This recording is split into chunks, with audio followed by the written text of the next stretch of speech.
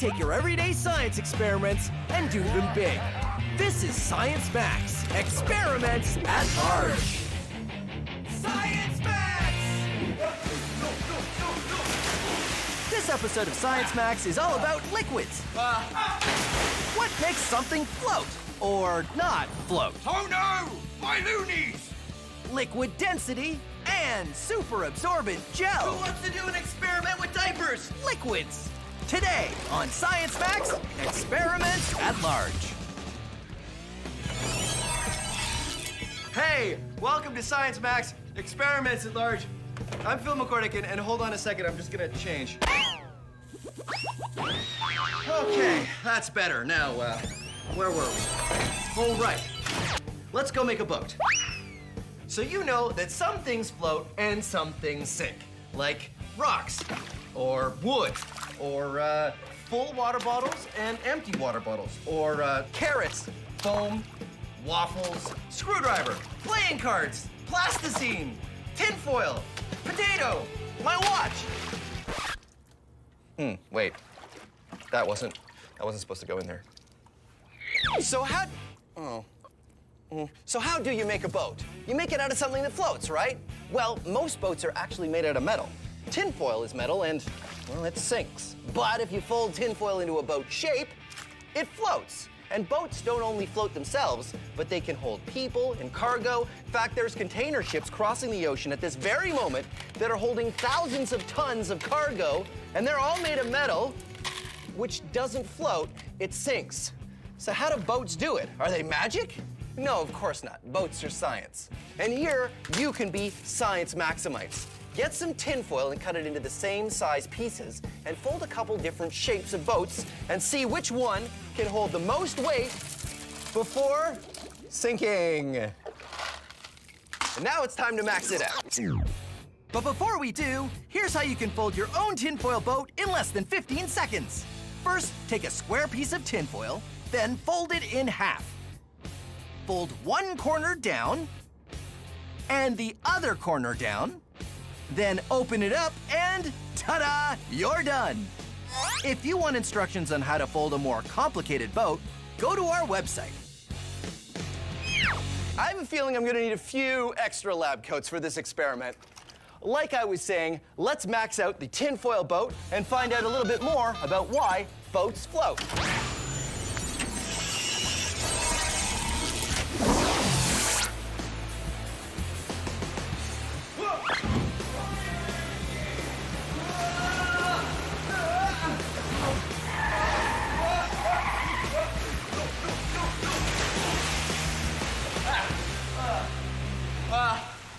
Okay, well, I'm here at an indoor pool, which is not, I wasn't expecting to be in the pool just yet, but this is where we're gonna build our giant tinfoil boat, so why not? Who's Nia? Phil, you're wet. I thought I was gonna come in over there, but I came in on the water sled. I think I had the coordinates wrong. Anyway, this is Husnia, and she's from Let's Talk Science, which is all about science education, right? Yes. Just like us. So you're gonna help me max out the tinfoil boat. I think I dropped it in the water. Hold on. Whoa!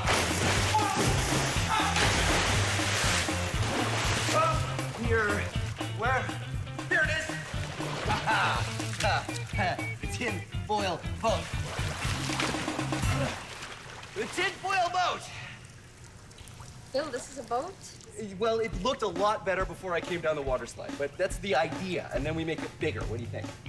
I don't think it's gonna work, Phil. Oh, well, why not? Tinfoil is very thin, and it might not hold the shape of the boat. Well, I still think we should use tinfoil, though. Why? Well, because the small experiment was tinfoil, and I bought all of this tinfoil. Then let's do it. Tinfoil? Tinfoil? Okay, high five. I will, I'll take the tinfoil, and you take that, and I'm gonna have to dry off at some point. Welcome to Shipbuilding for Pirates. I'm Swubby, and I've built some of the finest pirate ships for some of the finest pirates this side of the Caribbean. And I can teach you to do the same. But first, you need to know your basics. Mass and volume. Let's start with volume! But not that kind of volume. Which of these two chests do you think has more volume? Right, this one here. Which of these two balloons do you think has more volume? Right, this one here. Volume is how much space something takes up. Which of these two chests has more volume? That's right, they're the same. But which of these two chests has more mass? Which is heavier? Hard to tell, isn't it? But what if I told you that this one was empty and this one was full of treasure? Oh, loonies. Now, which one has more mass? That's right, this one. These two chests have the same volume, but this one has more mass. This chest has more volume than that one, but this one... My loonies! That chest does not have as much mass. Volume is how much space something takes up, and mass is how heavy something is. And when you look at them both together, you're looking at density. Join us next time on Shipbuilding for Pirates, and then we'll look at how volume, mass, and density work together to make something float. Oh, my precious, precious loonies. Are you all right, my pretties? They can't talk, so I'm not sure what they're saying. So, Husnia and I get to work constructing a large tinfoil boat. Our first design is just sort of a square, folded together out of a very large sheet of tinfoil. Simple, but can I ride in it? There we go. A giant tinfoil boat, just my size. Woo-hoo-hoo-hoo! I don't know if it's gonna work. It's too thin. You think it's too thin? I feel like yes. What should we do? Do you want to test it? Let's test it. Okay, good idea. So here's the most important question. Do you want to test it or should I test it? No, you test it. All right, here we go. Putting it in. First test, does it float on its own? Yeah! Floats on its own, no problem. If I just get in very carefully, then it will work fine. See, if I'm careful about how I get in, no, it's fine. See, if I just get in like that. Oh my... Bill, are you okay? Wait a minute. It's sort of, no, that's just air. You know what went wrong? It wasn't boat shaped. I think if we make it look more like a canoe, because canoes float, if we make it look like a canoe, it'll work great. No, Phil. We need some support. If we add a couple of structures in between, then we add support to it. I'll tell you what, let's make a boat like I want to make and a boat like you want to make, and we'll see whose is the best. That's a good idea. Okay, let's do that. All right, let's do it. Welcome back to Shipbuilding for Pirates. I'm Swubby, and now we know what volume means, what mass means, and that together it can tell you something's density. Now let's find out why things float. Let's say we're out to sea and my treasure chest gets swept overboard. Oh no! But it's all right. It floats because it pushes enough water out of the way, displaces it to carry its mass. But what if my treasure chest had more treasure in it? Well, we're giving it more mass, but not more volume. Too much mass and not enough volume, and it will sink. Oh no, my loonies! You need more volume if you want to float more mass. And that is why things float. I'm Swubby, and thanks for joining me on Shipbuilding for Pirates. So, the first version of the tinfoil boat didn't work out too well. Like that. But my idea is to build a tinfoil boat more like a canoe to see if a different shape makes any difference. Tinfoil canoe! Very Canadian. Very Canadian. The canoe part, anyway. I don't know about the tinfoil part. So, Husni and I had a bit of a disagreement of why the last boat didn't work. I thought it was because it wasn't shaped enough like a boat. So this one looks like a canoe. What I thought is that it requires some structure. Structure so that it wouldn't fold together. That's right. And we'll see how it goes. All right. All right, here we go.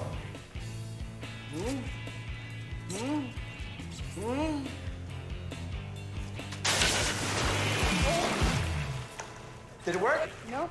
Okay, your idea next.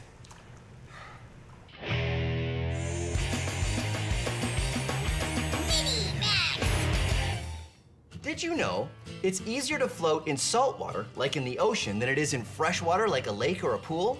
That's because not all liquids are created equal. They have different densities. This is fresh water, or it doesn't have anything in it. And this is sugar. If I was to put 1 scoop of sugar in this water and stir it around until it dissolves, now this liquid is more dense than before I put the sugar in. Here's an experiment you can do at home using liquid density.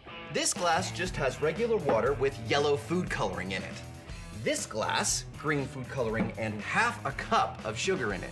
This one has a full cup of sugar in it, and this one has 2 cups of sugar in it. Now, when you do this at home, you'll definitely want an adult to help you because you have to heat the water if you want to dissolve that much sugar in 1 glass of water. I'm gonna put them all in 1 container.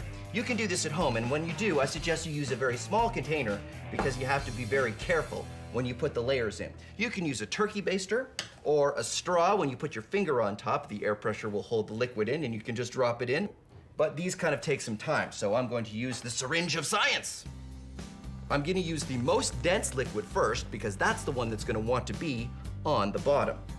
I carefully put it on the bottom of the container.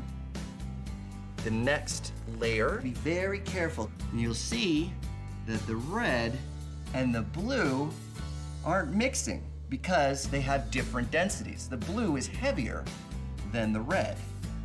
We'll add the green, and you can see even when it drips into the red, it comes back up to the top because the green liquid isn't as dense as the red liquid, and the denser liquids push the lighter liquid up. And now we're gonna add the yellow, which of course has no sugar in it at all. And there you go. All the layers stay separate. If you put it on a light, you can really see it. Liquid densities. Now, let's max it out.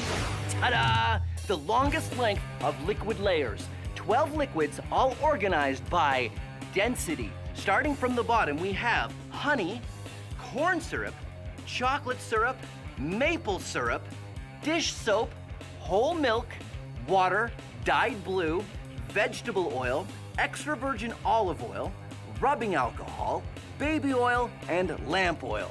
Liquid density. I really want to mix it up, but it took me a long time to make this, so I'm not going to.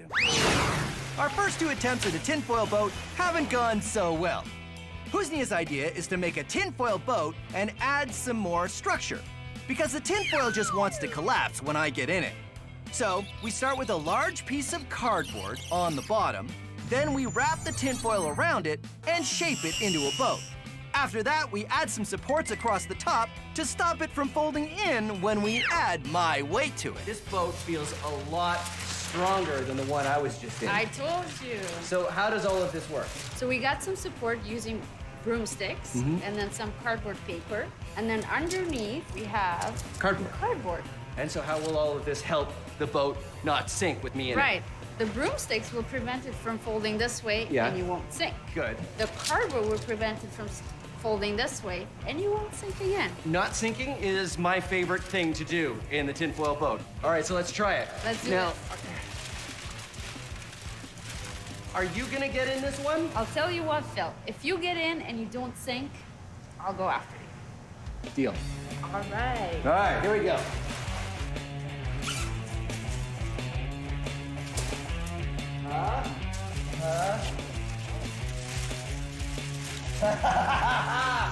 It's sort of working. Oh no, water's coming in. It's sort of working. It's almost working. Uh-oh. Wow. No.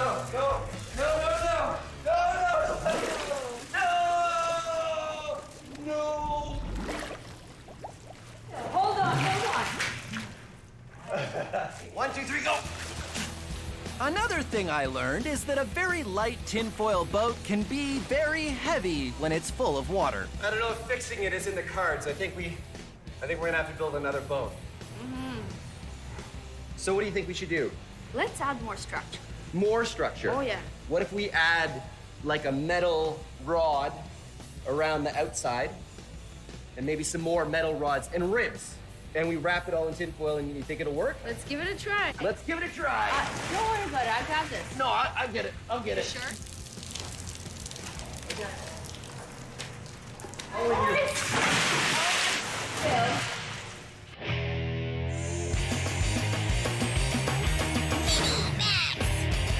Who wants to do an experiment with diapers? Oh! No, I'm serious. You may have a little brother or sister at home, which means you probably know where you can find some diapers. But there are two things you need to remember. First, ask an adult if you can use the diapers for your experiment. And two, only use unused diapers, okay? Okay. So, you take the diaper, and if you cut it, be very careful, maybe get an adult to help you, over some black construction paper, like I have here, and you shake the diaper over the construction paper, you'll see that there's a little powder that comes out. And this is the secret ingredient. This is super absorbent gel. What it does is it soaks up all the liquid, and diapers are full of them. And you carefully pour it into a plastic cup, like that. Now you can see I have already done it with a number of diapers. It's important to use a plastic cup because it's a little messy, although it's non-toxic, it's totally safe, but it's still easier to clean up by just throwing the cup away. Now, add some water, and what happens is this super absorbent gel absorbs the water and turns very quickly into a paste. Look at that. Now, let's max it out. 5 kilograms of super absorbent gel, 500 liters of water. Now, it is time to do science!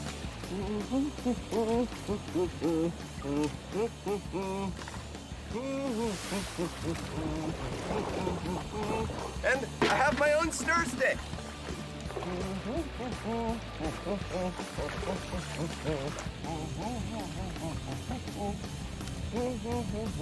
Yep, definitely coming along.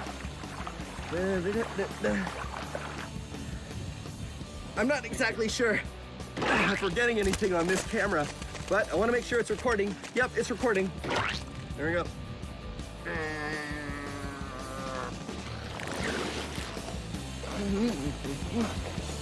It is definitely turning solid.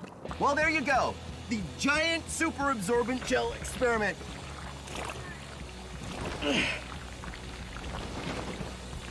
Corey, Trevor, I need some help getting out. How many outfits have I been through in this episode?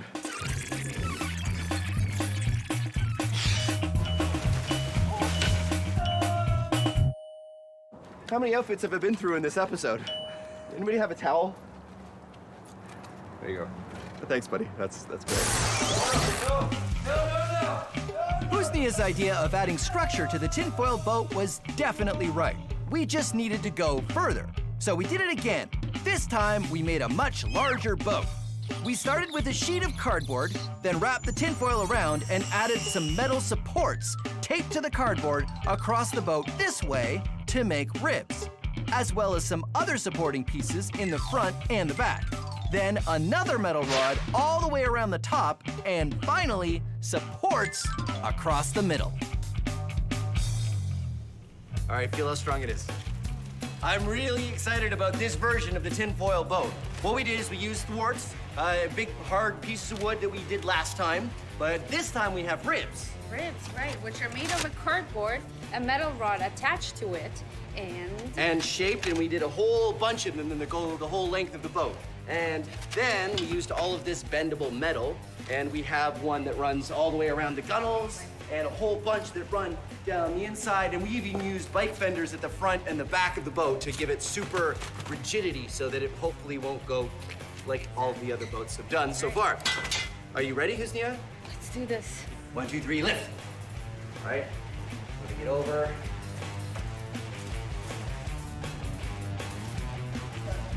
It floats, but that doesn't tell us anything because they've all floated at this point. It's only when I get into it. Okay, here we go. All right.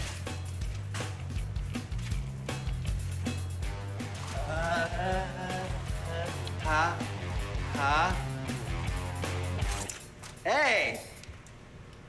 Hey, it works! All right. Oh, it's working. Ha ha ha ha! Look at that, it works perfectly. The tinfoil boat experiment has been done. Science Max, experiments at large. What do you think, Christina? The only reason I got into this boat because I knew it's gonna work. Really? Oh yeah. So you knew you would never get wet? See, I don't think that's fair. I think it's time that you got wet. Yeah, I think we should go. I think you and I should just get wet right now. Just need. Someone help.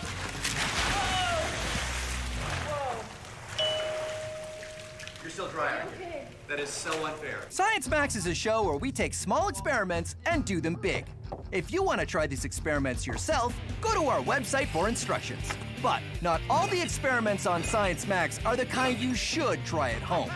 This one, yes. This, no. Try this, don't try this. A big yes, a big no. I don't know how you could possibly do this one at home.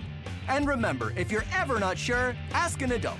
Thanks for watching Science Max Experiments at Large. Science! I don't know what you're saying. I don't speak treasure chest. The one thing I'm really trying not to think about is that this is the stuff that's in diapers. Let me talk to your brother. Whoa, whoa, whoa, whoa. Don't talk with your mouth full.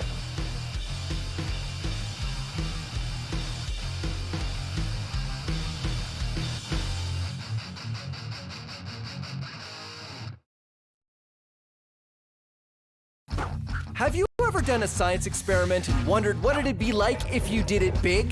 I have.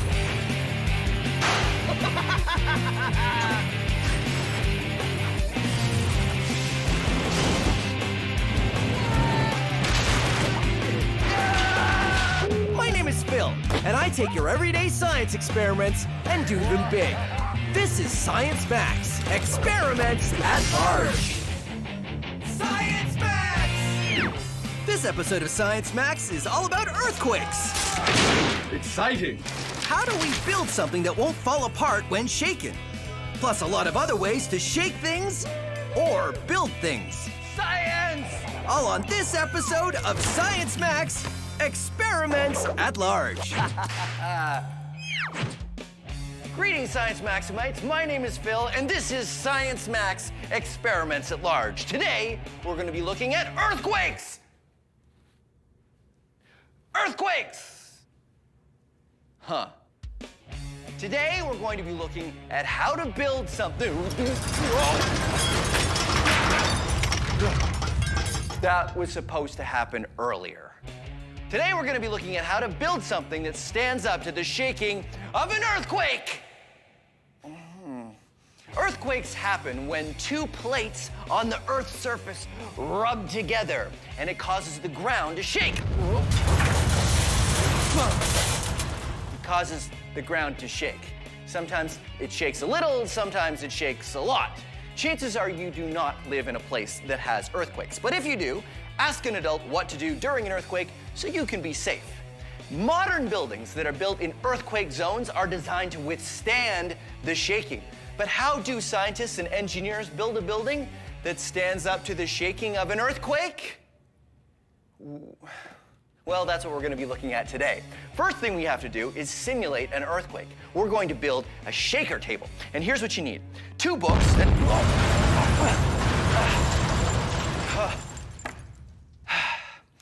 Two books, 4 elastic bands, and four rubber balls. Oh, wait. Okay. Four rubber balls. All right, so the first thing you do is actually take your 4 elastic bands and wrap them around your books. Put one set on one side, one set on the other side, till you have that. Then you take your 4 balls and you stick them in between the books in the middle-ish area. But you don't want to have them too close to the edges.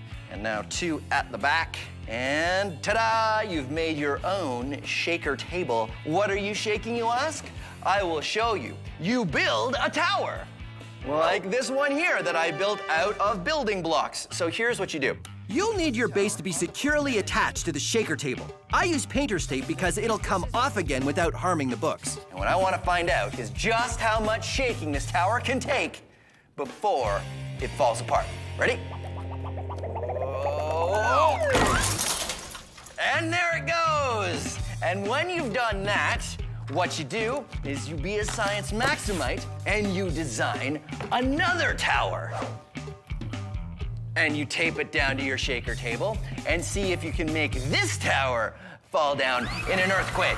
And if you built it really well, probably won't. But you don't have to just use building blocks. There's all kinds of other materials you can use. Check out this building, which is really tall, and you'll see there's a cup at the top, and that's for a baseball. Put it up at the top, and that means there's a weight up there, and then we shake it, and we see what happens. Oh no! Oh, there it goes. So that is what we're going to be doing today on Science Max Experiments at Large. We're gonna be making a giant shaker table and putting a giant structure on top and seeing how we design it to make sure it stands up to the shaking of an earthquake. I'm gonna need an expert to help me though. Oh, I know, Anne would be really good at this. Okay, all I need to do is get Anne, and we can start. Oh, come on. There it is. All right. Hey, Anne, I feel weird. Why do I feel weird? I think you're a chair. Well, that's not good. Hold on a second. Am I good? Okay. Hi, Anne. Good to see you. Here's your lab coat. Thank you. So you're from Let's Talk Science, right? I am. All about science education, just like us. Today, I need your help to max out our earthquake table. This is the table This looks part, great. obviously, but this is a tower I've made out of popsicle sticks. So in order to max it out, I've already built a large shaker table. Come on. This is my large shaker table. So it's got basketballs underneath as the 4 balls, but it works exactly the same. Whoa. Okay, so what kind of tower should we make for the shaker table? If we want something tall, then we'll reinforce it a couple spots. But the true test, it's got to have some sort of weight on top so that it will mimic the weight that would be on a real tower. Right, so maybe I could get a plastic bin and I'll just put some sandbags for weight inside. That would be perfect. And then balls, so that when it falls over, the balls will go everywhere. That would be perfect. Okay, great. Shake off. I don't know. I think we should just get off. Another thing that happens during an earthquake is soil liquefaction. Liquefaction means something turns to liquid. In this case, the very ground you might be standing on. Here's how you can experiment with soil liquefaction. All you need is a plastic container and some water, not very much, barely enough to cover the bottom of the container, because what you're gonna put in next is sand. And you wanna put it in there and spread it around. Just add enough sand so it just starts to turn dry on the very last layer. So here is a house that I'm going to put on top. And now I will simulate an earthquake. The water rises up and it sort of turns to liquid. Soil liquefaction. And heavy things like houses and cars, they tend to sink like that. And then the soil rehardens and everybody's houses are stuck in the mud.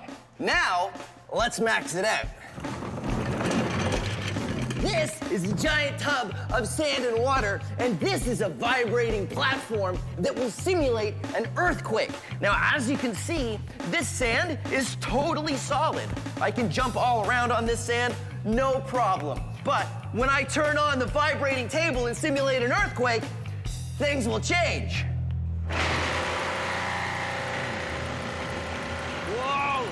The vibrations bring the water below the sand to the surface and cause the sand particles to separate. What was solid now turns to liquid in my simulated earthquake, and I start to sink. I'm up to my shins!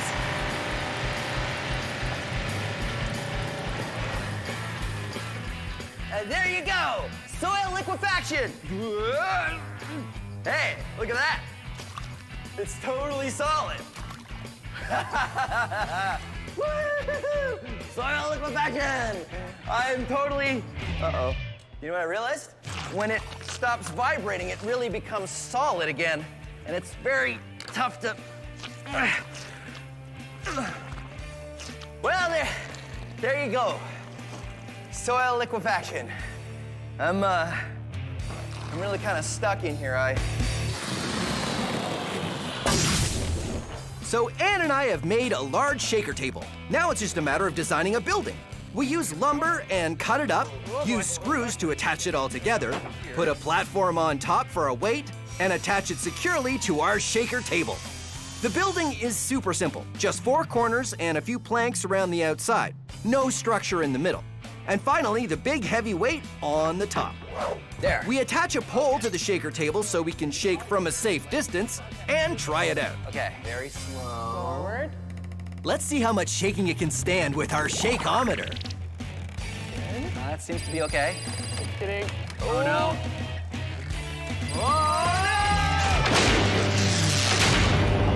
We barely start to shake our tower before it collapses. Oh, that didn't really last very long, did it? It completely folded up on itself.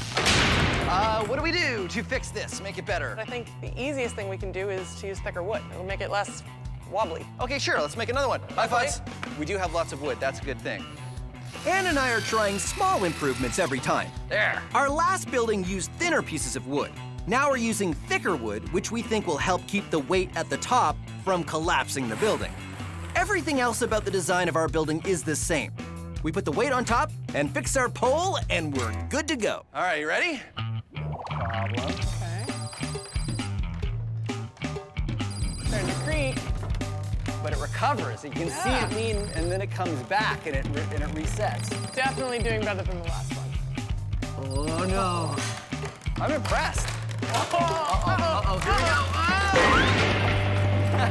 It definitely did better than the first one. It did better than the first one. And the thicker wood definitely helped. But it was really starting to turn. I think on the next one, we need some platforms in the center to help strengthen it even more. Earthquake Building 3.0. Thicker wood this time, but with platforms in the middle. So we're gonna see how well this version works with these middle parts that'll hopefully reinforce. And they're just like the floors of a building. Okay, well, let's find out if it's gonna make any difference. Starting to wobble a little, but it looks pretty good. As soon as we start shaking, it's really obvious this building is more solid. Uh-oh, starting to creak. Oh, it's really starting to creak. The platforms in the middle really seem to improve the structure. You can see it bend all the way over and still recover. But still, it wasn't long before... Really starting to lean.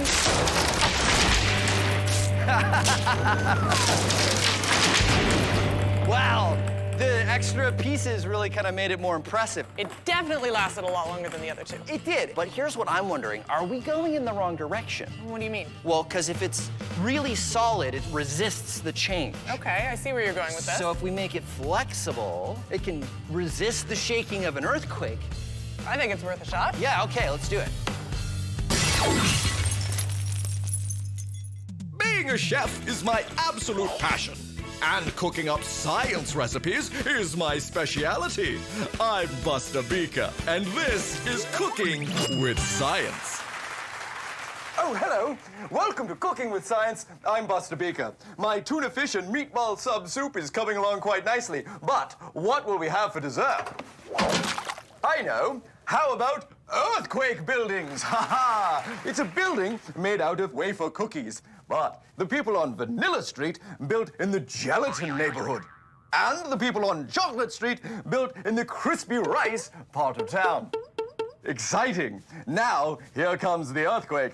Oh no! Oh, it's shaking! Oh, the shaking is come and gone for the people on Chocolate Avenue, and their building is still standing. Now, let's take a look over here on Vanilla Street, and here comes an earthquake.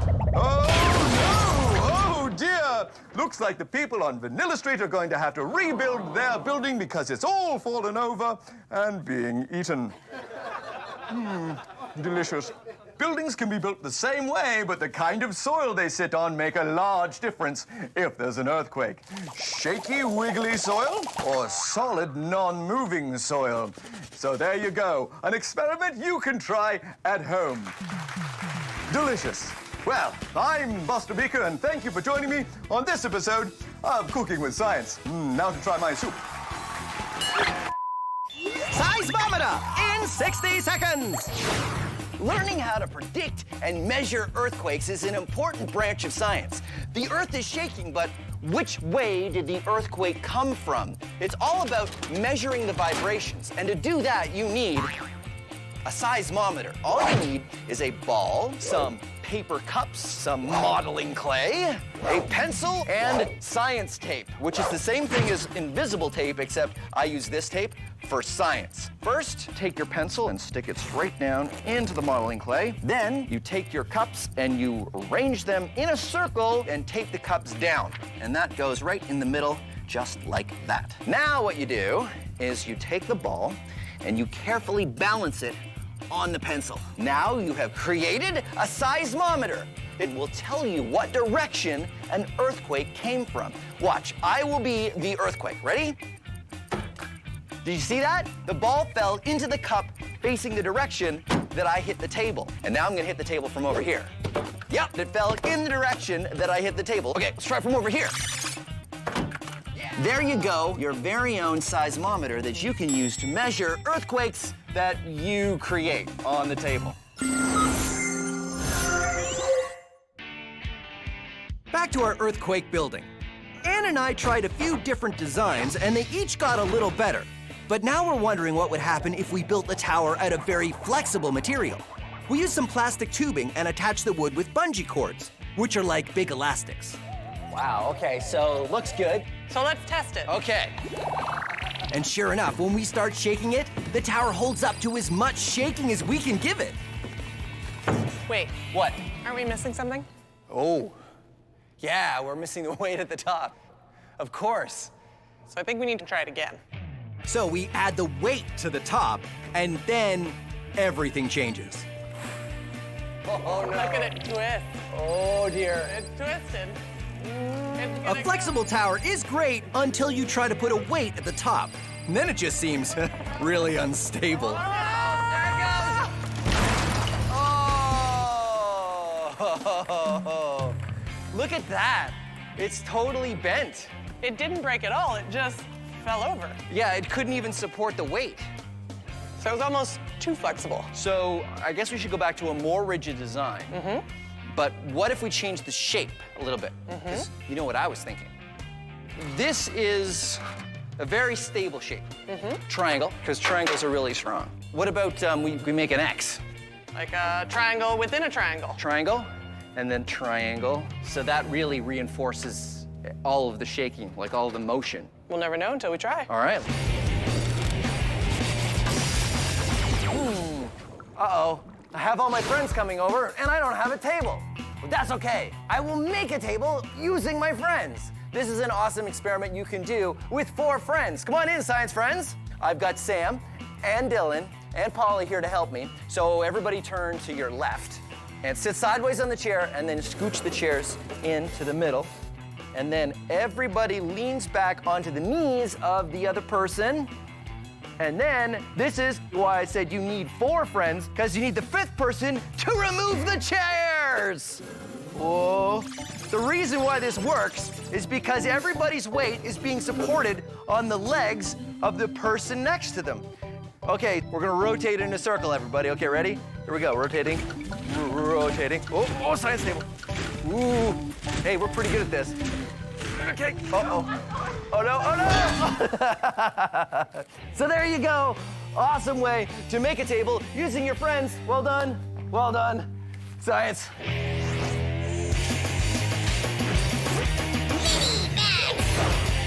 Here's an experiment you can do to impress the adults in your house. You need 3 glasses, all of equal height, and 3 knives, not sharp knives, the dull knives you use, maybe the ones you use at dinner time. Take your 3 knives and put them in a triangle, all equally spaced out. Then move the knives together to make a little triangle, right, like that. Then what you want to do is you want to carefully arrange the knives so each knife is going above one knife and below another knife. So there we go. Then you want to take this careful pattern that you created and you want to put it on top of your 3 glasses. One where each handle of the knives are going to be. And if you place it carefully and you've done the over-unders correctly, it will stay up. Pretty amazing. The knives support their own weight. But they don't just support their own weight, they can support a lot more weight too. Pretty amazing, right? This is a great experiment. It's also something really interesting that we can max out. Come on. And here you go, the maxed out knife balance. I've got 3 pieces of lumber and 3 barrels, and as you can see, the pattern is exactly the same. Under, over, under, over, under, over. Ha-ha. So, the question is, how much faith do I have in science? It totally supports my weight. I know it's going to work because I know that a 2x4, which is the kind of lumber I'm using, can hold up my weight. So that means the structure can support me. Science! You know what the cool thing is? The cool thing is that even though it's holding me up, each one of these pieces of wood is only up because it's supported by the others. You pull one out and it all falls apart.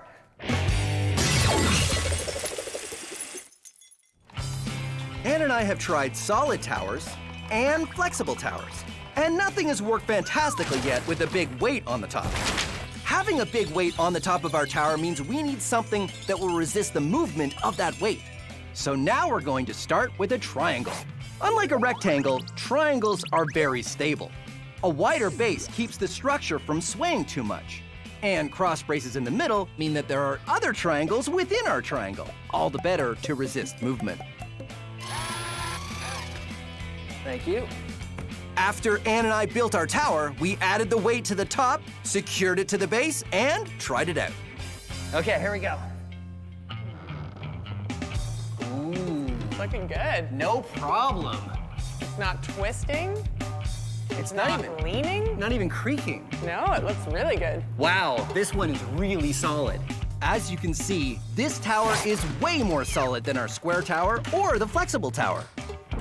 Okay, look at that. Like, if that's not an earthquake, I don't know what is. Look at that. Look at the way the ground is moving. I don't know if we can shake it much more than this. Faster. Our triangular tower is up past a level of shaking that made the other towers collapse. Now it's time to max out the shaking. There's only one level of shaking that we can do above this. What's that? We shake from either side. We give it all we have. The floor was bouncing from side to side, the tower was tilting, and was totally solid. It's still holding strong. In fact, Ann and I wore out before the building showed any signs of falling over. I think we've done it. Woo! Nice job. Nice. Science Max experiments at large earthquake-proof building. I mean, come on. That was impressive. I like it. Here is an invisible tower. Huh? I escaped. I'm just preparing I forgot my line. Hello. Just gonna add some more salt to the soup. Delicious. Well, humans have been figuring out ways to figure out just that. I said figure out twice. I'm gonna start again. Okay. English is not my first language. I guess those are staying in there.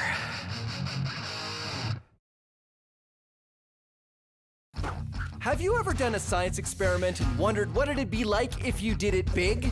I have.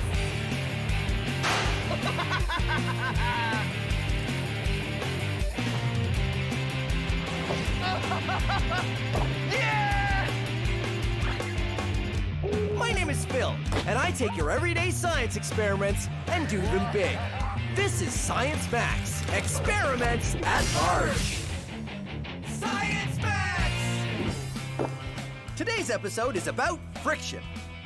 How can I hang on to this rope without falling? Can we reduce it so we can slide around? I'm going towards the wall! Can we increase it so I can climb a wall? Ha ha! I did it! Can I use it to fly? Yep. Friction, today on Science Max Experiments at Large. Hey, Science Maximites,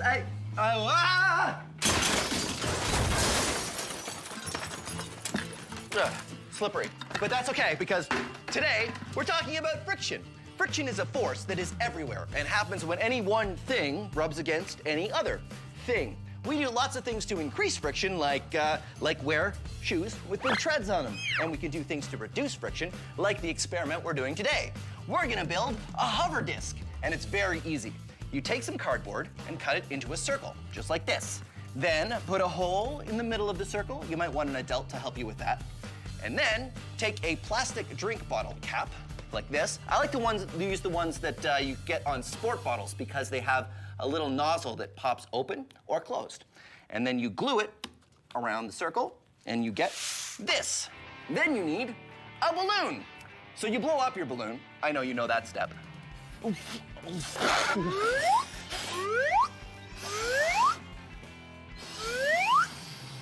And then twist the balloon so it doesn't get away from you. When it's nice and twisted, you can stick it over the drink bottle cap like this, and then untwist it. And this is why I like to use the plastic drink bottle caps that come from sport bottles, because you can open it when you want. And when you do, your disc rides on a cushion of air, reducing the friction with the table, and it's almost like it's sliding on ice. You can also use CDs if you want to do a different design. Just make sure you're using CDs you never want to listen to again. Now, if any of this is too fast, don't worry. You can always go to the Science Max website, where we have all of the instructions. And now, it's time to max it out. We're going to see if we can make a human-sized, rideable, low-friction hover disc. I'm going to the Ontario Science Centre, where hopefully I have an expert that can help me. Door is stuck. I think there's a little bit too much friction with it. Oh, that's got it. Oh no, this isn't the Science Center. Did I go back in time again? Oh. It is the Science Center. Helena, hi. Hey, Phil. You're here to see the hover disc. Yes, please. All right, come on, right this way. So I made one in the lab that works pretty great. It's on cardboard and it has a balloon. The one you have here works on the same principle? Yeah, it does. But you know what? My friend Russell has some ideas about making something like this, but even bigger. Do you think we can make one big enough to ride? Maybe, yeah. All right, well, let's take a look at the one you have here. Oh, I see. Right, this one works the same as the one I made. It's really hard to move the disc, but if you add some air, it floats like a dream. There we go. Great, so let's ride it. Whoa, Phil, not this one, the one upstairs. You can ride that one. Oh, okay. Yeah. Should we bring this one just in case? No, it's a little heavy. I think we can leave it there. What if we need it for reference? No, I'm sure we'll be okay. It is pretty heavy. Yeah, but... come on, let's go. Russell's waiting. Are you sure we won't need it? I'm positive. Okay, but if we have to come back, I get to say I told you so. Okay. All right. Hey, Ramona, you change your hair? Yeah, it's nice. It's like doing this now. Because but now it's, yeah, I like it. You should give me the name of your guy, because I wanted to, oh, hey, how are you? You ever think to yourself, no matter what I do, I can't seem to get anywhere. I can't get enough traction? Well, you, my friend, need some more friction. Which one of these two shoes has more friction? Take a closer look. Huh? Right, bam. This one doesn't have a lot of treads. It doesn't have a lot of friction. But this one, it's got metal spikes on the bottom. This is called a cleat, and the spikes are for helping you grip onto the grass when you're playing soccer or golf, increasing its friction.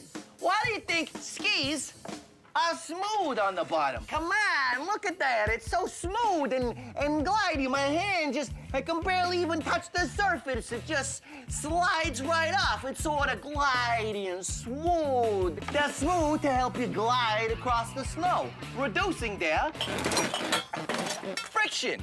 Why doesn't this box slide down this ramp? Friction. This roller skate has wheels. Wheels reduce friction. But when I push the roller skate, how come it doesn't just keep rolling forever and ever and ever and ever? And going all the way around the world and writing a memoir. Say it with me. Friction. Louder. Friction. Can't hear you. Friction. A little too loud. Friction. Ease it back. Friction. How can I hang onto this rope without falling? Friction. How can I jump down on the floor without falling over? Friction. And now you know your friction. Your friction. Your friction. Come on. Uh-oh. Oh, Ramona, the friction sign is broken. Reset. Uh-oh. The plan is to take our small hover disc and make one big enough to ride. So I'm off with Helena to another part of the Science Center to meet Russell, who has some ideas on how we can do it. Oh, hey, Russell. Hey, hi, Helena. Hey, Phil. How you doing, Russell? How you doing, Phil? So this is the hover disc. This is our small hover disc, yes. How does it work? Well, obviously you sit on here, Right. air will go into here. It gets vented through all these separate holes here, so we get an airflow over the entire area. Hopefully this will work to pick someone up. All we need is... Air. Oh, well, that's easy, because the small one worked like this, so we just put the balloon on, right? I hope you got the Okay, so we put the balloon on. Hold on. Larger balloon. Oh, okay. Sorry. That's okay. Okay. Uh-oh, twist it so it doesn't... He's losing his air. Okay. All right. On you get. You grab Right. one side, I'll grab the other. Okay, here we go. Go. It doesn't Feel way too much It doesn't friction feel on like it. it still feels pretty frictiony. I think we might need something more than a balloon. So what do we do? Well, I think we need more consistent air going through here. Okay. So not a balloon. Not a balloon, something, I don't know, opposite to a vacuum cleaner? Opposite to a vacuum cleaner. That would be Like a leaf blower. Like a leaf blower. a leaf yes. blower. Right? High five. Yeah. Awesome idea. Yeah, leaf so blower it is. why don't we make a couple larger discs when we'll hook some leaf blowers to them and we'll see what happens. Definitely give it a go. Okay, great.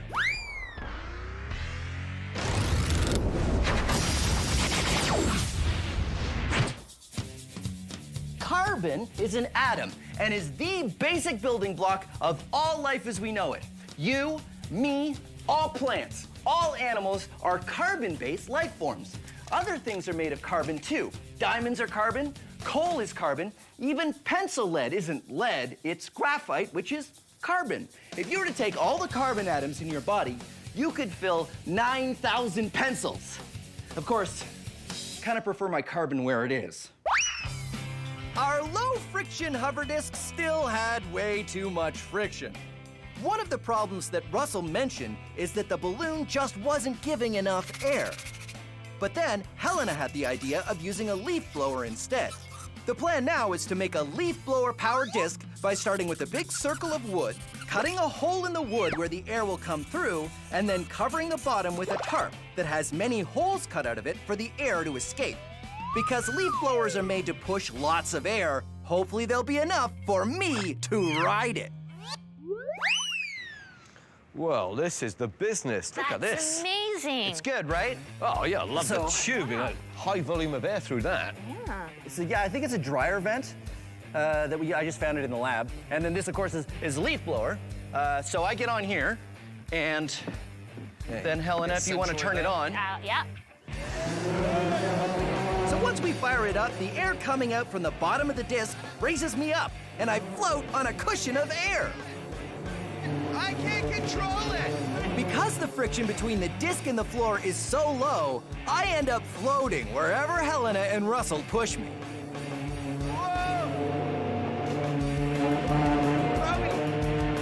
I'm going towards the wall!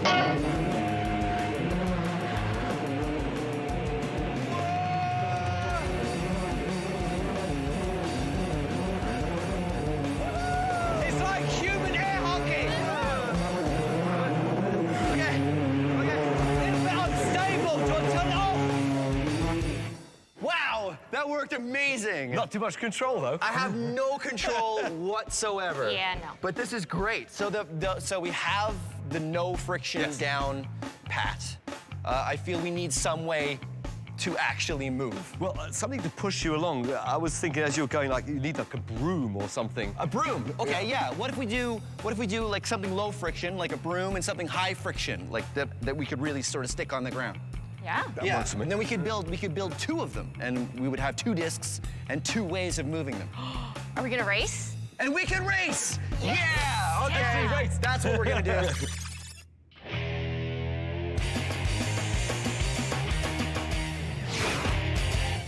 Here is an experiment you can do at home with friction. This is a toy boat. Yes, you guessed that right. And this is a wooden plank. Correct, that's 2 for 2. I put the boat on the ramp and watch what happens. Nothing! The reason why is because the friction between the boat and the ramp is enough to counteract the force of gravity trying to pull it down. But watch what happens if I raise the ramp to the right height, the boat slides down because the friction isn't enough and gravity pulls it down. But when we change surfaces to this carpet, let's see what happens. Same angle, I can raise it higher, higher, higher, because there's more friction between the carpet and the boat than there was between the wood and the boat. Now, if you're thinking that we're just gonna do it with a small ramp, you're wrong. Because of course we're gonna max it out. Hey, Helena. Hey. This is amazing. Thanks, I made it myself. Wow. Ready to climb it? Absolutely. Here we go. Way to go. Huh? No problem. So that was very easy. Well, that's probably because the friction from your shoes is high enough so you don't slip. Right, and the friction from my clothes is much lower, which is why I could slide down. Right. So how do we make it more difficult? We'd probably have to make it higher. All right, let's make it higher. With the ramp at a steeper angle, I'll need more friction to climb up. All right, Ready? I'm totally ready. Here I go.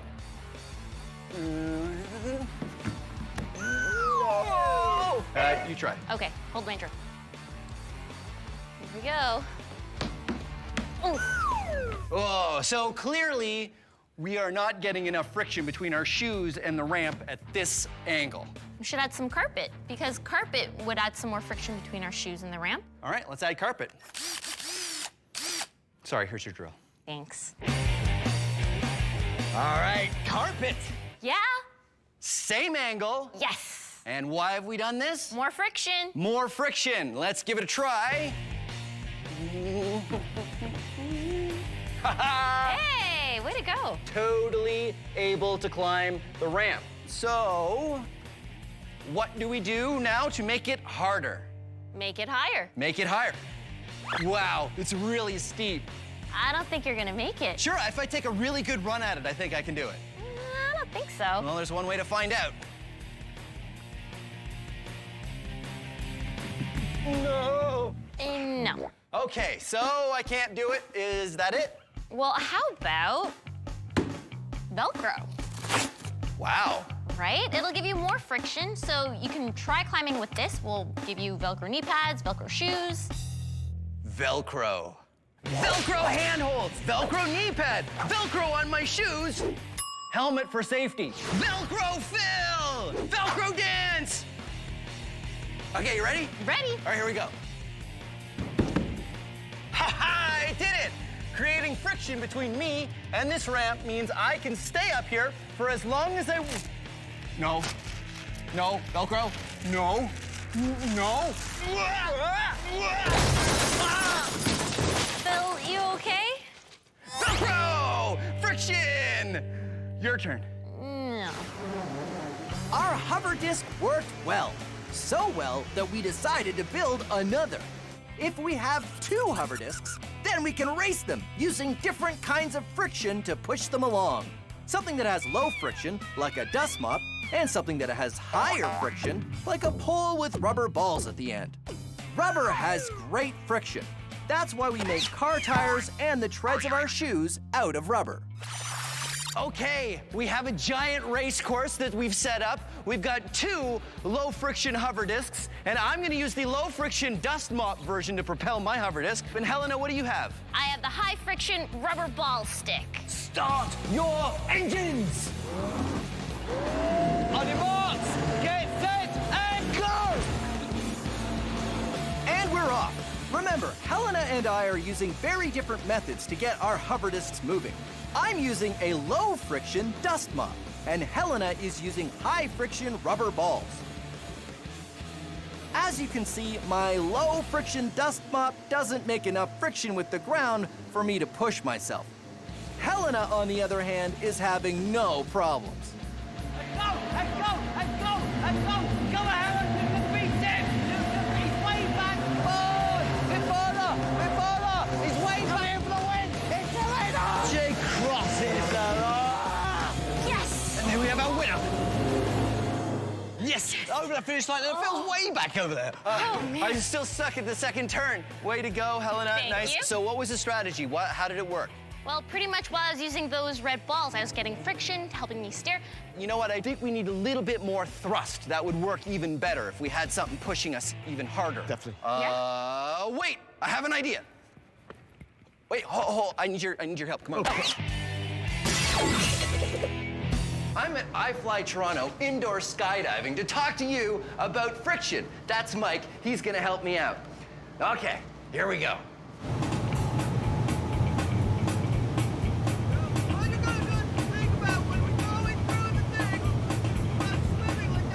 Unfortunately, we can't hear what Phil is saying because there's too much wind. It looks like he's trying to tell us something about the friction. Yes, he's saying the friction from the air rushing up in the chamber is enough to counteract the force of gravity, which is why he's able to float or swim or whatever he's doing. Now it looks like he might be saying even something like air can have a lot of friction if it's going fast enough. And the air in this chamber is going fast, which is why we can't hear a word he's saying. Oh, well, he seems to be having fun.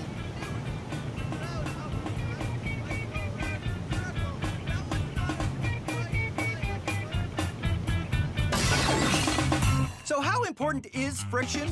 Well, let's say I'm out for a drive. Car tires need friction to grip onto the road. Without it, my car wouldn't be able to turn at all. But that's nothing. Without friction, the bolts holding the wheels on the car wouldn't work. In fact, none of the bolts, screws, or glue on the car would work, and nothing would stop moving or stick to anything else. Even the trees would blow away with the slightest breeze. Friction is everywhere, and without it, nothing would work.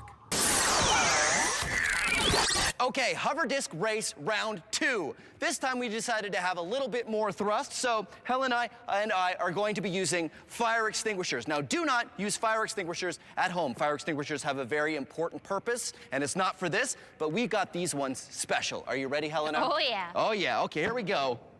Russell? So, racers, start your engines. And go!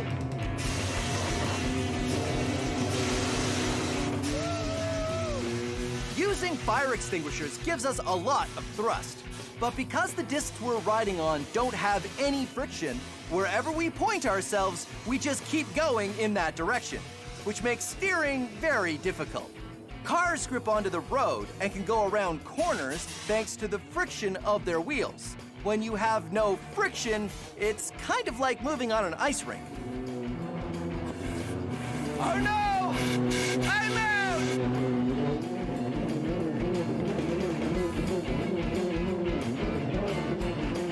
Yeah! High five! Yeah! High five! Yeah! Okay, wait. Oh, I ran out of fire extinguisher at the end there, so I had to cheat a little bit. So 1 for you, 1 for me, and all of them for friction. Or the lack of friction. Or the lack of friction. Science Max, experiments at large. What do we do next? Larger fire extinguishers? I think so. Oh, Okay. yeah. See you next time. I know where we can get some, actually. We can go, if we go to the fire extinguisher store where we got these fire extinguishers, we can get like a rack of extinguishers. Science Max is a show where we take small experiments and do them big. If you want to try these experiments yourself, go to our website for instructions. But not all the experiments on Science Max are the kind you should try at home.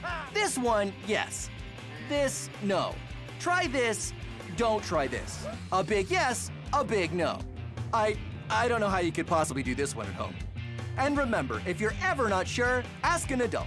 Thanks for watching Science Max Experiments at Large. Carbon is an atom that is the basic building block of all life as we know it. You, me, I hit myself in the head with the friction sign. That's more of an impact, not friction, really. How can you destroy my life anymore? Set, huh?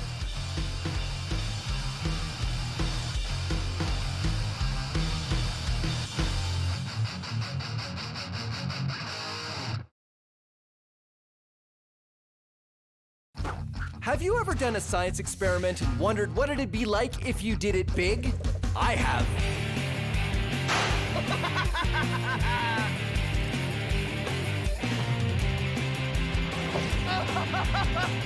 Yeah! My name is Phil, and I take your everyday science experiments and do them big. This is Science Max, Experiments at Large. Science Max! Today on Science Max, we're looking at chemicals. Chemicals make up everything around us, and we're finding out which ones you can mix together to make spectacular science. Whoa! Woo! Cutest science ever. Today on Science Max, Experiments at Large. Greetings, Science Maximites! My name is Phil McCordick, and the name of the show is Science Max Experiments at Large. Today, we're taking a closer look at chemistry. Ooh. Chemistry is the science of atoms and molecules, the things that make up all matter, and how they interact with each other. Take, for example, this glow stick. Actually, don't take it, because I kind of need it. The glow stick doesn't glow until you... The glow stick doesn't glow until you break the barrier and mix the two chemicals, and they start to glow. Huh? Pretty cool, huh? Chemistry. Now, the chemical reaction we're looking at today is the old vinegar and baking soda volcano. But this reaction doesn't have anything to do with volcanoes. It's chemistry. Now, this experiment is totally safe, but I do recommend you get an adult's permission before you do it because it's very messy. Yeah.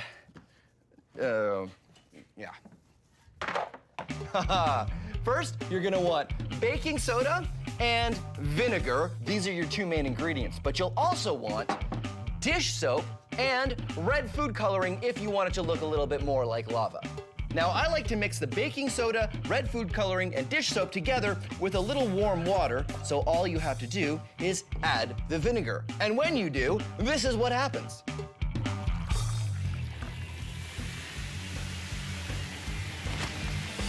And there you go, chemical reaction. Now, I know what you're thinking. You're thinking, Phil, how much vinegar or baking soda do I use? Well, I'm not gonna tell you. This is where you can be Science Maximites. Try different amounts. More vinegar, more baking soda, more dish soap. Who knows? Write down the amounts each time you use it and find out what amounts work best. That's called science. And that's what we're gonna be looking at today, chemistry in all its forms. And of course, because it is Science Max, Experiments at Large, we're going to max out the vinegar and baking soda volcano.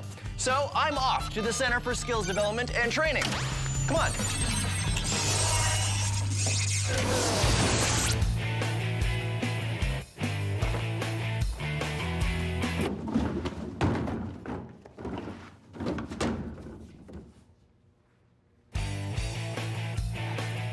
Hey, Talina. Hi, Phil. How you doing? Good, how are you? Good. This is Talina. She's going for her PhD in chemistry from McMaster, right? Yep. Awesome, which means you can help me max out the baking soda and vinegar. We need vinegar. You grab that vinegar. And vinegar volcano. So what happens when we mix these two chemicals? Well, vinegar is an acid and baking soda is a base, and when you mix them, they neutralize each other to produce carbon dioxide and water as a byproduct. So acids and bases are kind of like opposites. Yep. So I guess that makes sense. When you put them together, crazy stuff happens. Yeah. Awesome. Chemistry. Okay, so I want to use this much vinegar and this much baking soda. What's with the fish tank? The fish tank is where I want to mix it all together. What do you think? Awesome. Maxed out. Okay, let's move the fish tank somewhere where we won't make a huge mess. It's a little heavy with all that. We gotta. No, we're gonna have to take a couple trips. That's kind of heavy. Okay, so we'll take this and that, and then this, and that. No, hold on. I can do it. Just one more. Okay, good. Okay, good. Yeah. I took too much. I took too much. Uh-oh. Uh-oh.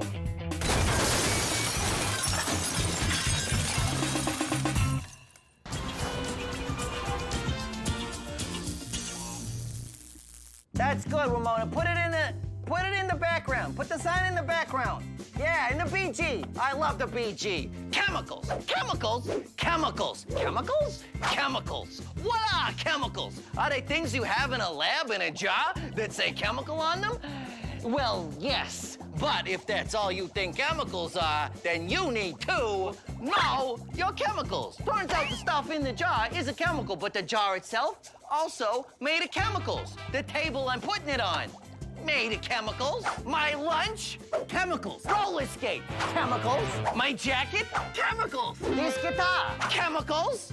My shoe, chemicals. This watch, chemicals. This fish, chemicals. Chemicals. Chemicals. Chemicals. Chemicals. Me, chemicals. You, chemicals. Ramona, chemicals. No, I said you chemicals. Never mind. This is it.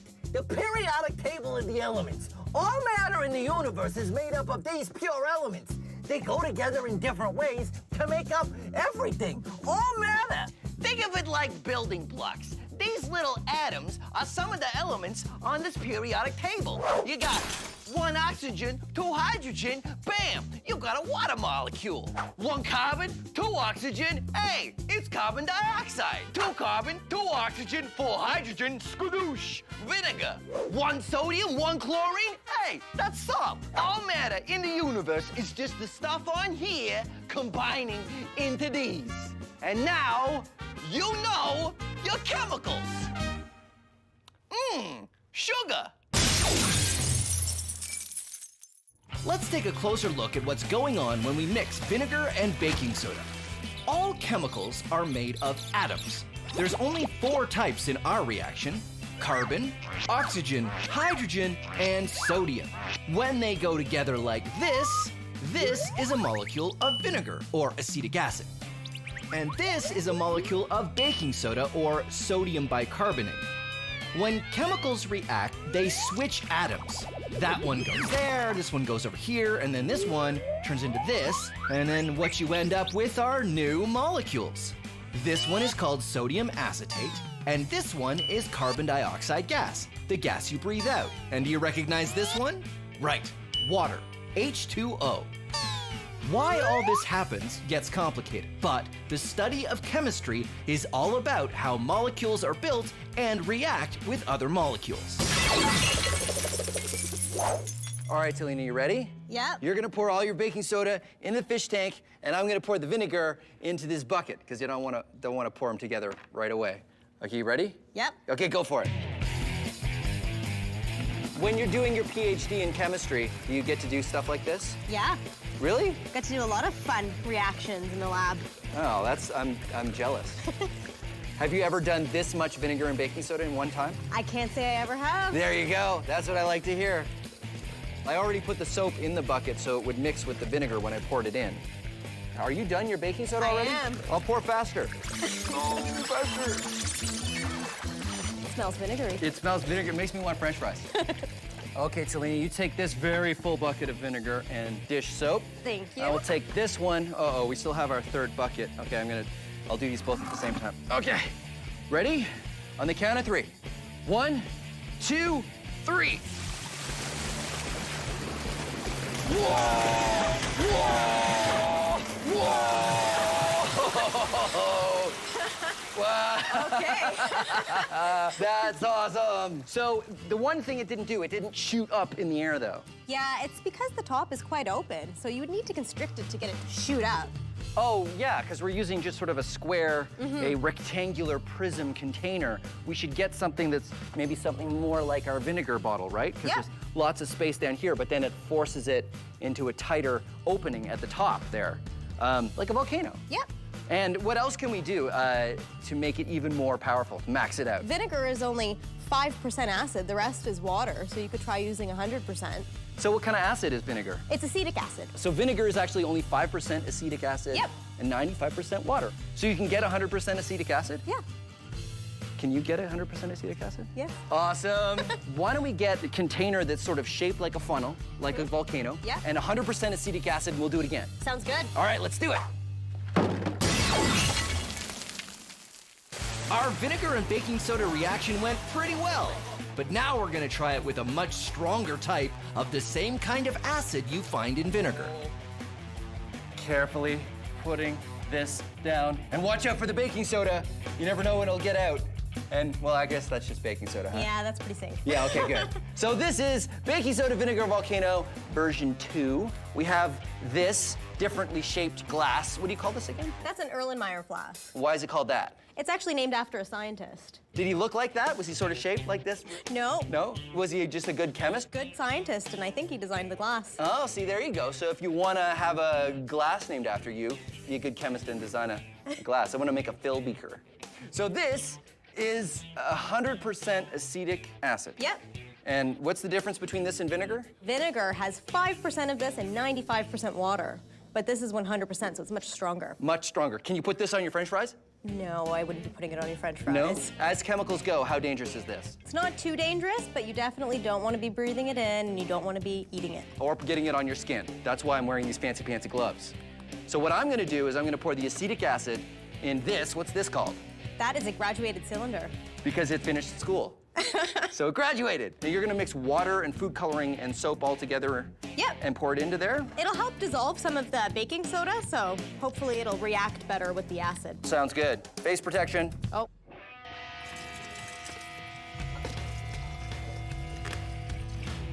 All right, that's good. And now, when we do it, I want to add the funnel at the end to like accentuate the concentration of, but I don't know if it's gonna go so fast that I won't be able to get it in there, but we'll try it. Try it. Vinegar, baking soda, volcano, version 2.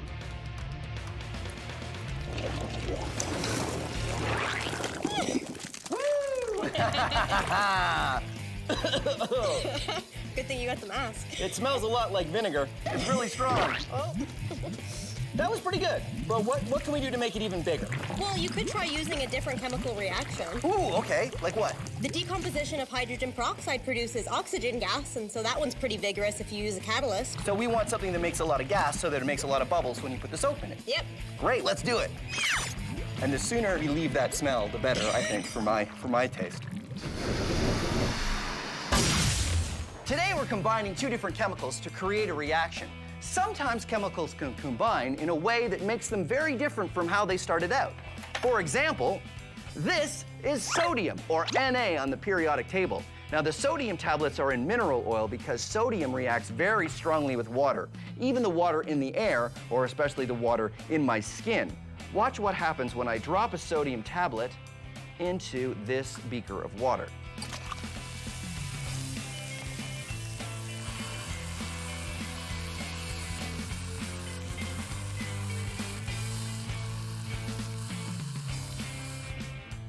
Very cool and very dangerous. And this is chlorine, or Cl on the periodic table. Chlorine gas is very poisonous. So, So, what happens if we combine these two deadly substances? Do we create some sort of super poison? Something more deadly than anything else known to science that causes fear and chaos in chemistry labs all over the land? No, we create salt. Good old normal table salt. These two substances combine to make NaCl, salt. Something completely and totally safe. chemistry.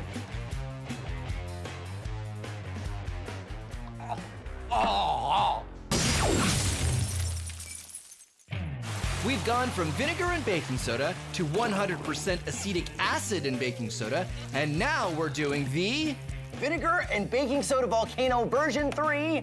No longer vinegar and baking soda. Nope. What are we using this time? So here we have some hydrogen peroxide. Oh, that's the stuff you use at home to put on a cut, right? Yeah, but the stuff at home is only 3%. This one's 30. So much stronger, Much- 10 times stronger. Yes. And is this more dangerous? It's definitely corrosive, so wear your gloves. Corrosive means it could eat your skin, It can burn your skin a little which is bit. why we're wearing gloves and blast shields. What's gonna mix with this? So here we have some potassium iodide, which is a salt, and it's mixed in with some water. The most important part of this reaction is the fact that it creates gas. Oxygen which gas? makes bubbles when you put in dish soap, right? Yep. So one big squirt of dish soap like that. Mix it up. Now we go over to the blast zone. That's plenty. All right.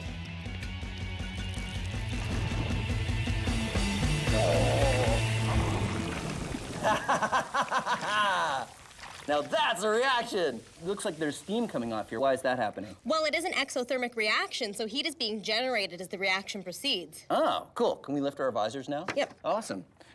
And what's being released? What's the gas that's coming off here? So it's oxygen gas that's being produced. Oxygen. What we want to do is make this even bigger, but first, can we do it again? Sure. Because I have an idea. Hold on. I think we should repurpose our old volcano. What do you think?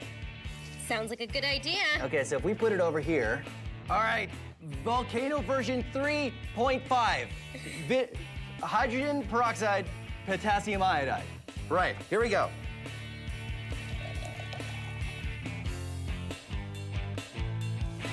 Whoa! Looks like lava. Whoa! Look at that. Now that is a big volcano eruption. Just covered the town. That is completely, yes. That town is gonna be very clean because it's all soap bubbles. It's the cleanest volcano this side of Science Maxville. So I still think we can do this bigger, though, right? I agree. Oh, I know. What if we use some sort of a tube, like maybe one of these, right? And then we attach it to like an air compressor. I think you'd get some height. Yeah, and we go outside. The atom in 60 seconds.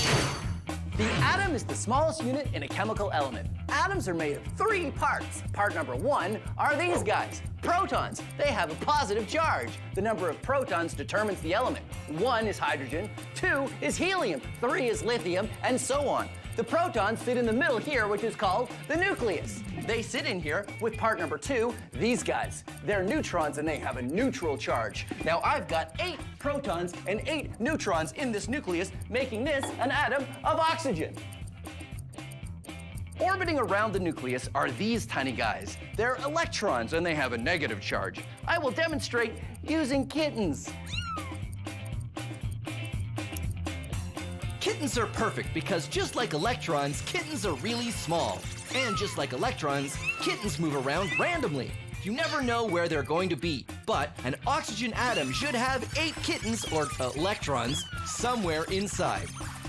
These kittens are constantly escaping, but guess what?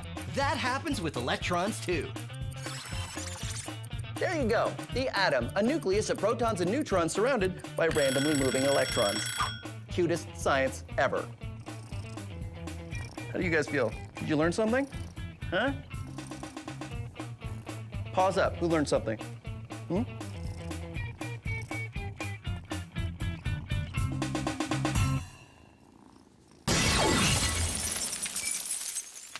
Talina and I have made a bunch of chemical reactions, but in our quest to max things out, we've got a new plan.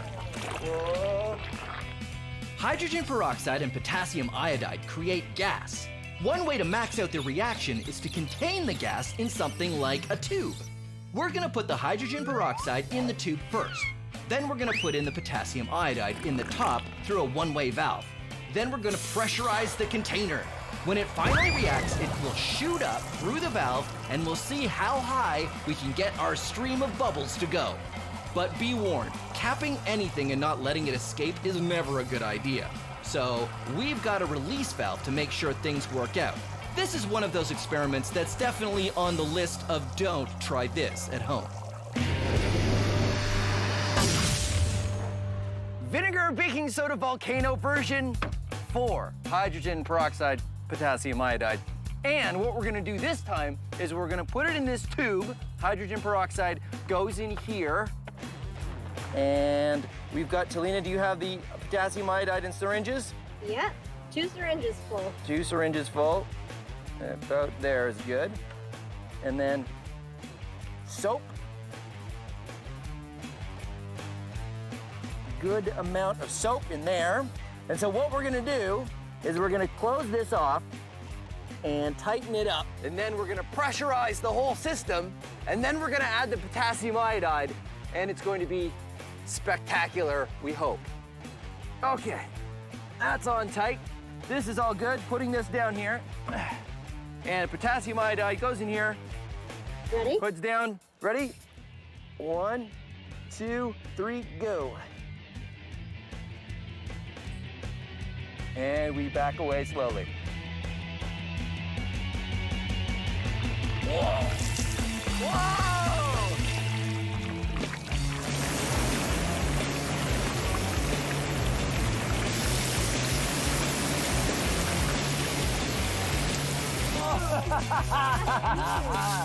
Yeah, that's what I'm talking about. Okay, let's check it out. Woo! All right, there you go. Vinegar and baking soda volcano maxed out. Thank you, Talina. That was great. If you guys want any instructions for the stuff that we've done today, they're all on the website. And thank you very much for watching Science Max Experiments at Large. We kind of need to clean up a lot, don't we? Yeah. We have out here, we have the other room. So tell you what, you get a mop, I will get the hose and a wheelbarrow for the suds. Science Max is a show where we take small experiments and do them big. If you want to try these experiments yourself, go to our website for instructions. But not all the experiments on Science Max are the kind you should try at home. This one, yes. This, no. Try this, don't try this. A big yes, a big no. I don't know how you could possibly do this one at home. And remember, if you're ever not sure, ask an adult. Thanks for watching Science Max Experiments at Large. Chemicals! Chemicals! The chemistry of hydrophobic coating literally repels water molecules and doesn't let her. Chemicals! Chemicals! Hydrophobic coating. Chemicals! Yeah. 2 carbon, 2 oxygen, 4 hydrogen? Science!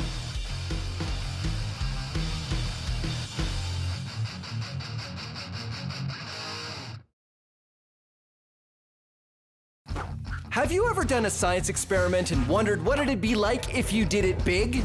I have.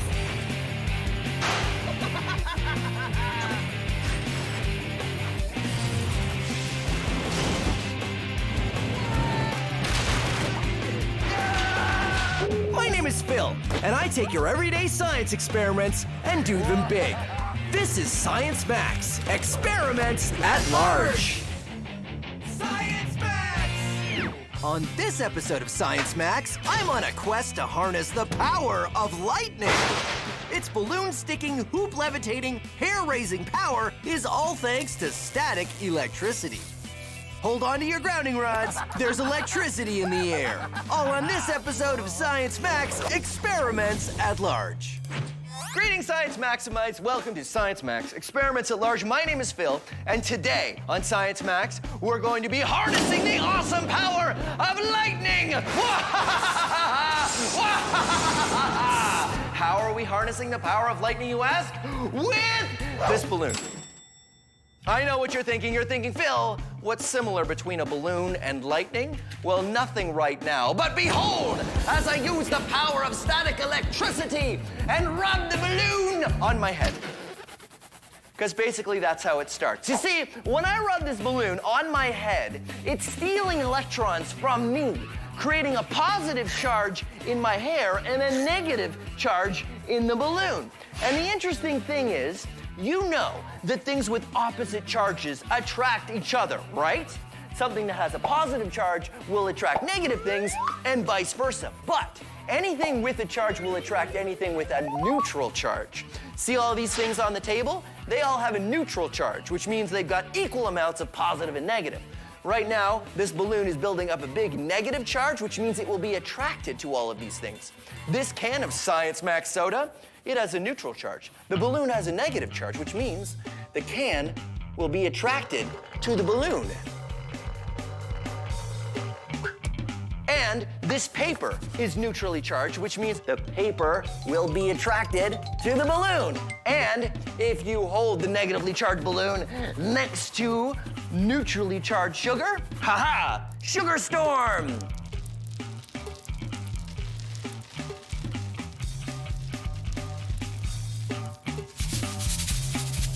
And you probably, wait, I don't want to get sugar in my hair.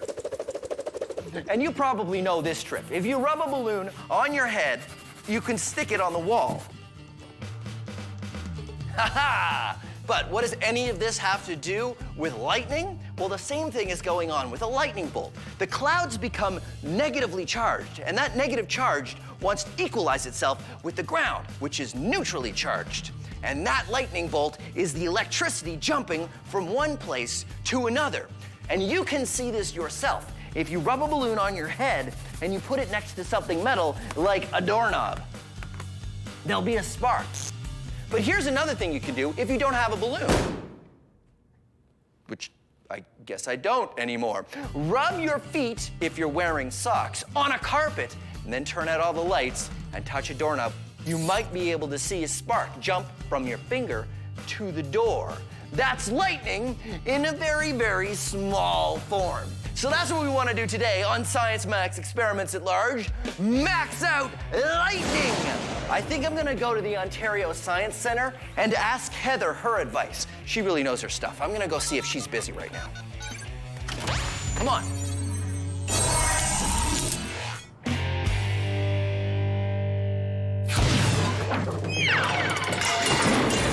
Bill, you got the portal fixed, though. Well, it's not exactly fixed. It's still got a couple bugs that I'm ironing out, but I stopped coming in 10 feet above the floor. Hey. So that's a step in the right direction. Anyway, Heather, I've come here because I want to ask your advice on something. Yeah, for sure. Awesome. So what I am doing is creating lightning.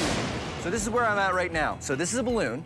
I blow up the balloon, and then I rub it on my head, and it creates a static charge, right? Yeah. Just like in the lightning bolt between the clouds and the ground. And the ground. So I was wondering if you could help me maybe max that out, and I thought the perfect place to start would be a larger balloon. Ooh, right on. Actually, yeah, I like this. Yeah. I've got a big balloon, if you just give me a second. Sure. All right, catch. Okay. All right, giant balloon. So what I figured is I'll just start rubbing it on my head. Okay. And then we could maybe stick it to the wall or something? Yeah, I think instead of a wall, we can even try on this whiteboard here. Oh, okay, great. Keep rubbing. I'm You're doing great. rubbing. Okay, ready? Yeah. Here we go. So that didn't exactly work. Yeah. Both of us rubbing our heads on the balloon. Okay. And go. Wow, that was a whole lot of nothing. Well, we've got a really heavy balloon here. And I so- feel like our heads are only this big, so we can't cover as much surface area of the balloon. Fortunately, you can also build up a static charge by rubbing a balloon on a sweater. Or if your balloon is giant, rubbing sweaters on your balloon. But even that didn't work so well. I think what we need to do is come up with a better way to create a difference of charge. Yeah, let's forget about the balloon. You have something else? I have something else really awesome here at the Science Center. You want to check it out? Yeah, absolutely. Yeah, right. Should we take the sweater and the balloons, or should we leave them here? We'll leave them here. Okay. So here's how static electricity works. Normally, everything has equal numbers of positive and negative charges. That's when things are said to have a neutral charge. But when you rub a balloon on your head, the balloon develops more negative charge than positive because it pulls electrons from your hair. The same thing happens in clouds during a storm. The cloud develops a negative charge when water molecules start bumping into each other. A lightning bolt happens when the negative charge in the cloud gets so big, the attraction to the positive charge in the ground gets strong enough that the electrons can make the jump all the way from the cloud to the ground, and you get lightning.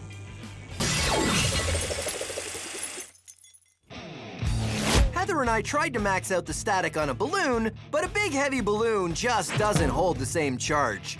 That didn't exactly work. Yeah. But we're only interested in maxing out the static charge, and Heather knows just what to use. Wow. So this is the Ontario Science Centre Yes. electricity show. Yes. Okay, so where's the electricity part? The one we're gonna be playing with is right there. So the giant mushroom. Yeah, well, it does look like a mushroom. We're gonna make some sort of electricity salad. All right, head on up onto that platform right there. And I need you to put one hand on that silver ball, yes. So the way it works... Nothing is happening. Patience. Okay. Once I turn it on, when I engage it, this is going to steal your negative charge. So it's gonna steal your electrons. So if it steals electrons, you're gonna be positively charged. So it'll make me more positive. Even more positive. Yay! Woohoo! I am positive! Here we go. Woo! This machine is called a Van de Graaff generator, and it pulls the negative charge away from the person touching it. That is great! Instead of having equal amounts of positive and negative charges, you become positively charged. Woohoo! Science hair!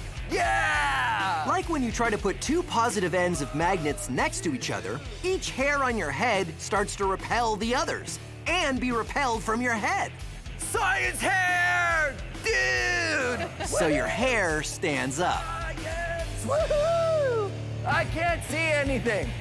So this is more of a machine to generate hair standing up, but it doesn't make lightning. Oh, well, actually, I have a demonstration in my back pocket.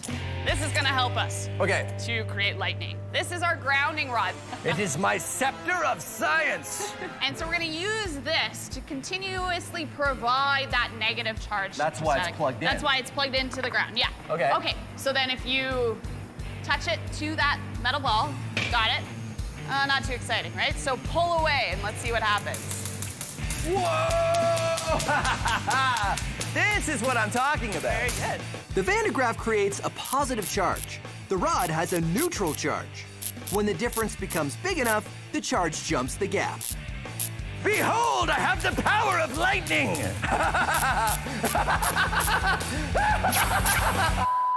So it's the difference between the positive and the negative is what we want when we want to make a lightning bolt. Yes. So is there something we can use to make that happen? Large difference of charge? Yeah, I think I have just the thing. Oh, yeah? Yeah, you wanna check it out? Absolutely. All right, Okay, let's do go. it.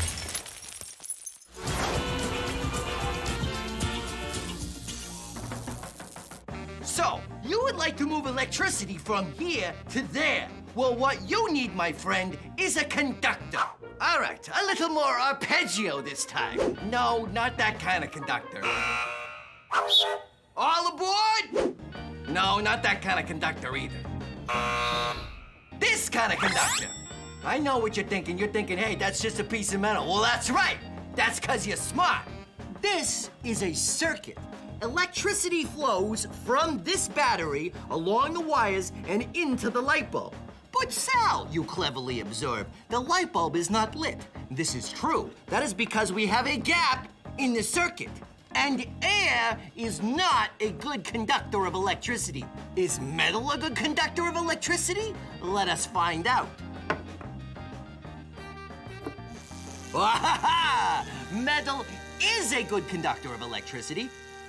What about wood? Nope. What about this horseshoe? Is a good conductor.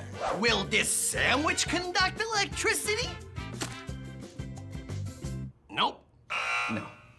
What about this plastic fish?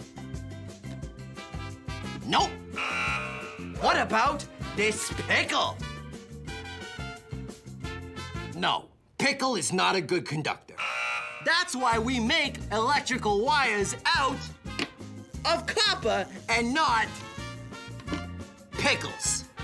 You know, in case you were wondering.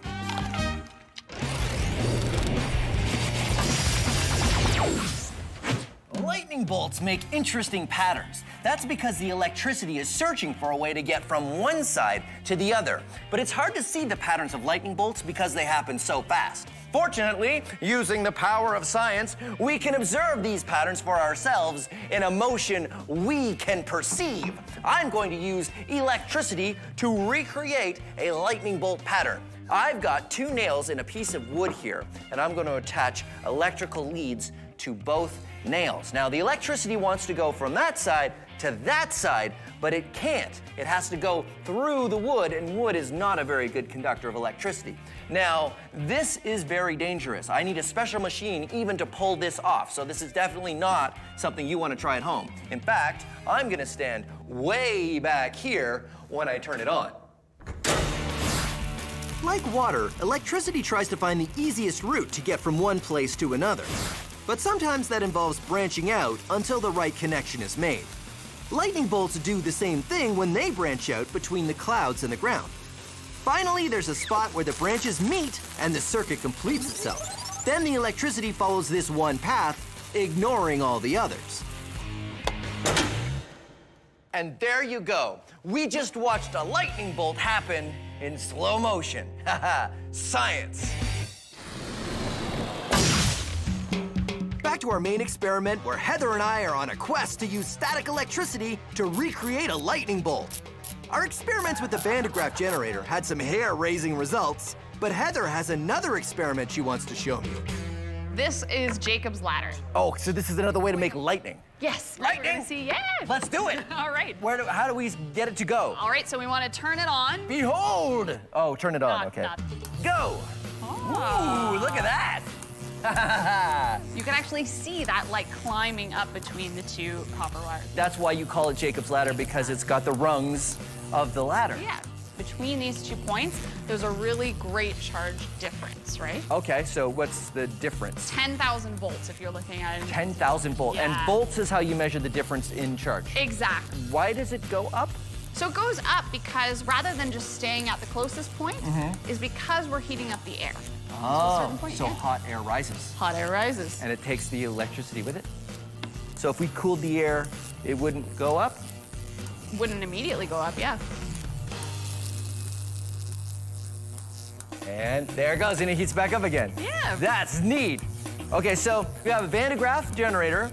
We got a Jacob's ladder. Are there any other devices that make lightning like this? Ooh, yeah, there's other things like the Tesla coil, really high. I have a Tesla coil. You have a Tesla coil? I do. I've got one at the lab. I've just never known how to hook it up.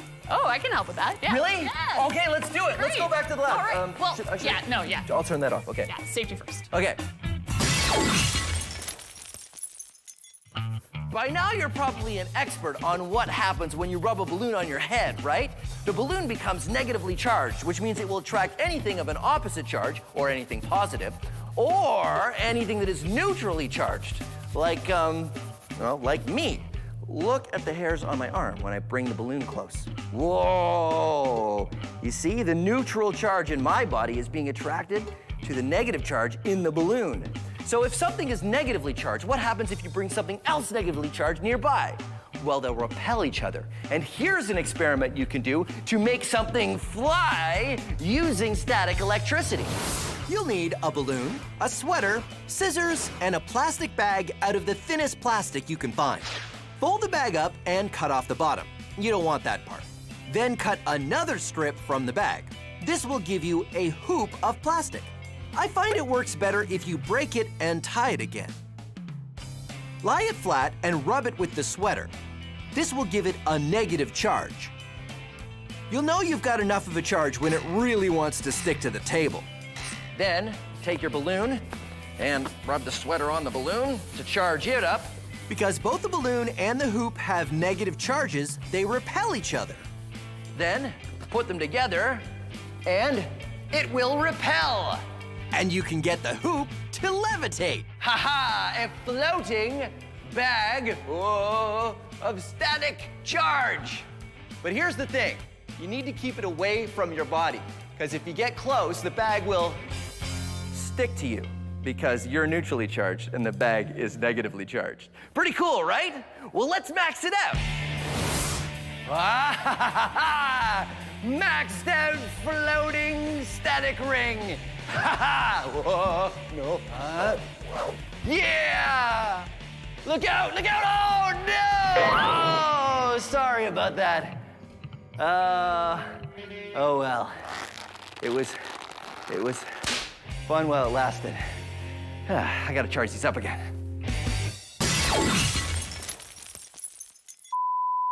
Being a chef is my absolute passion. And cooking up science recipes is my speciality. I'm Buster Beaker, and this is Cooking with Science.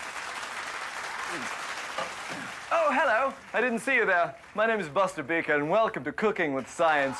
Let's say, for example, I've spilled the salt. Oh no, look at me. I've spilled the salt. Oh, there's salt all over the place. Not really a big deal, right? All you have to do is clean up the salt, put it back in the container. But oh no, I've also spilled pepper on the salt. But that's all right. You might be able to carefully separate the But no! Oh dear, look, the pepper and the salt are all mixed together. What do? Well, here's how you can save the day using the power of science. All you need is a cloth and a plastic spoon. Like this one here. Just rub the plastic spoon on a cloth, and you'll be charging it up with a negative charge of static electricity. If it's got a negative charge, it will attract anything that has a neutral charge, just like the salt and pepper. But I know what you're thinking. How will we separate them? Well, here's the answer, my friends. Pepper is lighter than salt. Observe. So if you hold the spoon high enough, the pepper will be attracted and make the jump up to the bottom of the spoon, but not the salt, as long as you've got it high enough up. Because the salt is heavier, you'd have to bring the spoon closer, which we're not going to do.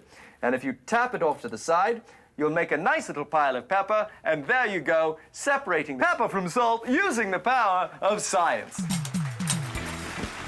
Thanks for watching Cooking with Science. I'm Buster Beaker.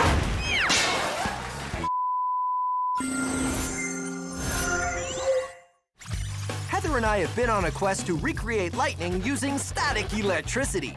We've gone from balloons to a bandograph to a Jacob's ladder, each more lightning-y than the last.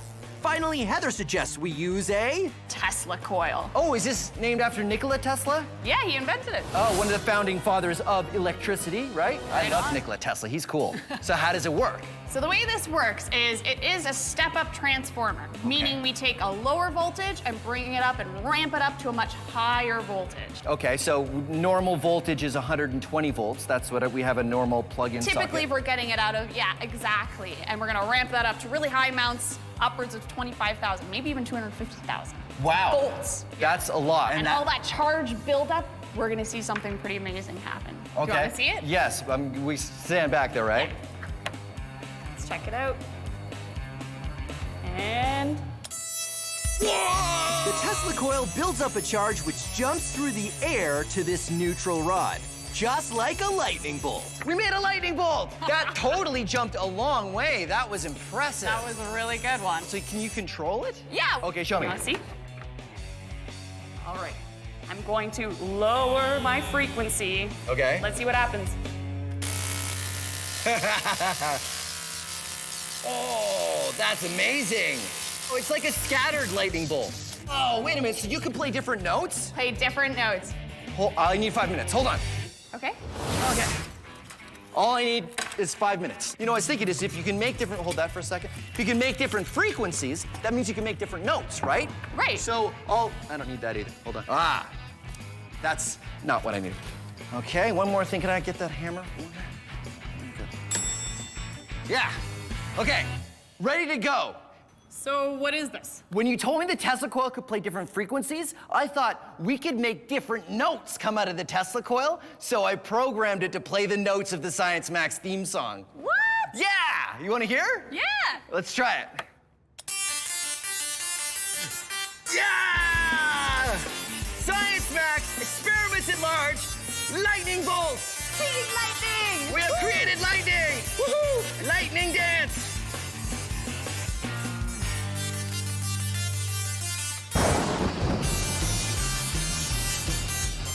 No.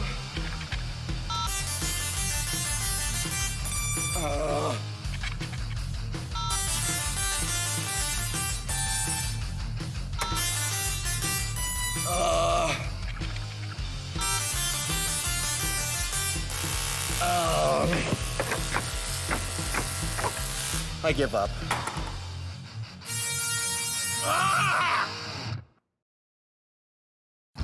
Have you ever done a science experiment and wondered what it'd be like if you did it big? I have.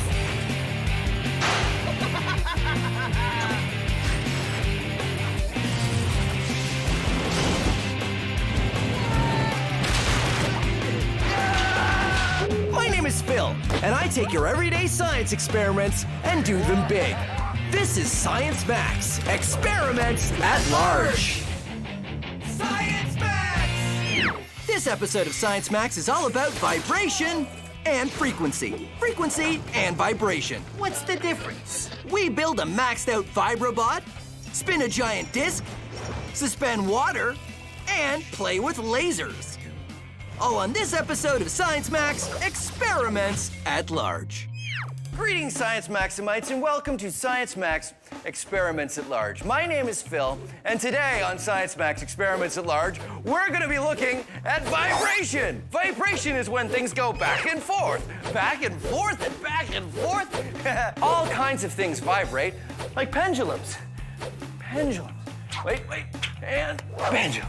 Pendulums are designed to swing back and forth. Stop that. Also, metronomes.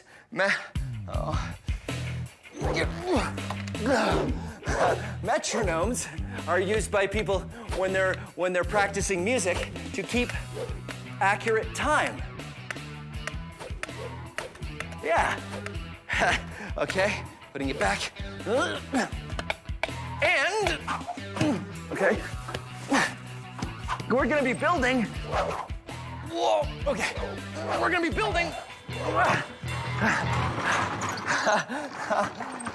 this little guy. This is a vibrobot, and he vibrates and he skitters around on the paper. And if we take the caps off the markers, he makes interesting patterns on the paper. Okay, so let's get started. Let's build a vibrobot. Okay. Oh yeah, you know what? Maybe it's time to take off the ski boots, huh? Whew. There we go, that's better. So today, like I said, we're gonna be making a vibrobot. And here are all the materials you need to make your own. Plastic cup, 3 markers, an electric motor, just make sure you ask an adult first, a battery, a plastic drink bottle cap, a toothpick, scissors. This kind of tape is called electrical tape. Science tape, which is the same as invisible tape, but of course I use this tape only for science. And some modeling clay. And these are 2 bendy straws that I've taped googly eyes to. These are not necessary. I just like them for decoration. Now remember, if I'm going too fast here, which I probably will be, you can get all of the steps on how to make your very own vibrobot on our website. Okay, so here's how you get started. First, you're gonna make the feet for your vibrobot. So I attach some science tape to the markers, and then I put the marker on the bottom of the cup. And then I do that again to the next marker, and then the third, balance it like that. There. Next thing you wanna do is take your plastic drink bottle cap and make a hole with a toothpick. You wanna make it off to the side, right about there. Just like that. That's so when it turns, it will be off center. That's what's gonna give us our vibration.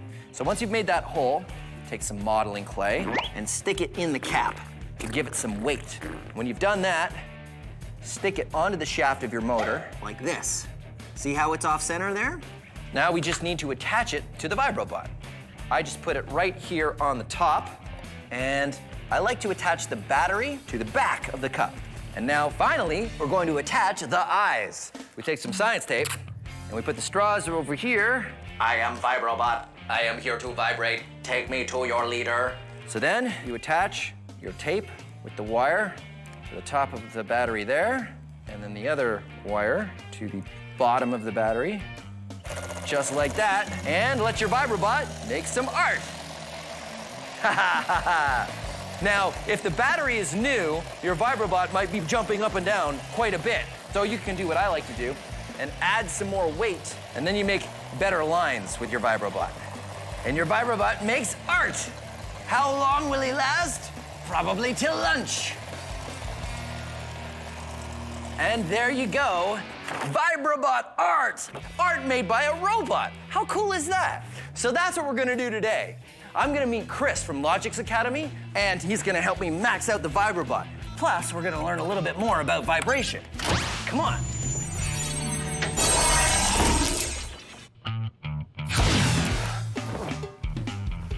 Oh, hey, Chris. Oh, hey, Phil.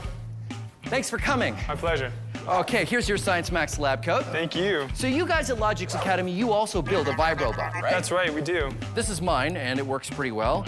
That's awesome. So, I want to max this out. Cool. So I thought we would start with, instead of this motor, we would start with this motor. Wow. It used to be a round circle, but I cut it off so that it's off-center. Perfect. I've also got, this is our battery. Fantastic. That's as far as I've gotten so far. Well, it looks like we need a frame next. Right, something to be the cup. That's right. So we just need some sort of larger cup. Ooh, how about that metal shelf over there? Oh, this thing? Yeah. This is just something I keep my parts on. It's perfect. Really? Yep, the shelves will house everything that we need, and it looks like it'll be strong enough to hold everything together. Now, the Vibrobot had markers on the bottom of it. That's right. To make a little pattern. Should we try that with this? Because we're going bigger, what if we used paint and paintbrushes instead? Okay, sure. We could attach paintbrushes to the legs. Pass me one. All right, so now all we need to do is get some paint and some paper. That's right. And we can fire it up. Okay, let's move it over this way.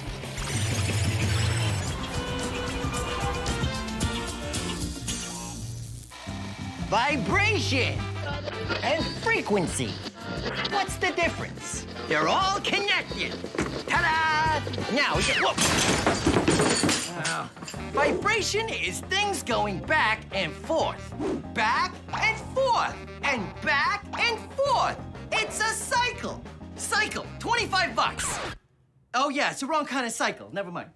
Well, if that's vibration, then what's frequency? Well, frequency is a measure of how fast or slow, how frequent those vibrations happen.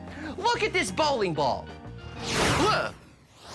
It is swinging back and forth, but not very fast. You could say it has a low frequency. We measure all kinds of things by the frequency. This thing is terrifying. When you turn the dial on your radio, you're tuning in to different frequencies of radio waves. Hey, look at this punching balloon. It's going very fast. You could say it has a high frequency.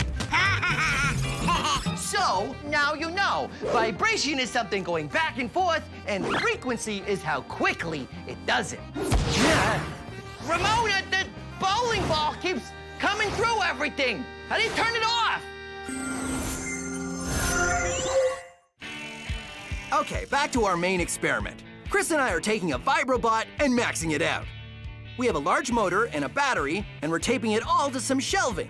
Just like our small Vibrobot, our motor needs something to make it unbalanced when it spins.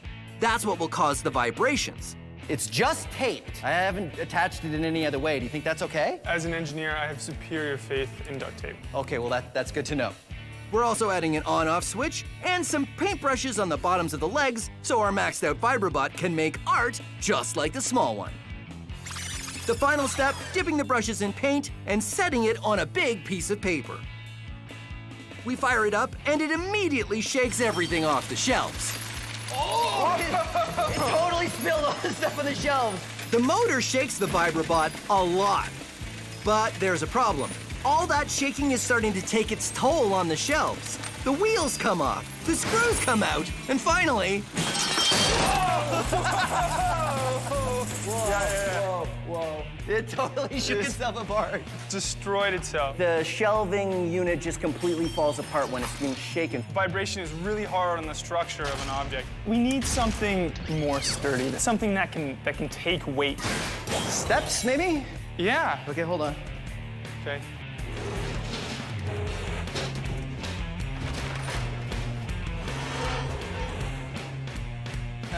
Okay. Yeah, this looks much better. Okay, great. So we build the new vibrobot out of this. So more paintbrushes, Bigger motor, more paint, more everything. more everything. All right, good. This is a pendulum. It's just a weight suspended on a line and anchored from above. Pretty simple. Pendulums were used for hundreds of years for all kinds of reasons, but most famously in clocks. Why were pendulums used in clocks? Well, here's why. Let's mark every time the pendulum hits the bottom of the swing, right here. Okay, watch. All right, now here's the question. How fast will the beeps be if I swing it from much higher up? Let's find out. No matter how high the pendulum swings, it keeps the same frequency. That's why they were used in clocks, because it could swing for a long while, and even though it would lose energy, it would still keep perfect time. The frequency of a pendulum doesn't change, no matter how high it swings or how much weight is on the bottom. The frequency comes from how long the line is. Now this is a pendulum wave. Because each bowling ball has a line that's a different length, they have a slightly different frequency. They start out swinging together, but soon they start to make interesting patterns. Remember, each pendulum is keeping its own perfect time, even if it's slowing down. It's only the length of the line that gives each pendulum a different frequency. And now we're gonna max it out with well, I guess these are already bowling balls, so this is already pretty maxed out. I'm just gonna leave that there.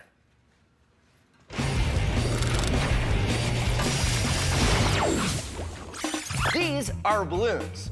This is a laser, and these are awesome laser safety glasses.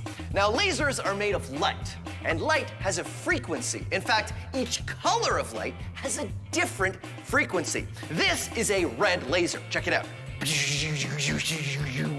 Yeah, cool. This is also a very powerful laser.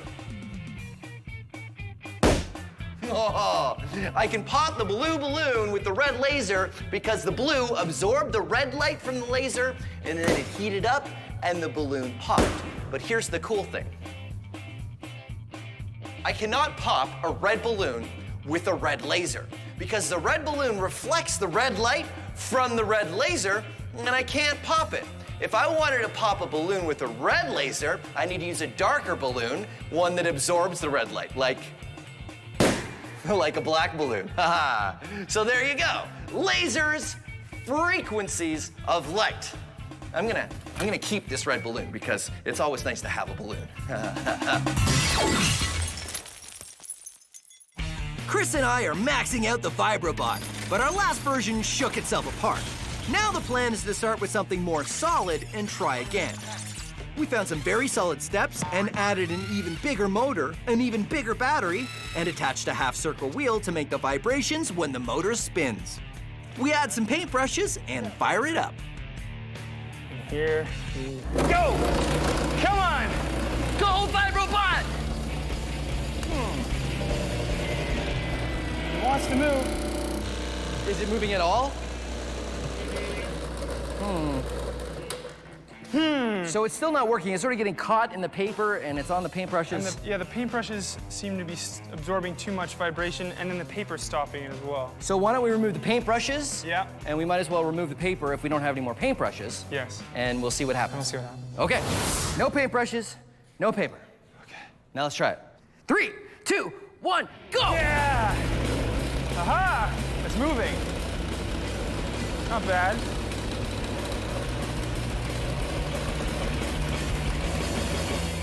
The shaking is good, but I don't know if the shaking is enough. So what do we do? Well, we could add another battery. Another battery which would give it more power? That's right. Okay, let's try that. Okay.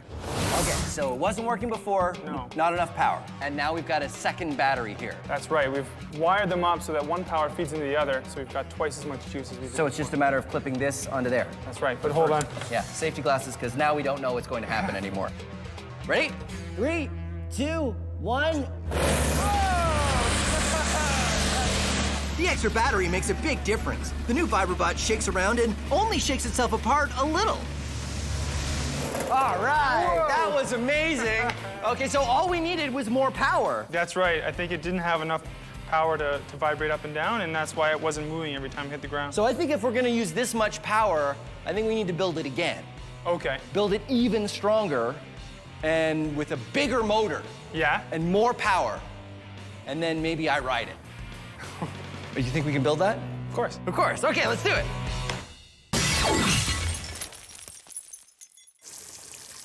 You want to see something cool? I can make this water levitate, defy gravity using the power of science. You want to see? Behold!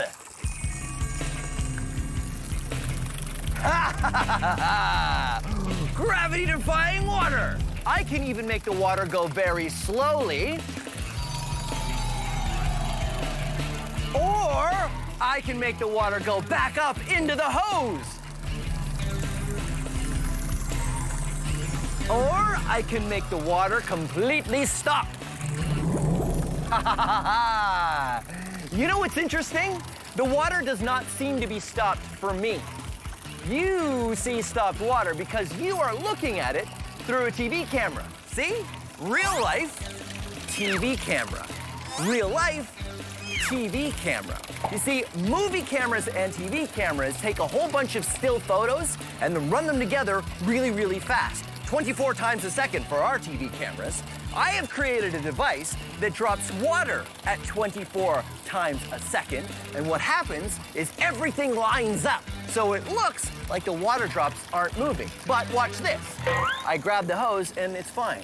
But I let it go, and the hose is vibrating back and forth at exactly the same time the camera shutter is going back and forth, and everything looks like it stopped. The power of frequency has defied gravity. Okay, so not really. It's kind of a camera trick, but I prefer to call it science. Here's a fun way to play with things going back and forth. This is Euler's disc, and it's designed to spin like this. What's going on is friction and gravity are slowing that down and pulling it towards the Earth. Now, you don't need a fancy disc like this to do this at home. All you need is a pot lid. Check it out. When the pot lid spins, friction and gravity start to slow it down, which means each spin gets lower and lower, and the frequency gets higher and higher. But the difference between a pot lid and Euler's disc is Euler's disc is made to go for as long as possible. The heavy puck has a slightly rounded edge and sits on a glass surface that is slightly concave, like a bowl. All of this is designed to make Euler's disc last a really long time, which is quite a while. But eventually, friction and gravity pull the disc down, and finally, it stops. Pretty amazing, right? Well, wait till we max it out. This is Trevor, head of the Science Max build team. Hey. Thanks for setting this up, Trevor. So what is this? This is a giant side of a spool, big hydro spool. Okay, so this is the largest disc that we could totally find, and we've got it all hooked up here. We lift it up, we spin it, and then you pull the thing and it will drop down and spin like a coin, because it's the only way we can do that with something this heavy. Yeah. Ready? I'm ready. Okay. Trevor and I hoist it up and get it suspended above the ground. Then I start to wind it up.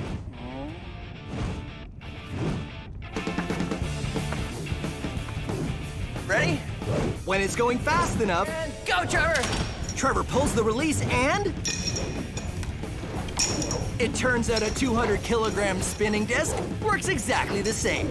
As it spins and rolls, gravity and friction work on it, and the frequency speeds up as it gets closer to the ground until it stops. Giant Euler's disc. Nicely done, Trevor. That was awesome. That was great. Let's do it again. All right.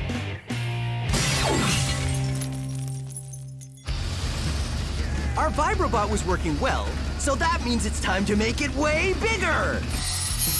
We started with a big metal table and added a huge motor, one 20 times as powerful as the last one. Instead of batteries giving us 12 volts of power, we're going to use a plug, which is 10 times more power. We've added an off-center wheel for vibration, bolted the motor to the frame, and added a protective cage all around to prevent anything from flying off. It even has a seat for me to ride. Okay. Okay? You ready? Ready? Here we go. We fire it up, and it's very shaky.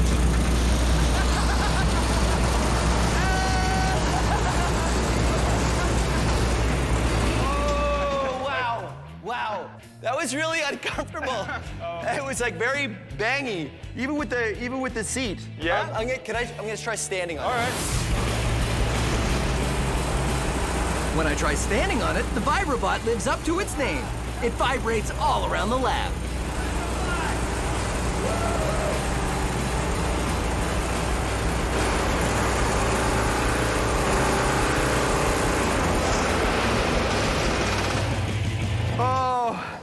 Wow, my legs are numb to the knee. I'm not surprised. Vibrobot! All right. Yeah, that worked really well. That was awesome. I really can't feel my feet right now. And it held together, which is impressive. That's right, the more power and the stronger structure paid off. Yeah, the only thing I regret is not getting a chance to, wait a minute, come with me. Okay, so I achieved my dream of riding the Vibrobot. You did. But we never got a chance to make art, so we've dipped a whole bunch of nuts and bolts and heavy things in paint. Yep. And now we're gonna turn on the Vibrobot and see if we can make some art.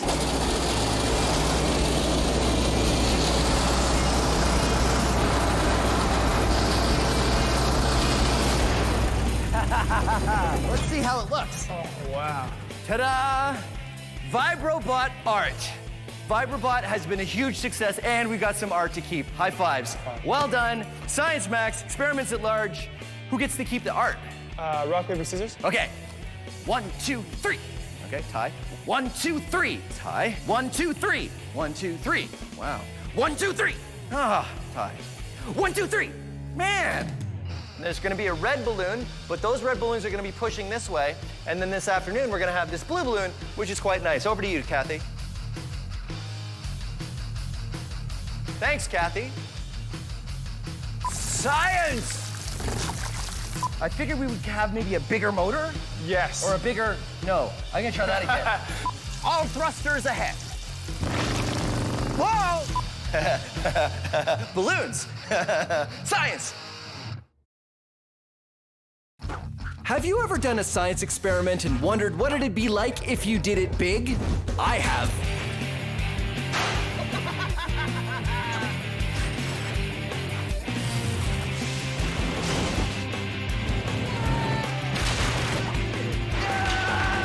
My name is Phil, and I take your everyday science experiments and do them big.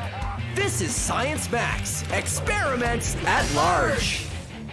Science Max! This episode of Science Max is all about generating electricity. Where do we get this electricity that we use all the time? We try to generate as much as we can using human power, plus solar energy, tidal energy, wind energy, and more. All you need to do is turn the generator. All on this episode of Science Max Experiments at Large. Greetings, Science Maximites. Take a moment and imagine with me, if you will, a time when the only way to light your house was with candles or oil lamps. There was no electricity. That meant no power tools, no video games, no telephones, and worst of all, no TV. Fortunately, we live in a world of electricity. If you've ever lost power in your city or neighborhood, you know how hard it is to get by without electricity, even for one day.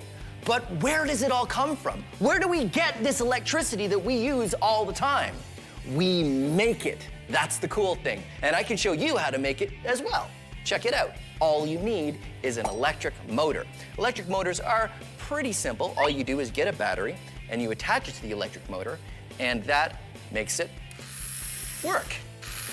There we go. Attached to the battery, it spins. But if you spin the electric motor, it creates electricity. And that's what we're gonna look at today, creating electricity. We're gonna build a wind turbine. But first, you need an electric motor, and you can probably get one from a broken toy. Just make sure that the toy is broken and that the broken part isn't the electric motor. Here's what you need: index cards or construction paper, scissors, push pins, science tape. It's the same as invisible tape, except I use this one for science. A cork, chopsticks, craft sticks, and modeling clay. And remember, all the steps for this experiment are on our website. To begin, cut the index cards into strips and tape down a push pin so it sticks out. Then fold over the index card and tape it together. Then stick the pin into the cork and repeat that step. If you want as many blades as you can get on your fan, you're welcome to do that. Next, take your modeling clay and stick the chopsticks in, then tape the craft sticks in between with science tape. Then take the motor and stick the cork on the end, then wedge the motor in between the craft sticks and tape it down so it stays put. And there you go, a fan that will spin in the wind. You want to adjust the fan blades so they all face on a bit of an angle. That way they will catch the wind and spin. There we go. Now when it spins, it will create electricity. I'll show you with this. It's a multimeter. And a multimeter measures little amounts of electric current. There. The hairdryer makes wind, spinning the fan blades, and we are creating electricity. Now, pretty much all electricity that you make comes down to turning a generator. A small motor like this isn't gonna produce a lot of electricity, barely enough to power one tiny little LED, but it's a start. And a good start is all we need, because today, on Science Max Experiments at Large, we're gonna look at all kinds of different ways of generating electricity. Plus, I wanna find out just how much electricity one human being can generate. Although, one human being is gonna be kinda lonely, I'm gonna need an expert. Oh, I know, Anthony from the Ontario Science Centre. He can help. I wonder if he's busy. Well, come on.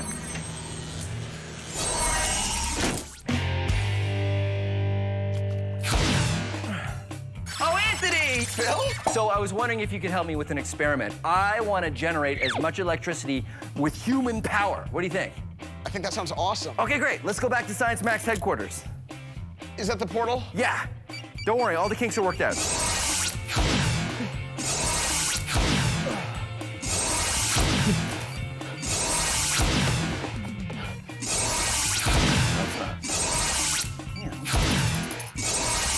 I know what it is. It's this. Where did you end up? I was in the vents. Oh, I ended up in the bathroom. All right, well, now that we're here. Okay, so this is what I started with. And this is just, you know, an electric motor, right? Right. So you can generate electricity, you spin it, so I figured in order to generate more electricity, you get a bigger generator? Exactly, yeah. The bigger the generator, the bigger the magnet, the more the copper, the more the electricity. Oh, well, you know what we should do is we should just get an even bigger one, like a giant one that they use in like at a power plant or something, or? Not quite. That would be too big for a person to be able to turn. It'd just be impossible. So you think this is a good size? I think this is a great size. Okay, so that's good. This is called a multimeter. We're gonna hook up the wires. I will do black to black. Black to black. To red. And as you turn our generator, we can see just how much electricity we're generating. Okay, so. Here, you hold on to that. This, and I'll you can turn start the turning generator.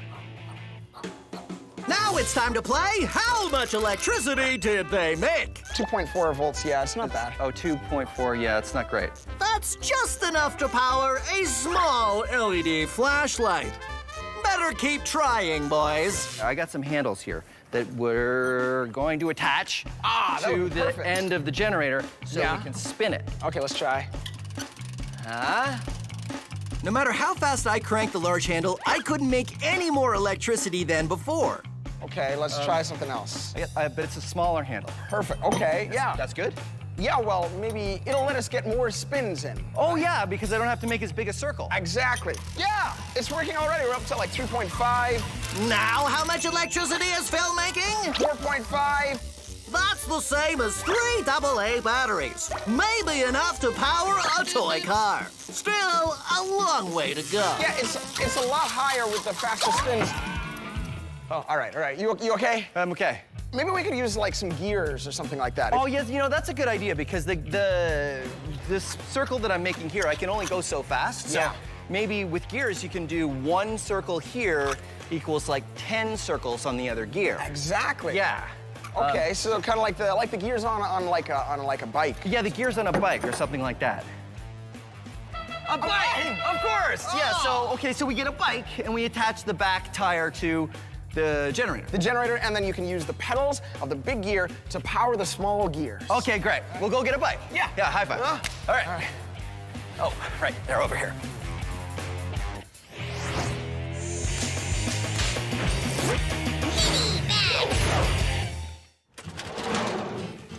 This is the generator. It generates electricity when you spin it. But how does it work? What wizardry is inside? Well, actually, generating an electric current is fairly simple. All you need is 2 things. First, you need a conductor, like this coil of copper wire, and you need a magnet. Now, this is a galvanometer. It measures small amounts of electric current, and I have my copper wire attached to it. Watch as I put the magnet inside the copper. I get a little bit of an electric current, and then I take it out. It goes in the other direction. A little bit going this way, and then I take it out, a little bit going that way. Positive, negative, positive, negative. This kind of current that goes back and forth is called alternating current, or AC. It's the same kind of electricity you have in your house. But here's the cool thing. Watch this. I put the magnet in and I leave it. It goes back to 0. You only get electricity when you move the magnet. All right, so let's create our generator. Instead of starting with a copper coil like this, what if we just had the magnet and we have it staying still, like that, and we move the conductor past it, like spinning? It's good, but not great, because we're only getting a little bit of electricity as it passes. So let's make it more efficient. Let's put in some more magnets. 1 on either side, and 1 on the top. And now when we spin it, it goes past all of these magnets, and every time we get a little bit of electric current. Well, this is how a generator works. If you take an electric motor or a generator apart, you can see there's a coil of copper wires on the shaft, and it spins around like this. And on the inside, there are magnets. So there you go. When you put it together and spin it, you get an electric current. Or if you put an electric current in it, it will spin, just like an electric motor. And that is how a generator works. Anthony and I are trying to create as much electricity as we can using just human power. But so far, it hasn't been going so well. It all comes down to how fast we can spin the generator. Maybe we could use like some gears or something like that. In order to get it spinning really fast, we're gonna use a bike. It's just a matter of getting a bike, taking off the wheel, putting it on a stand. It is now a stationary bike. It'll be even more stationary once we screw it down. And attaching the generator. All right, the bike generator. Bike-orator, what should we call this thing? Bike-nomator. Bike-nomator. I like it. So, okay, let's go over what we've got here. Okay, so we've got 2 gears. We've got a big one, we got a small one. We turn our pedals, and the big gear turns the small one. So this is the whole point of this build, is so that we can get 1 revolution here means a whole bunch is spinning Exactly. there. The more we get here, the more our generator spins, and the more electricity we get. We get tons. Awesome. And obviously using bike, because you're using your legs. The strongest muscles in your body. Awesome. Okay, so now what's with this horn? That is a loud horn. I know. I tried to warn you. That is great. I love that. So Anthony and I hop on and give it a pedal. We pedal as hard as we can, and we produce a pretty good amount of electricity. How much electricity did they produce? We got up to maybe like 18 there. You did a pretty good job. That's enough for a power tool, like a drill. It's good. You know what? This works well, I think, for keeping a good number for a long period of time. Yeah. So we can get up to like 18, 20, but it doesn't, we can't really get any higher than that. Yeah, you know what we need is like 1 really hard pull, like all of a sudden. That way you can get like a spike. Yeah, you're right. So it's like instead of putting all that effort into it going for a long time, you put all the effort into 1 quick motion. Exactly. Yeah, good idea. So you wrap a rope around here and then you just pull it. Exactly. And that'd be a really fast motion. Spin it really quick and get a very high number. High spike, exactly. Okay. You know, we're gonna have to take the bike apart though. Okay, All right, well, it's science. Okay, cool. So I'll just get... Oh, you know what? We actually don't have to take the whole bike apart. We just have to take the generator off. Oh, right, okay. Okay, Hang on a sec, I got it. And maybe we should attach the horn to the next thing, too.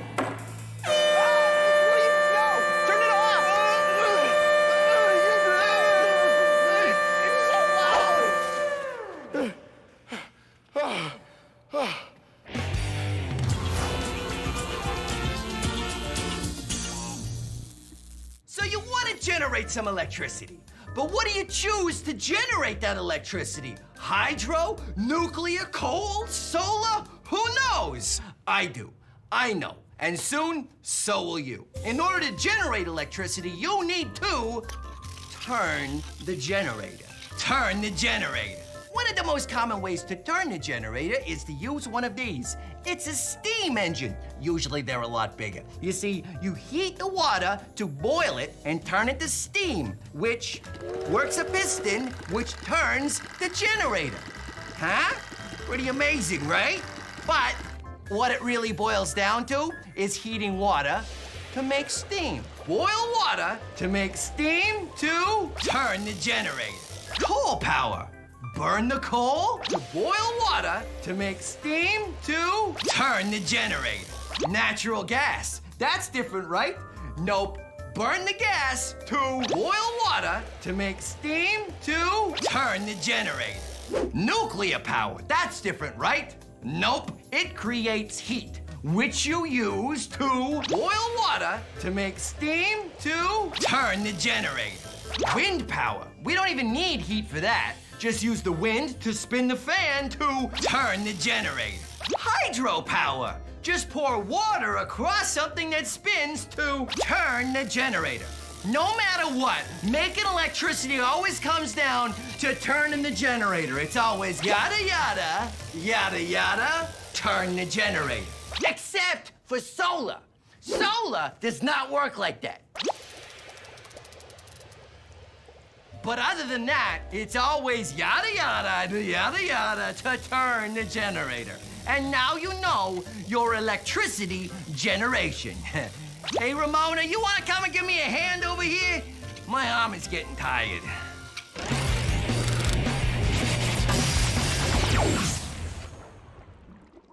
Whew, it is hot out here. Oh, in order to generate electricity, you need to spin a generator. Most forms of electricity generation work like that, but not solar. Solar panels like this one generate electricity from the sun's energy. So, how do they do it? Well, this is a solar panel. Okay, it's not really a solar panel, I just sort of put this together, but it works the same way. There are two plates, and on these plates are electrons. I've got golf ball electrons up here, ping pong ball electrons down here, but they're all the same thing. Now, this happy little fellow is a photon, energy from the sun in handy-dandy particle form. What happens is photons come from the sun and hit the top plate and knock some electrons from one side to the other, like this. And that knocks over some electrons. Now, these extra electrons travel up a wire in the form of electricity, and we can use them to do work for us. Then they change to the other charge, go back, and we start the process all over again. That is how solar panels work. But remember, it only works when there's sun and photons.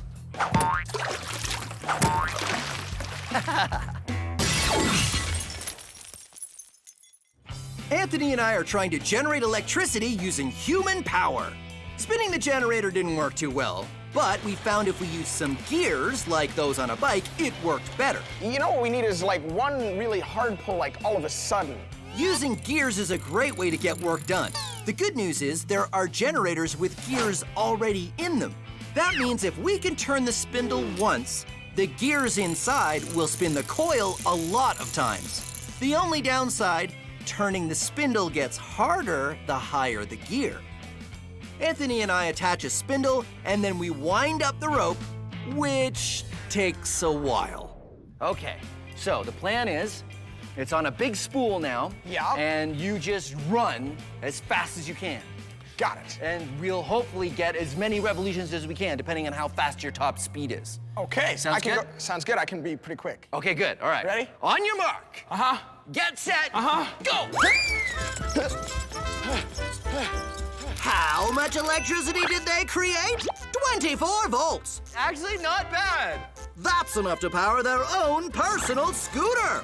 Not too shabby, boys. We need like a hard pull all at once. Yeah, something like really big. So what if we could get like really high, like up there? Could we attach the generator up there? You could jump down from there. And I would hang on the rope? Yeah. Yeah, it's good, but I don't want to jump from up there. Oh, what if we put a pulley up there? That would then work. the rope goes through the pulley and then back down, and then I jump from somewhere much safer, like just on top of here onto a crash mat or something. That sounds great. And that's my full body weight on the rope. That sounds great. All right, high five. Yeah. Tidal power in 60 seconds.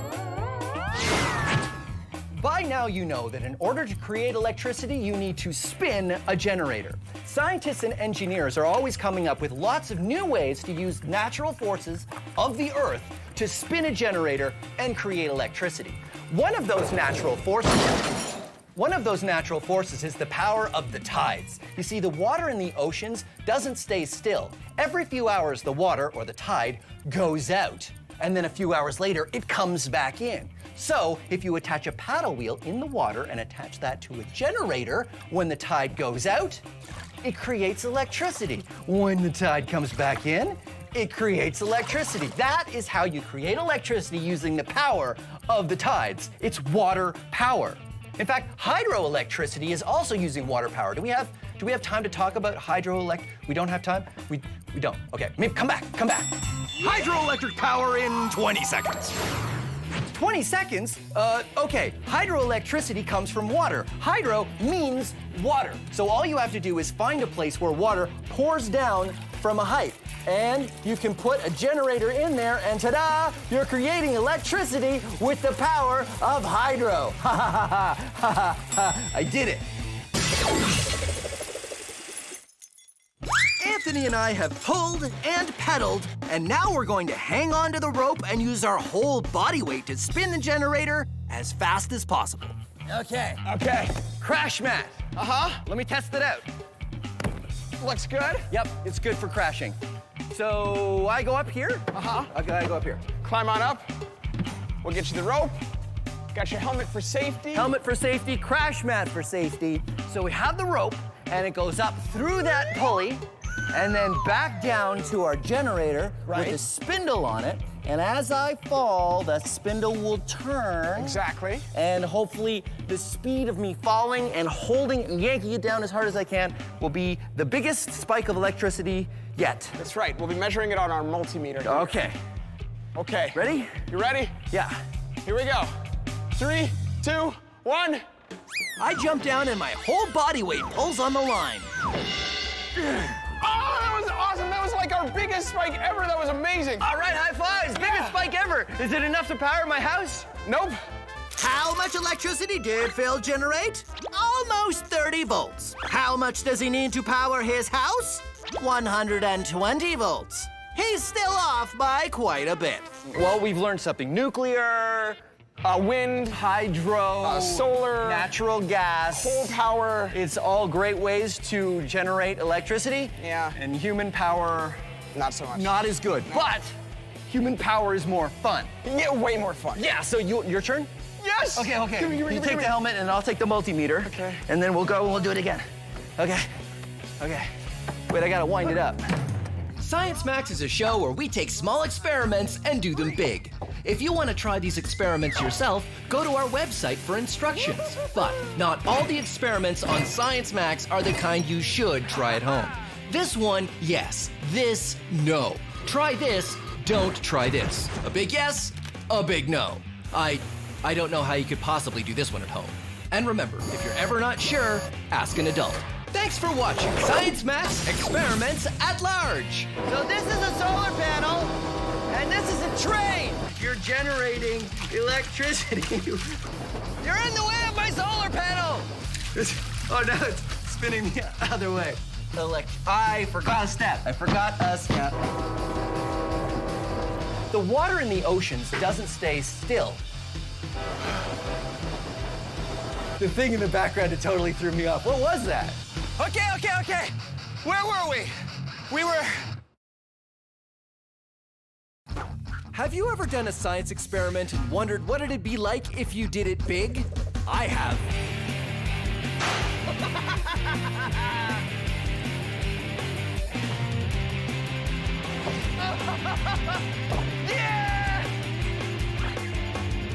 My name is Phil, and I take your everyday science experiments and do them big.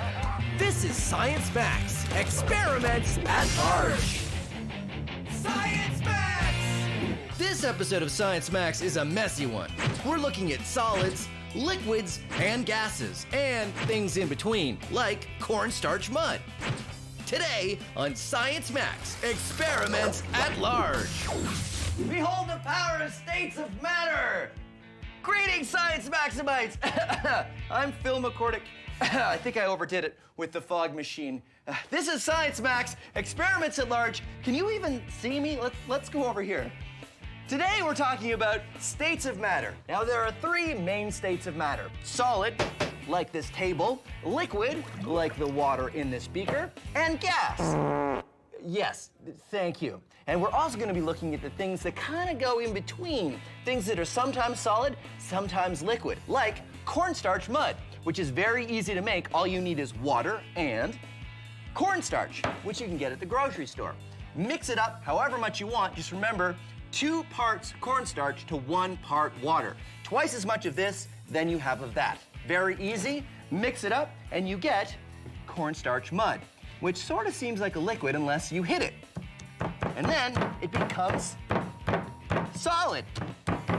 But if I pour it, it's a liquid. Even if I hold it in my hand and I hit it really fast, it turns into a ball, and it will stay in a ball as long as I keep hitting it or squeezing it. But as soon as I stop, it turns into a liquid again. Now we're gonna max this out. We'll go through the portal and learn more about solids, liquids, and gases. Yeah, right. That's why I'm going to the Center for Skills Development and Training. And, oh, no, wait, that's the code for the fog machine. Wait, stop. Stop, it seems to be stuck. Oh, never mind. I'll fix it later.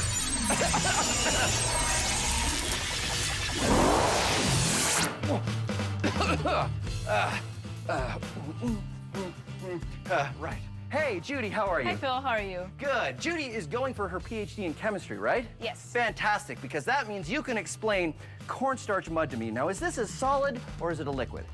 Well, it kind of has properties of both. It's called a non-Newtonian fluid, Uh-huh. so that makes it a liquid. A liquid? Well, I mean, it pours like a liquid, but when you hit it, it's a solid. So why does it turn solid when you hit it? So when you're pouring it, the particles are still far apart, Uh-huh. so they can't interact with each other, and so they stay a liquid. But when you're hitting it, you're jamming the particles together, and they line up to become a solid. Now, does it still work the same way if we have a lot more of it? It should. Great, because I've got this 20-kilogram bag of cornstarch, and I have 34 more of them. Wow, that's a lot. But I think you'll need a much bigger container. Much bigger container. Great. I got some wood over there. Why don't you go, and I'll follow you. All right. I'll follow you.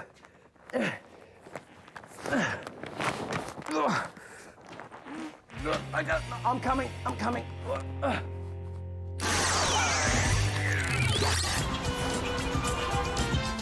Yeah, thanks, Ramona. And give me one of them fizzy drinks. Not too fizzy, just sort of medium fizzy. Thanks a lot.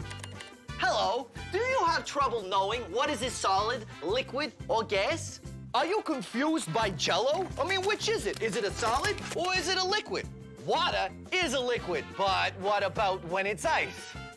Well, you gotta know your states of matter. There are 3 main states of matter: solid, liquid, and gas. And there are 3 rules that you need to figure out which one of them is which. Does it flow? Does it fit the shape of its container? And can you squeeze it?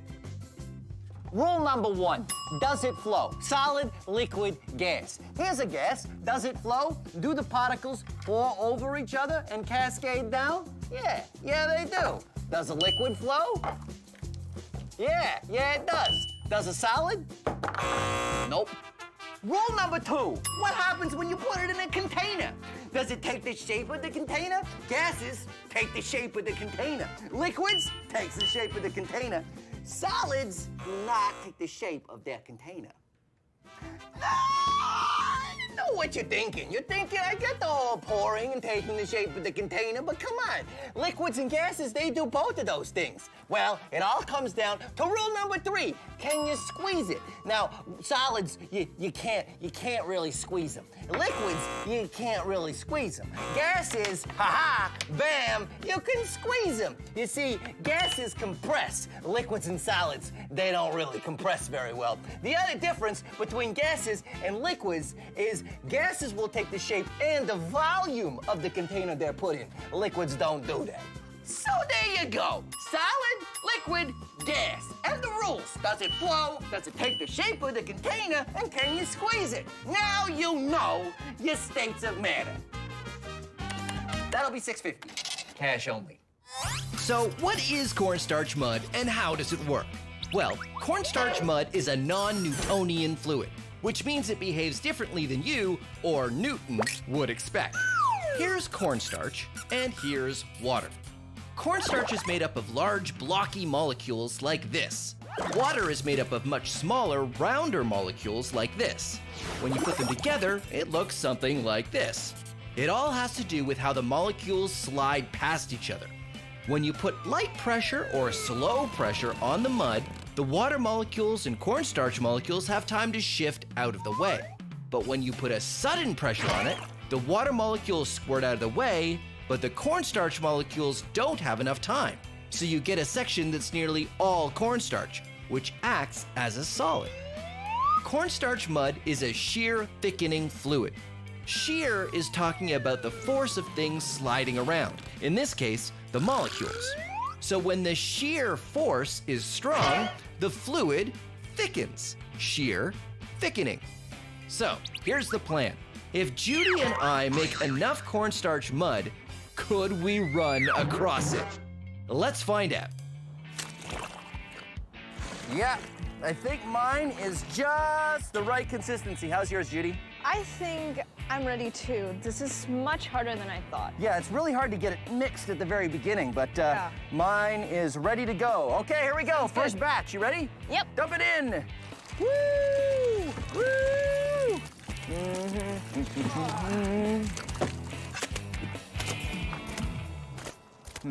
I thought that would be more. I thought so too. It's really not filling this up very much, is it? No. Huh, that's a lot of cornstarch. This is great, but I think we're gonna have to go a little faster than this. I think we need some sort of mixing device. Yeah, I mean, we don't have to do this by hand. We can get some sort of machine to help us. Yeah. Right on, high five. Oh. We shouldn't high five when we have this stuff on our hands. Nope. Yeah, good call.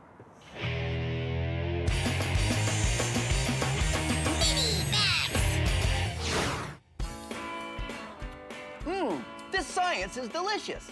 This is rock candy. It's basically crystallized sugar, and you make it by turning a solid into a liquid and then back to a solid again. Here's how you can make it at home. You need a container that you're not gonna need for a while, and some water, some sugar. You can use brown or white. I like to use brown. And an adult. Here's why you need an adult.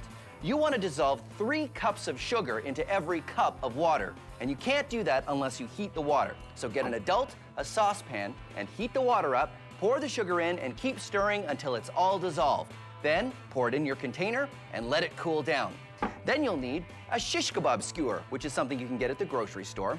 Cut it down to the right size so it fits nicely into your container. And then dunk it in your sugar and get some crystals coated around the stick. These are seed crystals, and they get the whole process started. And now you have to wait for these to dry, otherwise they'll just fall off the stick when you put it in the water. So I've got one here that has dried out. You'll also want something to keep it from falling in the top of the container, so I'm gonna use a clothespin. Put it in there and dunk it in the container like that. And now for the final step, if you want, you can add food coloring. I like to use red because it reminds me of science. And I'm gonna use the stick to actually stir that up a little bit. There we go. Now, the dissolved sugar crystals in the water will slowly grow on the crystals that are already attached to the stick, and it will eventually grow into a rock candy pop. But it takes about a week. No, I'm just kidding. I've already got one that's standing by. Here we go. This one has been growing for about 7 days. And there you go, rock candy. Delicious science.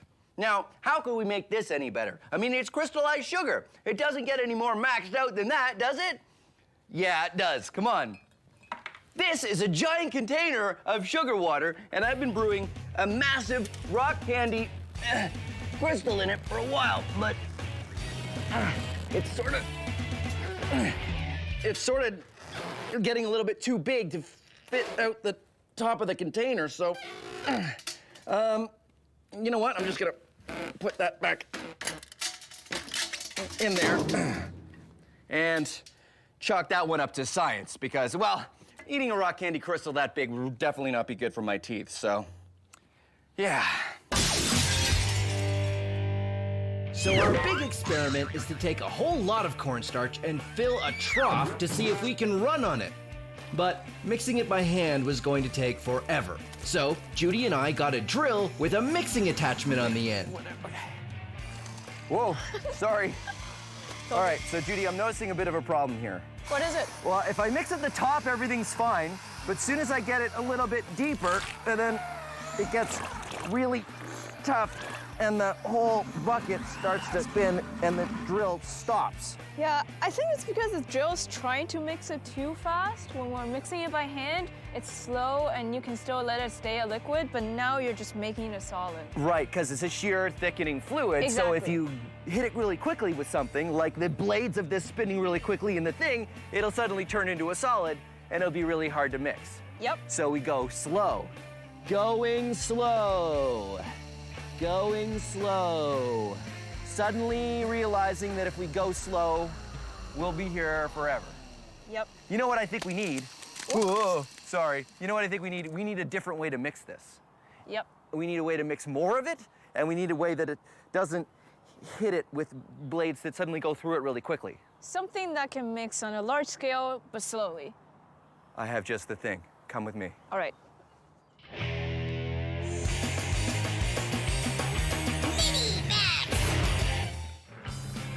The interesting thing about bubbles is they're a gas surrounded by a liquid. So get some dish soap and some water, and then be science maximites and find things around the house that you can make bubbles out of. Just about anything that has holes will do. Or I like this one. I call it the loud bubble.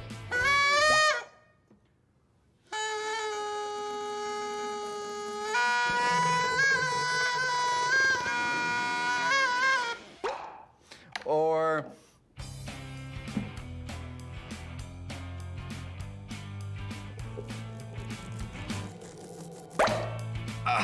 now it's time to max it out. I'm here at the Ontario Science Centre, and this is Anthony. Hey, Anthony. Hey, how's it going? Good. So you are amazing at bubbles. I am. I've been practicing for a while. Let's get started. Okay. You're gonna make an okie dokie sign like this. Uh-huh. You're gonna dip it right into our bubble solution. Come on, get right in Okay, there, right in there. Make sure you get it all. Oh, that's a little too much. Well, That's then I good. can make two. And then you're gonna keep that okie dokie sign. You're gonna blow very gently.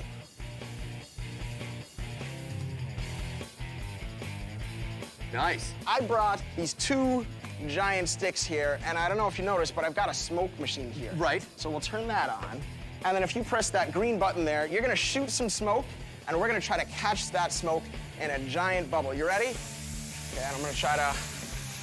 Oh, that was so close. Did you see that one? You give it a shot. Nice! Oh, check that out! That was amazing! That was huge. Try it again. Let's see if I can get the smoke machine. Here we go. Go for it, go for it. Push right towards. Oh, check that out! You did it! Look at that! Look at that! No! Smoke, and it bounces on the floor because the floor, it doesn't have any oils like our hands do. Isn't that amazing? That was oh great. my God, that was so cool. That was great. You know what I think we should do? What's that? Giant bubble, tons of smoke. Done. Okay, here we go. Let's do it. You ready? Giant bubble, tons of smoke. Go. Awesome! Oh my God! Look at that!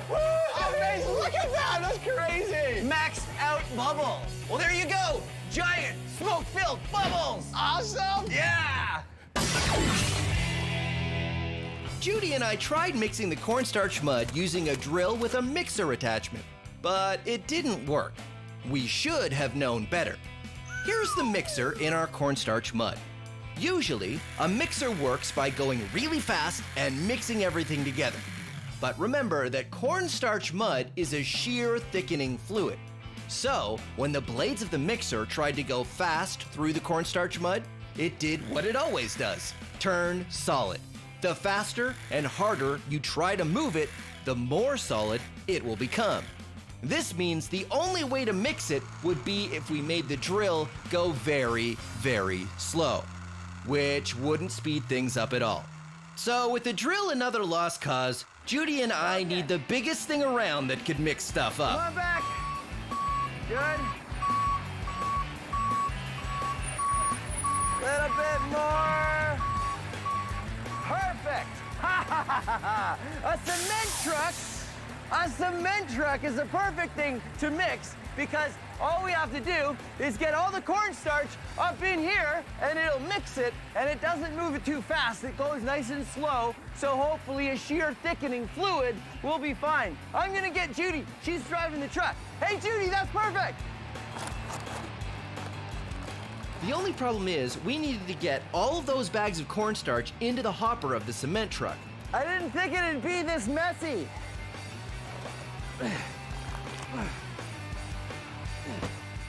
We needed to call the entire Science Max build team to help us out.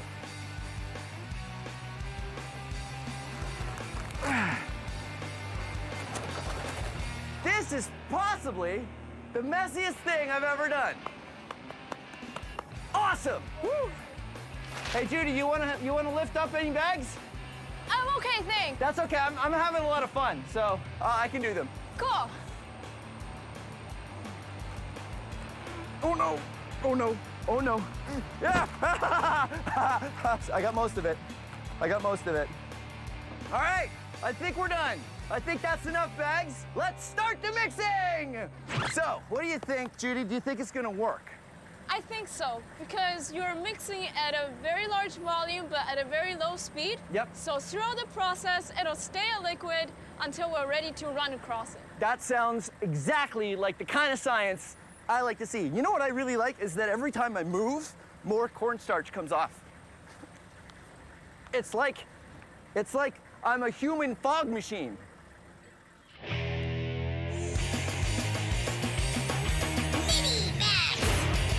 This is liquid nitrogen. Nitrogen makes up most of the air we breathe, but if you get it really, really cold, it turns into a liquid. The fun thing is you can use it to make other things really, really cold too, like this banana. I have frozen this banana solid thanks to the liquid nitrogen, and normally a mushy banana would not be able to hammer in a nail, but whoa, because it's frozen, I can hammer this nail into this block of wood. So that got me wondering, if I can turn a banana into a hammer using liquid nitrogen, could I turn a pumpkin into a sledgehammer? Let's find out. Pumpkin sledgehammer, take one.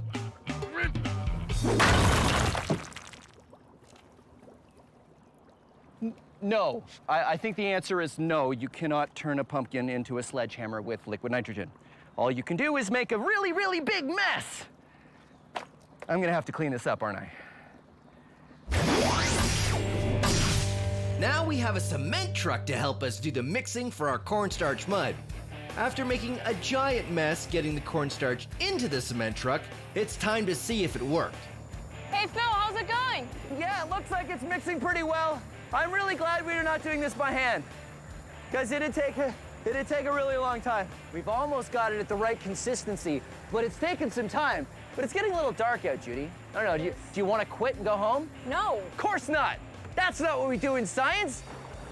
Oh, here we go. Yeah! Awesome. All right, let's see it. Let's see if it's...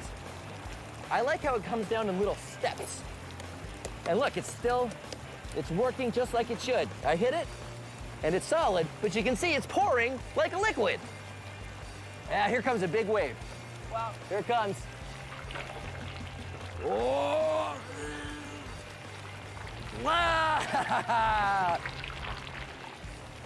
And it's totally filling up. Oh yeah, filling up really fast. I think we should stop pouring very soon. Yep, we may not have a big enough trough. Yep. Liking it. It's good. Yeah.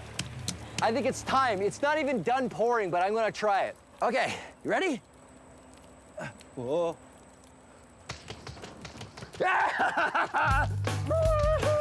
Oh, and you did it! Whoa. You can't. You have to get back onto the sides before you stop moving. Or else it becomes a liquid. All right, it's your turn. Okay. Here. Go. Okay, ready? Okay. You gotta hit your feet really fast. All right. Okay, go. This actually works.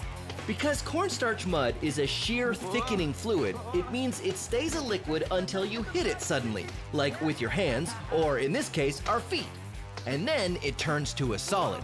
So as long as Judy and I keep slapping our feet down with enough force, we can walk on top of it. One more dance. All right. And let's tell you do what, it. we'll do one more dance. All right, let's do that. Okay, ready?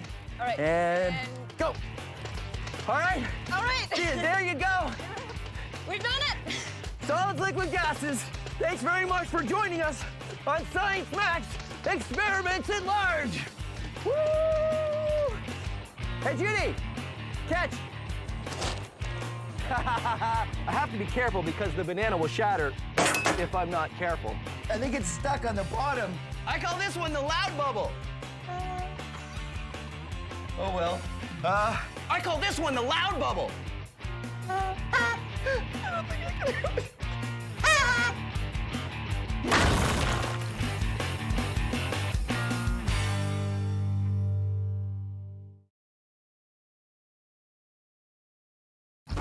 Have you ever done a science experiment and wondered what it'd be like if you did it big? I have.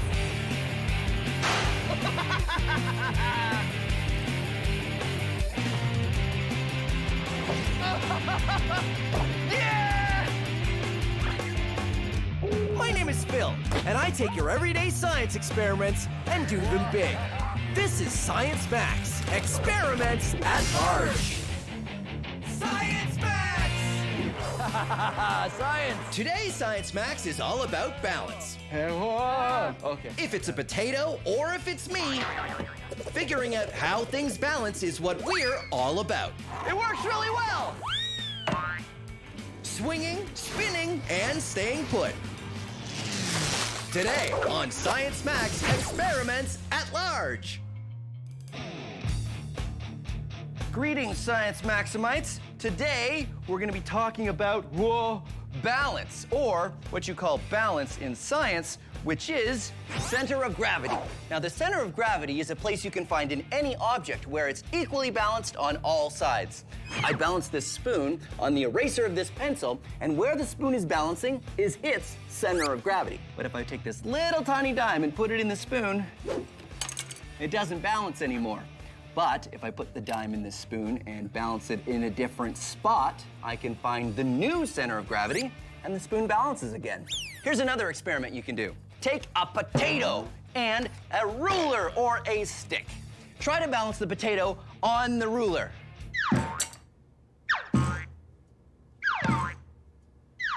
I'm gonna save us both a lot of time. It's really hard to do. The potato does have a center of gravity, but because of its shape, it's going to be really hard to find and really hard to balance. But if you take some forks and you stick them into the potato, you're no longer just trying to balance the potato, you have to balance the forks and the potato. And it gives it a very different center of gravity, which makes it a little bit easier to find and a little bit easier to balance. Ha-ha! Whoa! Let's take a closer look at how the center of gravity works. Using our potato. No, that's too close. Back off a little bit. Okay, good. If you want to find where the center of gravity is, you can hang an object and draw a line straight down. Then hang it from a different spot and draw another line. Do this 1 or 2 more times and you can see where the lines meet is the center of gravity. If our potato was balanced on a stick, the center of gravity is a long way from the stick, so it's going to be pretty hard to balance. Now, let's stick some forks in the potato and try again. One line there, and a line there, And you can see that the lines all come together down here. That's right, the center of gravity doesn't have to be on the object. With the center of gravity way down there, when we try to balance the potato and the forks on the stick, you can see the center of gravity is much closer to the stick. That makes it way easier to balance. Now, because you're science maximites, I'm sure you know that a potato and forks is just the beginning. Everything you have in your house has a center of gravity, which means theoretically, you can balance anything. Try it yourself. Find things around the house and see if you can get them to balance. And if you can't, try adding things to increase the center of gravity and make it a little bit easier. Now we're gonna max it out. That's why I'm gonna go to the center for skills development and training, and we're gonna explore center of gravity even more. See if we can get something to balance. And what better thing to balance than me?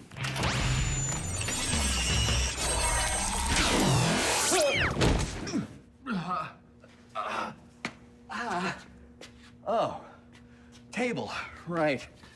Hey, this is Sandhya and Swapna. No, Sandhya and Swapna. Right. And they are going for their PhDs in science.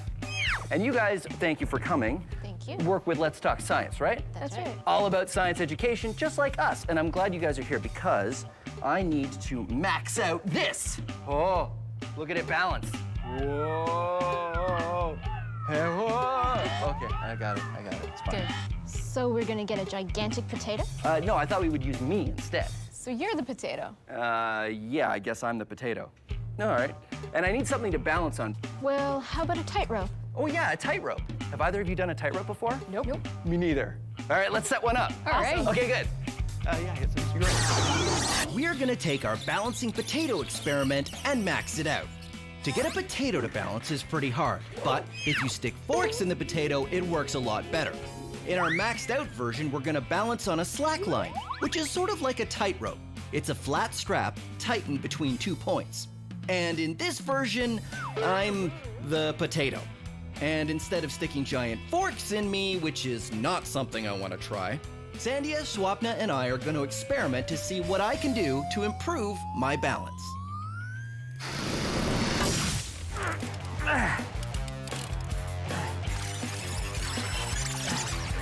There. We're using this ratchet strap above a crash mat because we only have it about 3 feet off the ground, but it's still gonna be really hard to balance on, right? Right. Okay, so who gets to go first? Okay, here we go. Ready? Hey. Got it? No. No. Okay. I think what you need to do is spread your mass out more to be able to find that center of gravity easier. So I should balance on one leg? Start by trying to put your arms out. Let's try this again. Trying it again. All right. All right, arms out. Okay. Let's see if this works. Okay, so when I say, you're gonna let go. Ready? All right. 1, 2, 3, go. No. It's a little bit better. It was a little bit better. A little longer. I went from 1 second to 3 seconds. Yeah. Yes. I would like to actually take 1 step. Okay. That would be nice. Well. What else can we do? Maybe we can try weights. Try and hold them out. If I have weights in my hands, that would increase the center of gravity in terms of putting the weight on the outside. You guys have something we can use? Sure, yeah. Actually. Okay, good. Wow, these are heavy. Okay. These are weights. Yes, they are. Well, that's what they're for. They're supposed to be heavy. Good call. When I hold this one, and I'll borrow your shoulder, Swapna, and then when I say, Sandhya, pass me the other weight. Here we go. Ready? And pass me the weight. Oh, no. Okay, that didn't work. Okay, good. Whoa. Okay, let go. Okay, let go. Oh, no. Oh, it's really hard. I feel I would work better if I could lift the weights up, but they're too heavy for that. All right. So what else can we do? Well, tightrope walkers use a long pole so that they can balance on a tightrope. That's right, I've seen that. Do we have a pole? I think go find one. Okay, great. I'll put the weights away.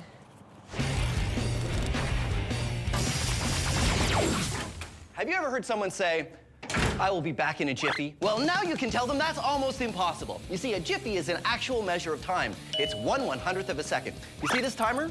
The first number is seconds. The second number is tenths of a second. And that third number that you can't even read, it's going so fast, that's hundredths of a second. Each one of those is a jiffy. Here are some things that happen in a jiffy. A cheetah moving top speed travels 20 centimeters. A hummingbird flaps its wings almost once. Can you blink in a jiffy? Nope, takes 10 jiffies for that. How about snapping your fingers? 8 jiffies. So the next time someone tells you, I'll be back in a jiffy, you can tell them it took 170 jiffies just to say that. So I tried walking the slack line, and I wasn't very good at it. Holding my arms out at my sides seemed to help a little. Then I tried holding some weights to see if that would make any difference, and the weights were so heavy, I couldn't really hold them out very far. Now the plan is to try a long pole. Tightrope walkers use long poles to help them balance. The longer the pole is, the more it affects your center of gravity, especially because you can move it up and down to help you stay balanced. Ta-da! Nice.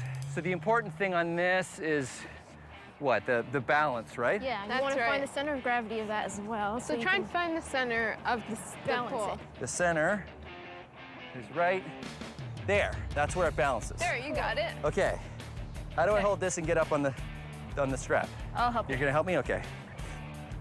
Oh, okay. Uh-huh. Oh. Oh. You good? Okay. I think I got it. Okay. Yeah. Oh. You're balancing. Check it out. Hey, this isn't so bad. Hey, look at that. You can really use it to help correct when you start to fall. You just move the pole, and that's totally helping my center of gravity stay right in the center above the strap. Whoa. Whoa. You can do it. A long pole can help tightrope walkers and me balance in 2 ways. First, it lowers my center of gravity. Normally, a person's center of gravity is about here. But with a pole, it changes to way down here, much lower to the thing I'm walking on. But a long pole also helps in another way, because in order to fall off the rope, I have to rotate. It's easier to rotate something that has mass in the middle than it is when the mass is spread out. That's why you put your arms out when you want to balance. A pole works just like your arms. The mass gets spread out way more, and it makes it much harder to rotate around the rope and fall off. There you go. Center of gravity. We're done. Usually we don't have it figured out this quickly. Usually we struggle a little bit more. All right, high fives. Way we did to it. go. Way Awesome. to go. So we did it. Yeah. We achieved what we set out to do, balanced with a pole. So how else can we use science to make my balance better? Well, tops are great because when they're spinning, they balance. That's right. So the forces used when something spins is something I can use. Yeah. All right, this calls for another small experiment. Are you guys good here? Yeah, sure. We'll keep practicing. Awesome. All right, back to the lab. Bye, Phil.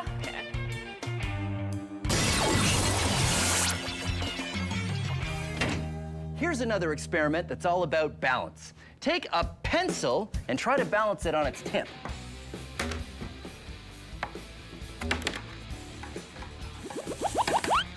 Doesn't work that well, does it? But if you take a pencil and stick it through a circle of cardboard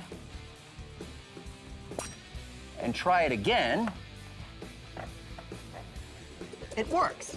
The reason is because this circle is spinning, it creates a force that keeps the pencil standing up. As long as the circle is spinning fast enough, it counteracts the force of gravity because of the conservation of angular momentum. The conservation of angular momentum. The conservation of angular momentum. Science Max presents Ways to Sound Super Smart. A top will balance when it's spinning.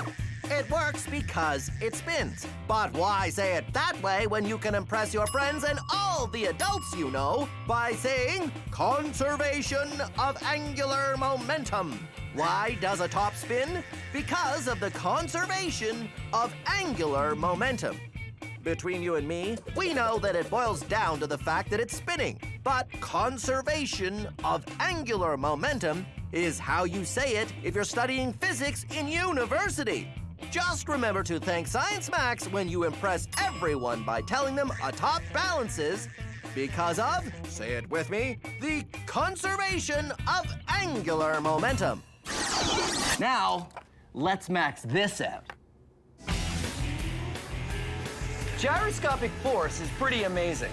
Because this bike tire is spinning, it's hard for me to move it. But it's really hard to see how much it resists a change in orientation unless I do this. Ha ha ha! It looks like it's defying gravity, but really it's because the amount of force needed to change its orientation is more than the force of gravity pulling down on it. It won't last forever, only as long as the bike tire keeps spinning. But you gotta admit, it's pretty cool science.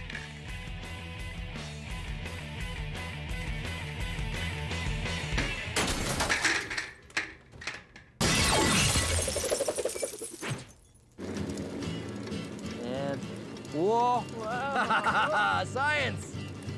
Look at that, it totally balances. Yeah. So this is a great way to balance. Do you think it'll work if I hold it? Well, let's see you try. All right. right. So I'm gonna use you to get up on the thing, and then you go give her. Yeah, that's good. And spinning it up. Here we go. Ready? Yep. Okay. Yeah. You can feel it. I can really feel it resisting, and I think it would work. I think it just needs to be spinning a lot faster. That would make it even stronger, yeah. It kind of hit my chest, so. You know what? Maybe you should keep it out to one side. While it's still spinning, yeah. Well, won't that? I think you need two. Oh yeah, you're right, one on either side. It'd be great if we could actually have some way I can keep my arms free though. Yeah. Oh, I know. Get two wheels and we rope them into some sort of backpack situation. What? And we have a way for you guys to get the wheels spinning really fast. I don't know. No, I have it all in my head. Trust me, come on, I'll show you. I'll show you. Wait, you guys go around. Come, don't go on that side of the.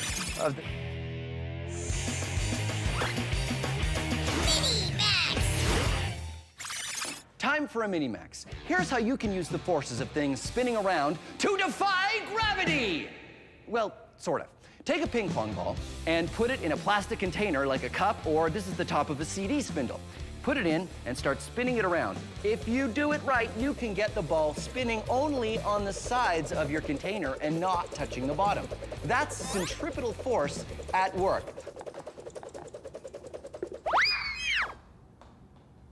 Oh. It works a lot better and is much more impressive if you have something that doesn't have a bottom. Fortunately, I do. This bucket doesn't have a bottom.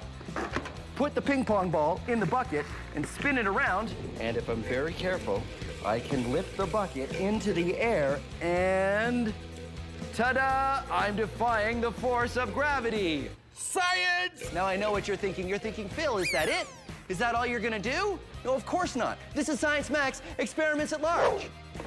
This is a garbage can with no bottom in it. And this is a bag of golf balls. Let's see what happens when we put them together.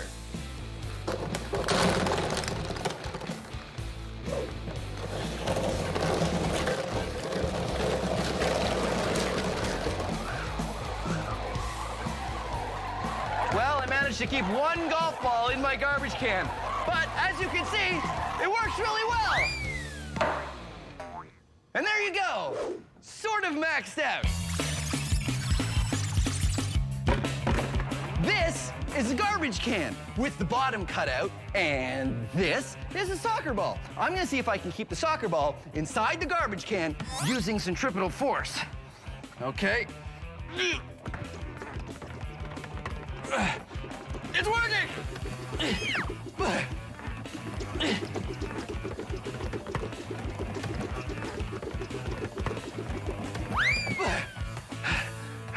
It's very tiring though. How do you throw out a garbage can that's been used? Science! Here's a fun experiment you can do that plays with the forces created when you spin something. Get a flat platform or a tray and tie rope to every corner. Get an adult to help you with this. Then you get a cup of water. Use a plastic cup, definitely, just in case. You put it on the tray and you start spinning. Now, the force is created when you spin something. Centripetal force pulls the water to the outside of the circle. And because the centripetal force is stronger than the force of gravity, no water spills out of the cup, even when it's upside down.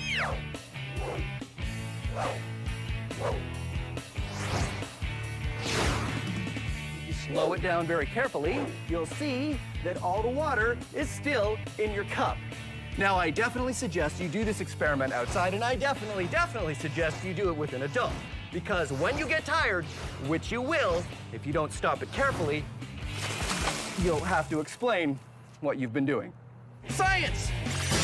Using science to improve my balance has totally worked so far. So now, Sandia, Swapna, and I are trying to figure out how to use the forces created when a wheel spins to help me balance.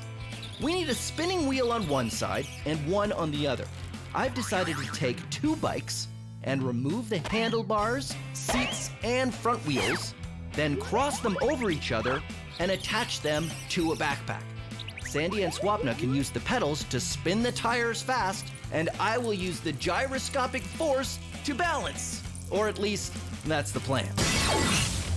Behold, the gyroscopic stabilization backpack!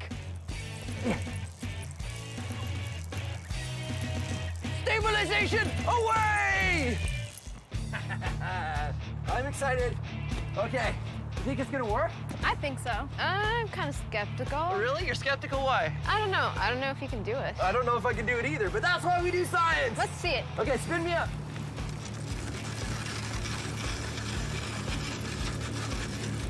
Okay. Whoa. Ready? Yeah. All right. And, oh, ready? Go. Yep. Oh, yeah. It's working. Cool. It's working. It's actually working. It's good. Oh, what's getting harder? It's getting harder. Uh-oh. Oh. That worked really well until the wheels stopped spinning. Yeah. And then what happened? Well, when the wheel was spinning, it was resisting motion in all directions so that you wouldn't fall. Yeah, but when they stopped spinning, You didn't have that anymore. that doesn't do anything. It's just a 50-pound weight on my back. Yeah. Exactly. Right. So I guess that's why tightrope walkers don't use spinning wheels. They use a pole instead. Right. But we've proven that they can. Exactly. Yeah. Max out, high five. Yeah. Woohoo! Yeah! I now have the balance of a ninja circus performer thanks to Science. Thanks for watching Science Max Experiments at Large. Okay, spin me up. Spin me up. And we'll do some more science. Gyroscopic backpack to the rescue. All right, let's go. Science Max is a show where we take small experiments and do them big. If you want to try these experiments yourself, go to our website for instructions. But not all the experiments on Science Max are the kind you should try at home. This one, yes. This, no. Try this, don't try this. A big yes, a big no. I don't know how you could possibly do this one at home. And remember, if you're ever not sure, ask an adult. Thanks for watching Science Max Experiments at Large.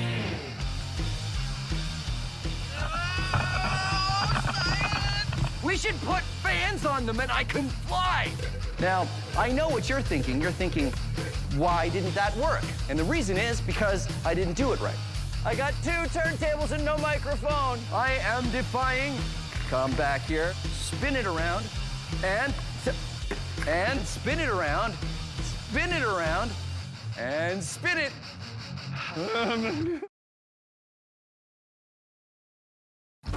Have you ever done a science experiment and wondered what it'd be like if you did it big? I have.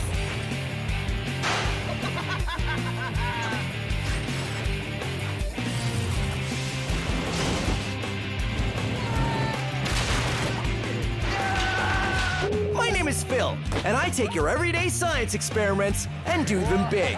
This is Science Max Experiments at Large. Science Max!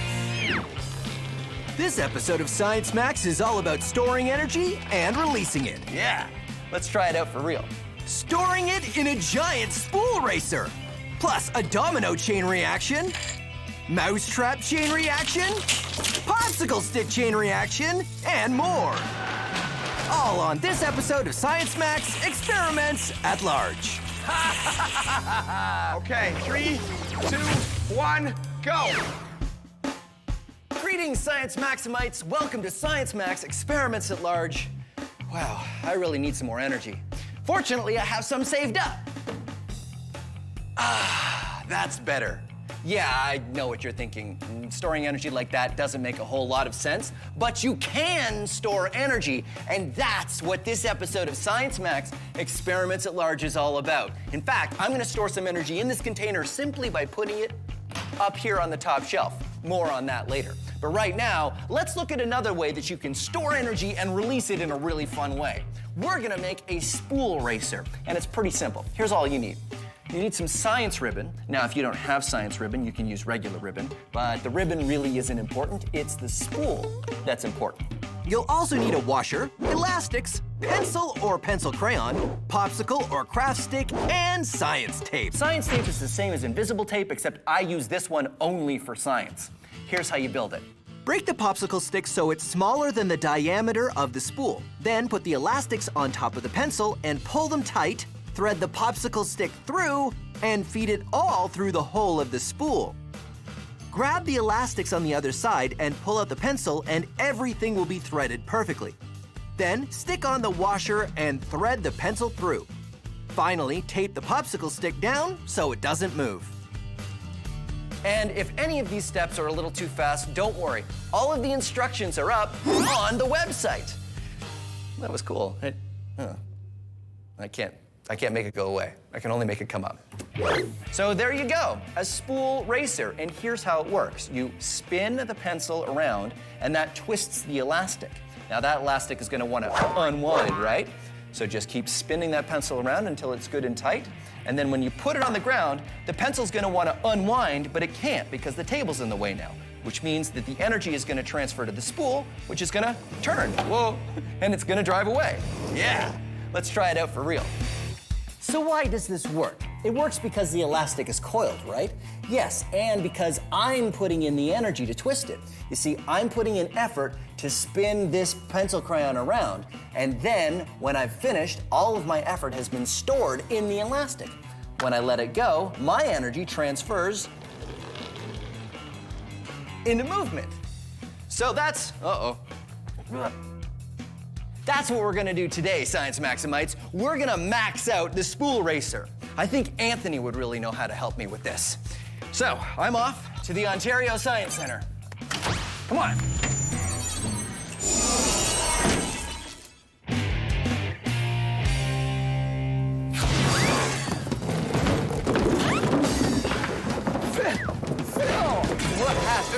What happened? You okay? Anthony. Yeah, hi. Oh, were you in the middle of something? Don't worry about it, yeah. Oh, okay. Sorry about that. You know what, I was wondering if I could get your help with something. Sure, yeah. Yeah, one word. Spool racer. Actually, that's two words. Spool racer. Yeah, you want to help me max out a giant spool racer? Yeah. Awesome, let's go back to Science Max headquarters. Okay, Anthony, today I want to max out the spool racer. Awesome. Right? So you twist up the elastic and it goes from potential energy, all stored, to kinetic energy. Whoa. There we go. That's awesome. So, not too hard to design. Should be fairly easy to max out. Yeah, really simple couple of parts here. We just got elastic band inside. Yep. And then this big long pencil to store the energy and then release it. And the most important part is spool. Is the spool. Exactly. And I know where we should start. Where's that? Right here. This is an industrial cable spool. So the big, thick electrical cables, they come wound on this thing. Yeah, okay. So I figure we start with this. Got it. And the good news is that it's got a hole already. And check it out, it rolls really well, right? Okay, cool.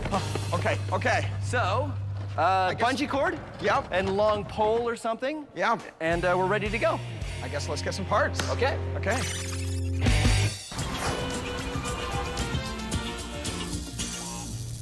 Hey, how you doing? You want to buy something? I got a lot of stuff here, and I got a special today only. Potential energy, huh? I will throw in some potential energy with any order. You see this stuff on the shelves here? The stuff on the higher shelves has more potential energy than the stuff on the lower shelves. Don't believe me? Here, hold on. Look at this state-of-the-art traffic controller. Right now, it's sitting up here on this high shelf. Now, if it were to fall, it would be going fast, which means it would have a lot of kinetic energy.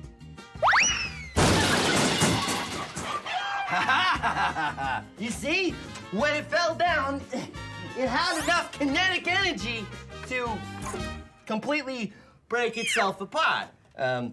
Yeah, well, that's the difference between potential energy and kinetic energy. Look at this bagel, just sitting here, not moving, minding its own business on top of this ramp. It's all potential energy and no kinetic energy. And when it gets to the floor, it's all kinetic energy and no potential energy. Woo! And now it has neither because it's on the floor and it's not moving. 5-second rule. And now you know your energy. So what do you say? You want this thing? Tell you what, I'll give you a discount because you know it's gently used. Hey, I'll even throw in this bagel, huh? Also gently used.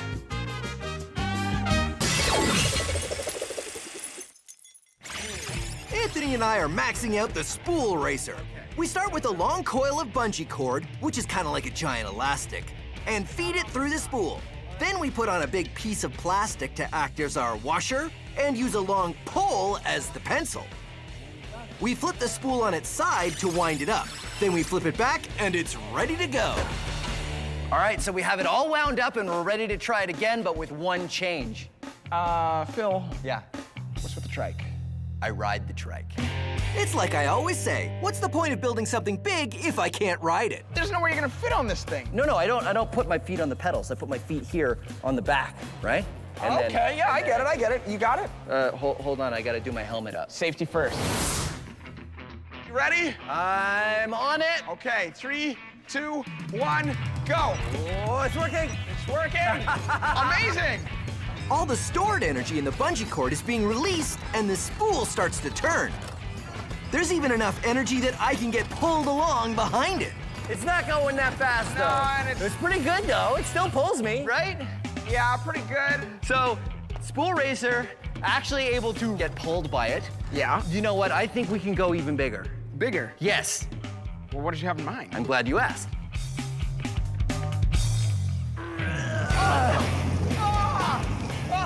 Yeah! What is this? This is an industrial cable spool, and this is the biggest size that they make.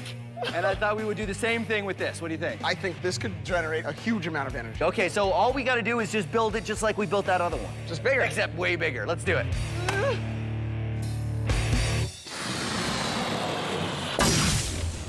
When you set a domino on its end, you're giving it potential energy because it can fall.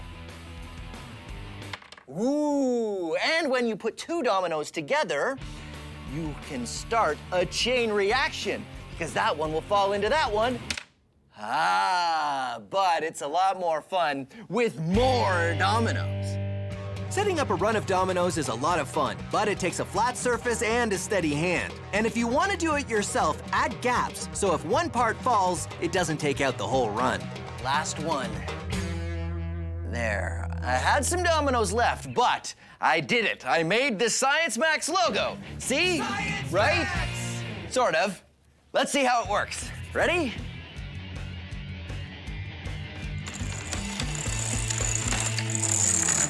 Yeah! Now it's time to max it out. Giant maxed out dominoes! Woohoo! Even though these dominoes are giant, they're still gonna work the same. They're standing up on their ends, which means they've got some potential energy. And when I give this one a push, that potential is gonna turn into kinetic energy, and it's gonna knock the next one, and the next one, and the next one. I hope. I don't know what's gonna happen, but let's find out. You ready? Okay, 3, 2, 1.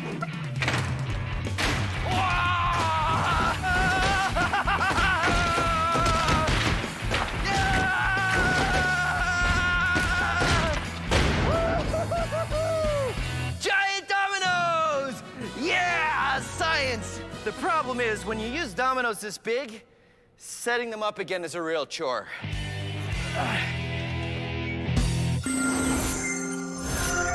This is a mousetrap, but don't worry, no mice are gonna be harmed in the making of this episode. Mousetraps are a great example of stored energy. You see, in order to set a mousetrap, you have to push this bar back, and it's hard to do because this spring holds it, and then you set the mousetrap by putting this little lever underneath this very sensitive trigger, and once you have it set, all that energy is stored as potential energy, but it'll go off with just the slightest touch, releasing the energy. So what if I had a number of mousetraps and they're all set and all of that potential energy is stored up, and I dropped a number of ping pong balls on them? Well, then I could set off a chain reaction where one mousetrap flies and hits another mousetrap that hits a ping pong ball, and then they all go. Now, this is something you can try at home, but do not set the mousetraps yourself. It can really hurt if it snaps on your fingers, so you should probably ask an adult to help you, and then you can see how brave the adults in your house are. Okay, you ready? Here we go. Mousetrap, chain reaction!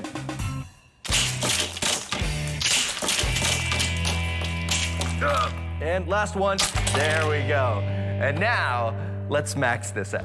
Let's do it with 90 mousetraps. And this is a crate of ping pong balls. So, let's see what happens when we put them together.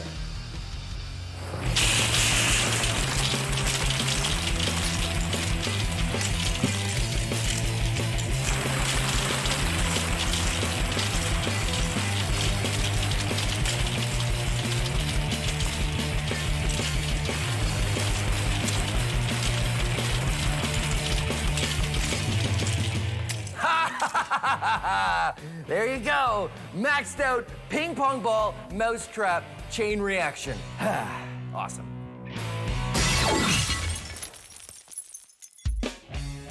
Ready? I'm on it. Anthony and I have built a large spool racer. Oh, it's working. It's working. And it worked so well, the only option was to go bigger. What is this? This is an industrial cable spool, and this is the biggest size that they make. I think this could generate a huge amount of energy.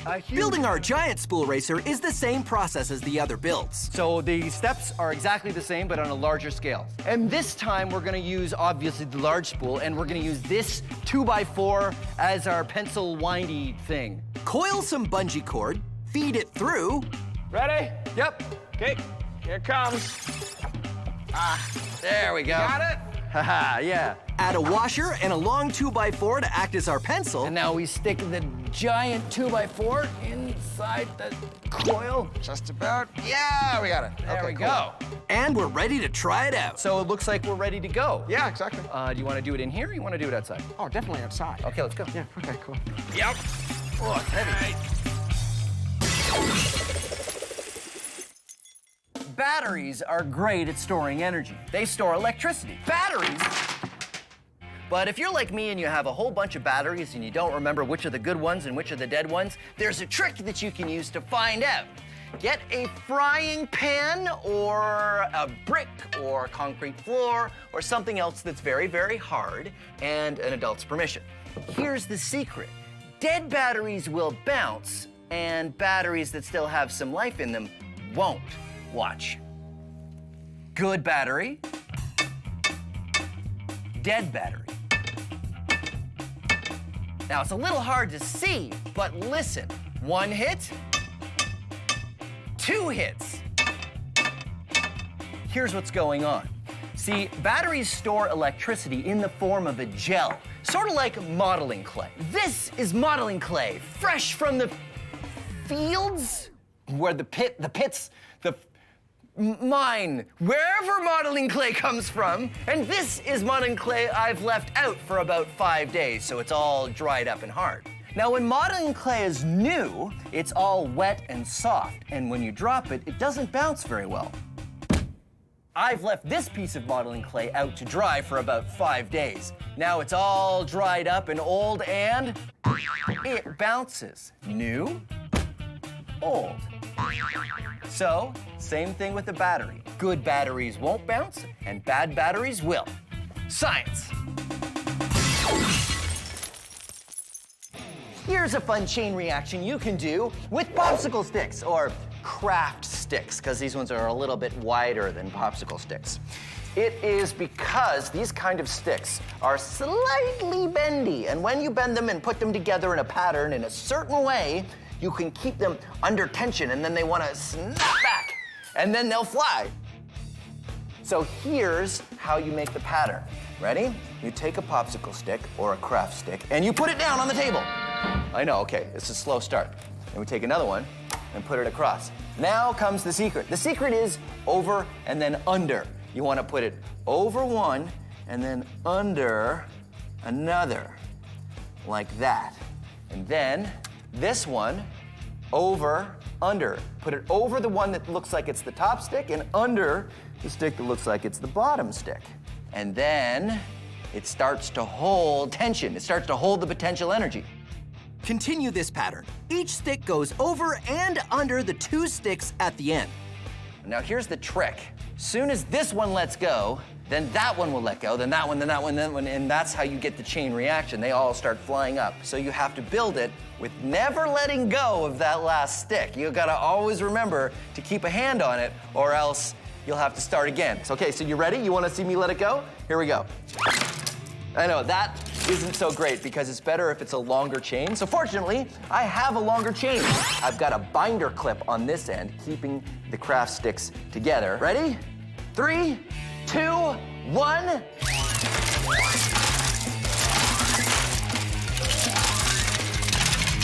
Wow! Release of kinetic energy from the potential energy of winding all the craft sticks together.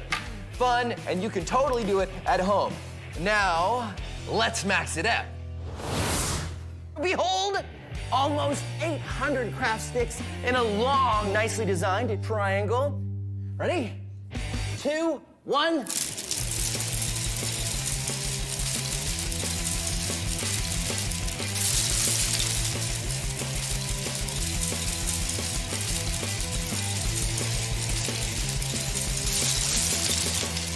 Yeah! Craft stick chain reaction.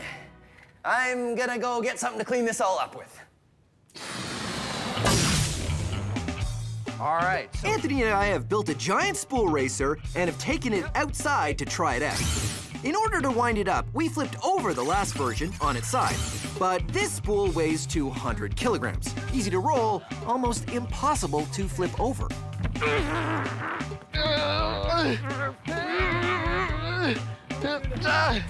Come on, get it. I don't think it's gonna work. It's too heavy to move. Yeah. We should have thought of that before. Well, I'm sure we'll think of something. So Anthony and I thought about it. And thought about it. And thought about it. I got it! What? No. But you...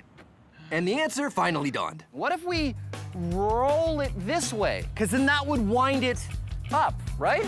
That's brilliant! By rolling it backwards, we wind up the bungee cord in one direction, which will make it want to unwind in the other direction. Anthony and I roll it across the parking lot to get it wound up tight. I don't think I can hold it anymore. Okay. Let go. Okay, it's wedged. It worked. All right, one more thing. We're gonna hook the trike up to this one as well. Okay. So right now, it's all wound up, And when it gets moving, that potential energy in the coil will turn into kinetic energy. Now, just in case you're tempted to try this at home, I need to tell you, do not try this at home. We're trained professionals, right?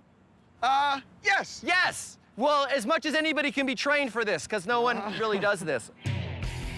Are you ready? Ready! Okay, here we go. Whoa. It's working! It's working! Yeah! Sure enough, all the potential energy we stored in the bungee cords starts to unwind, which rolls the spool and pulls me along behind it. What's more, that big heavy spool has a lot of momentum. Yeah! So when it gets going fast, it just wants to keep moving. It wasn't long before I had to jump off. Uh-oh.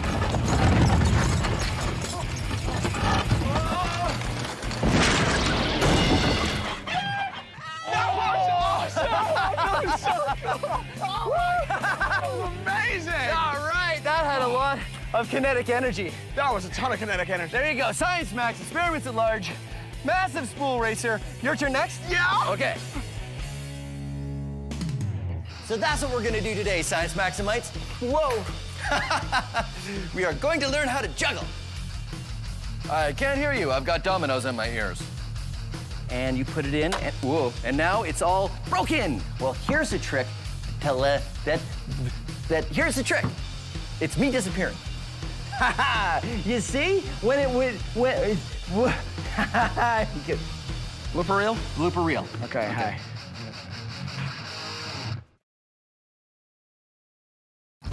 Have you ever done a science experiment and wondered what it'd be like if you did it big? I have.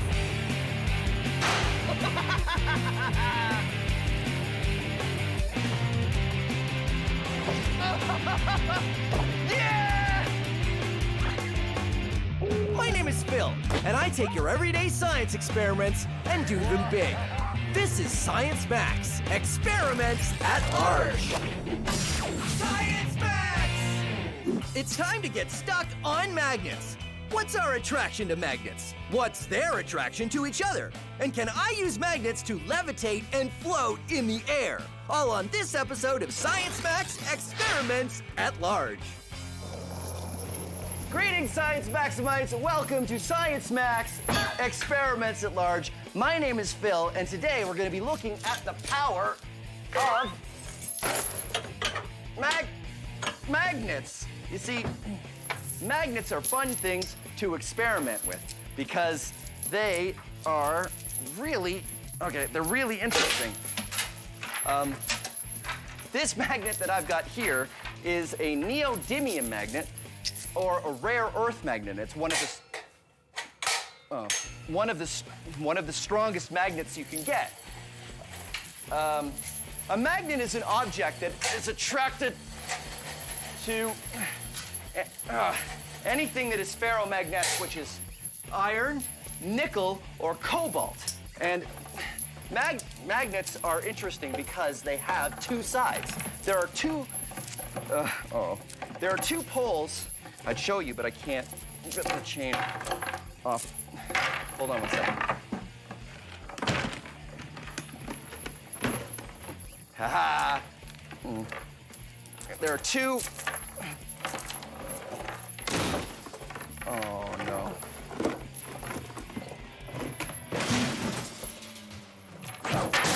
There are two poles to every magnet, just like the Earth. There is a North Pole and a South Pole. That's right, the Earth is a giant magnet. So, if you take kitchen magnets, you'll find that there's two different poles. I've written north and south on these ones. They don't normally come like that. If you put the north and the south together, they stick. But if you put the north and north or south and south together, they repel. They repel. See, they don't want to go together at all. And you can force them together if you want, but if you do, they will spring away the second you let them go.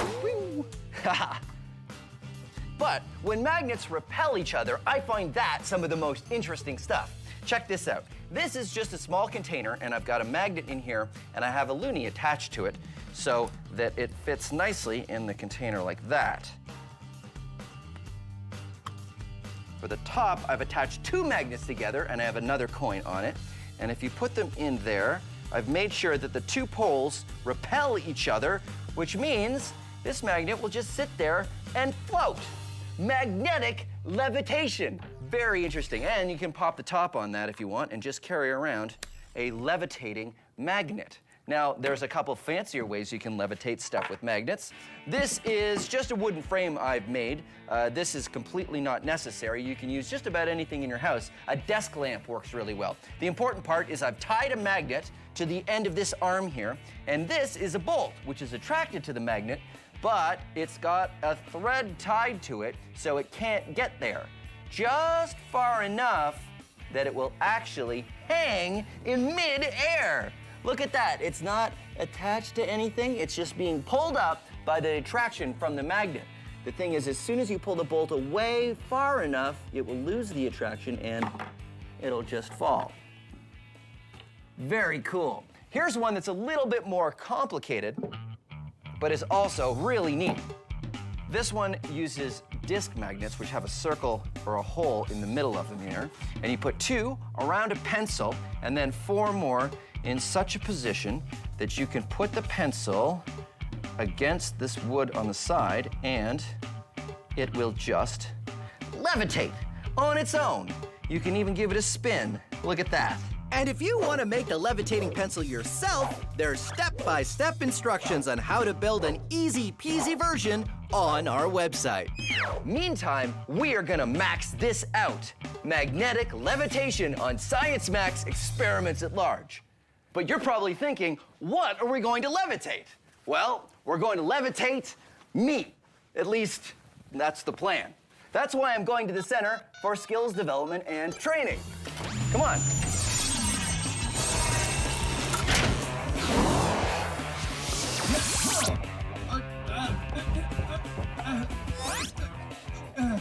Okay, who turned out the lights?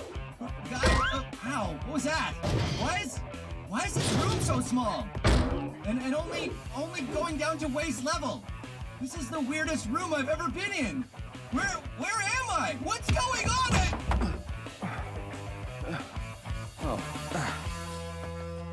Hey, Matt. Hi, Phil. This is Matt. He's from JobMaster Magnets. Now, you guys use lots of big magnets, right? That's right, we do. Awesome. So maybe you could help me max out this. Wow.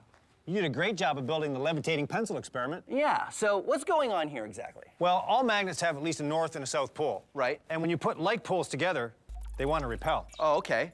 So have you ever levitated a person? Not yet. Well, let's do it. All right. Do you think we can use these? We can try. Okay, well, put that one on the ground. And, okay, so north, and I'll put the north one on my foot here. And then if I just step, oh, wait a minute. If I step, stop moving. If I step on the, okay, well, first of all, this magnet keeps sort of moving away from me when I try to push down on it. What do we do? How do we fix this? Well, we need to keep the magnets in position so that they don't move around when you try to bring them together. Yeah, because I have to come straight down on it, don't I? That's right. So why don't we attach this one to the floor? Good idea. And then we'll put a board on this one, and we'll see how it goes. Perfect. Okay, let's do it. All right.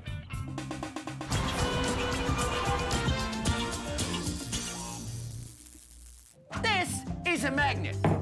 This is a magnet. This is a magnet. This is a shoe. What's the difference? To know that, you have to know your magnets. This is a donut. It does not stick to this magnet. This is a spoon. It sticks to this magnet. These paper clips stick to this magnet. This shoe does not. So what is attracted to magnets? Only things that are ferromagnetic. Here's the difference. Horseshoe, horseshoe magnet. This one is a magnet. This one is not. But the horseshoe sticks to the horseshoe magnet because this one's a magnet and this one is ferromagnetic. Only things that are ferromagnetic are attracted to magnets. Things that are not attracted to magnets, they're not ferromagnetic. Plastic, banana, mitten, sandwich, magazine. No. But how do you know? Do you go around the world sticking a magnet to every single thing one at a time? Hey, Ma, I need you to come over. I need to see if you're ferromagnetic. No, ferromagnetic. No, you don't need to do that. First of all, only metals are ferromagnetic. So that eliminates all your clothing, your luncheon meats, your magazines, what have you. Everything that's non-metal, you don't need to worry about. Never mind, Ma, it doesn't matter. But this clock is metal. It doesn't stick. Well, not all metals are ferromagnetic. Mainly just the ones with iron, nickel, or cobalt. And there you have it. Now you know your magnets. I hit the phone on the magnet there. Okay, can you hear me, Ma? Hang up the phone. Hang up the phone, Ma. My first attempt at levitating had the magnet sliding all over. So the plan is to take the bottom magnet and attach it to a big wooden board so it won't go anywhere. Then attach another plank to the top magnet to make it a little easier to stand on. Okay, is definitely attached to the floor. Thank you. All right, now, if I just get this lined up. Oh, look at that. You can totally, oh, wait a minute. Totally, it doesn't want to stay put. Oh, wait a minute. They levitate. Come on. Levitate. Why doesn't it want to stay? It just doesn't. Should I stand on it? Okay, I'll stand on it. Here we go. And. Am I levitating? No. No. So why isn't this working? Well, just like your pencil experiment, we need a shaft through the center to hold the magnets in position. Oh, yeah, maybe we could use like a ring magnet. Yes. That, like we used with the pencil. Right. And we're gonna need stronger magnets. We're gonna need stronger magnets. Are the ring magnets strong? Yes, they can be. Awesome. All right, let's do it. All right. Now it's time for a Science Max quiz. Which one of these things do we have magnetism to thank for? Birds flying south in the winter, music, or a sandwich? If you picked A, you're right. Some birds migrate in the spring and fall using the Earth's magnetic field. Many animals can sense the Earth's magnetic field and use it to navigate. Migrating birds fly hundreds or thousands of kilometers north or south when they migrate in the spring and fall. A compass works the same way, by using magnetism to point to the Earth's magnetic North Pole. But if you picked B, music, you're right! Here's some music. The way you're hearing this music is because the musicians recorded their instruments using microphones, which use magnets. And then the signal was translated by a computer and stored on its hard drive, which uses magnets. Then it was broadcast to your TV and comes out your speakers, which use, you guessed it, magnets. And for those of you who said you have magnetism to thank for your sandwich, well, you're right. You see, you'd probably go to the kitchen to make that sandwich, right? Well, I'm guessing you got all of the tasty ingredients from your refrigerator? Well, it works on electricity, which is produced by magnets. And then there's an electric motor in the fridge that circulates the air and keeps it cool. And guess what? Magnets. And finally, the door on your fridge stays closed because the door has magnets. So there you go. You can thank magnetism for birds flying south, music, and your sandwich. It just goes to show, when you're talking about magnets, everybody wins because magnets are everywhere. This has been a Science Max quiz.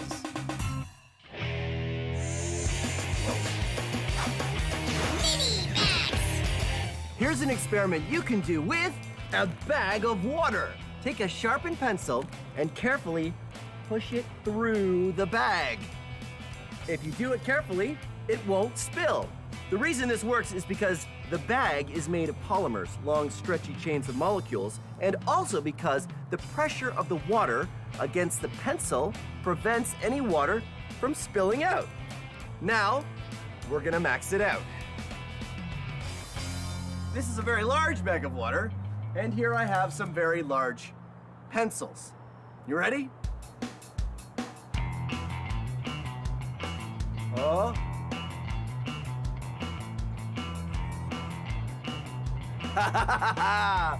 That's one.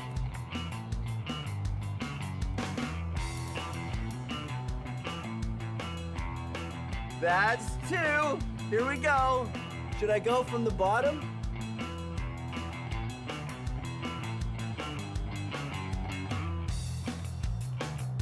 Ta-da! Science! Okay. I know what you want.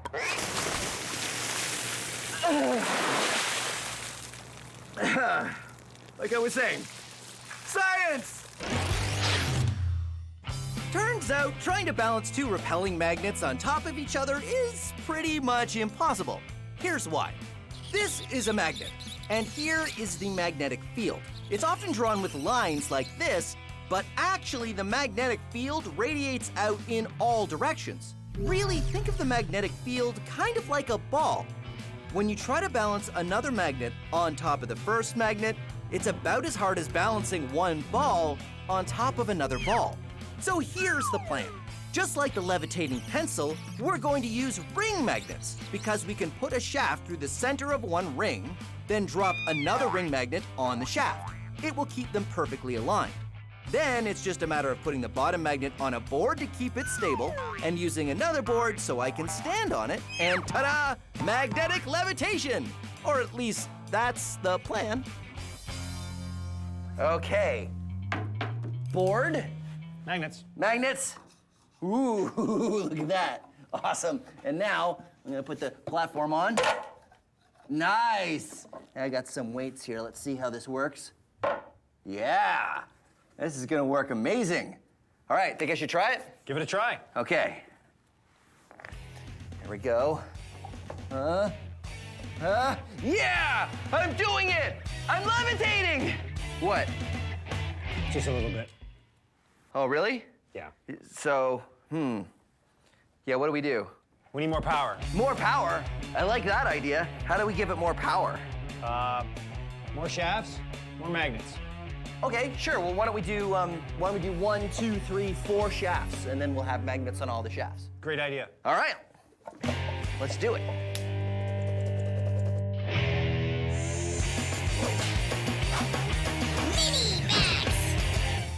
If you attach something ferromagnetic like this washer to a magnet, not only does it stick, but the magnetic field travels down the metal, making it a magnet too, which means you can stick more and more things to each other, and they will continue to stick until you run out of magnetic field. You can do this yourself at home with anything ferromagnetic. Paper clips work pretty well, or washers like I have, or screws or bolts, and they'll continue to stick to each other as long as the magnetic field is strong enough. You can see it's getting pretty weak here, and they'll all stay magnetized as long as the first one is still attached to the magnet. But if you want to go even further, all you need to do is keep adding more magnets to reinforce the magnetic field. I've got a few here, like this. Let's get the chain started, like that. And then I've got a magnet attached to this washer, so it will keep the magnetic field strong. And I continue to add one magnet, one washer, and we'll just see how far I can go.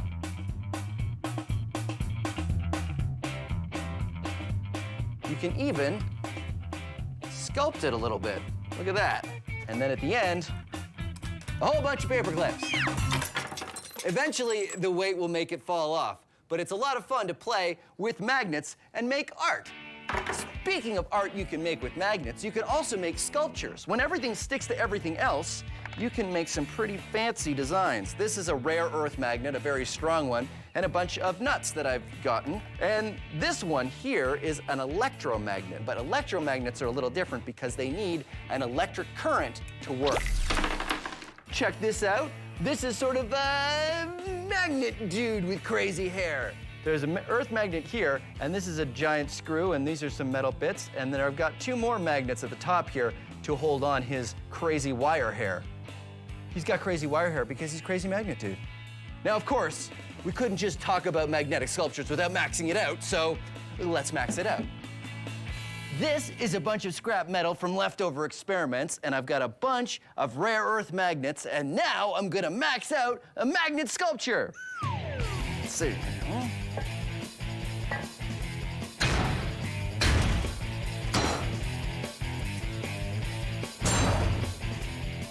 There you go, a maxed out magnet me. I made this guy out of metal pipes with earth magnets in between, and these are his arms attached, of course, with magnets. His hand, his little metal pieces attached with magnet. Steel wool for the hair, and of course, hat, non-magnetic. All right, here we go. Ready?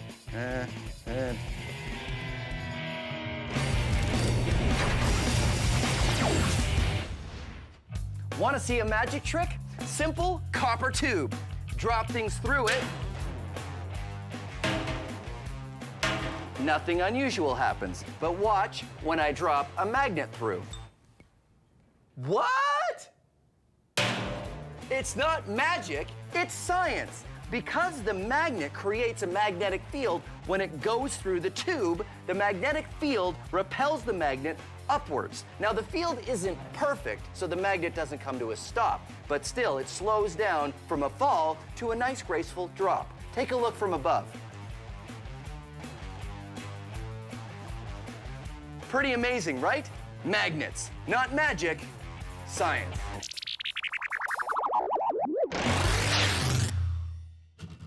So I've managed to levitate on some magnets, but just barely.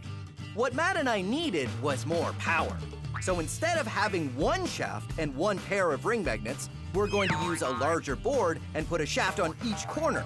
Then we'll have 4 times the power because we're using 4 times the magnets. Hopefully this will be strong enough to get me floating on a cushion of magnetic energy. And magnets? Magnets. Okay, here we go. This is gonna work great. And top board. Ooh, what do you think? Looks great. Yeah. Okay, here we go. Matt? You're levitating. I'm levitating! Woohoo! All right. It feels cool. It sort of feels like surfing a little bit. All right, thank you so much, Matt. That was amazing. And there you have it. Science Max, experiments at large, magnetic levitation. You know, I'm surprised we could do an entire episode on magnets, and we never actually got them so close to the camera that the camera went all weird, because cameras and magnets, they don't, oh dear. No, that's okay. I can fix this. If I just maybe, no. Maybe if I put the magnet to the camera again, that would, okay, that's not, that didn't help. Oh, okay, well, thanks very much for watching Science Max, Experiments at Large, and we'll see you again as soon as we get into the camera. Today, we're gonna be looking at the power of magnets. Magnets. Magnets. Wait, okay. This one here is called a neodymium magnet, or a rare earth magnet. It sticks to this magnet.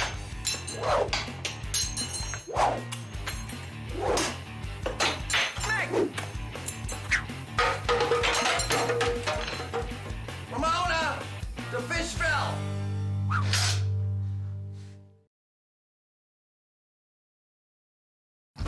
Have you ever done a science experiment and wondered what it'd be like if you did it big?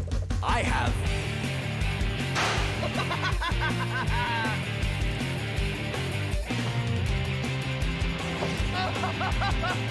Yeah! My name is Phil, and I take your everyday science experiments and do them big. This is Science Max, Experiments at Large. Science Max! Put on your helmets for this episode of Science Max. We try to build a human-sized cart powered by inertia, plus Newton's laws from a caveman to crockery. Inertia on Science Max, Experiments at Large. Greetings, race fans and Science Maximites. I am Phil McCordick, and this is Science Max, Experiments at Large. Today, we're going to be experimenting with the drag racer. Huh? Pretty cool. It works like this.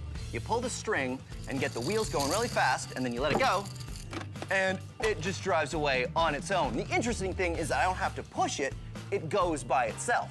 It all has to do with Newton's first law of motion, which is an object at rest tends to stay at rest, and an object in motion tends to stay in motion. Yeah. Let's get building. Here is everything you need to build your very own dragster.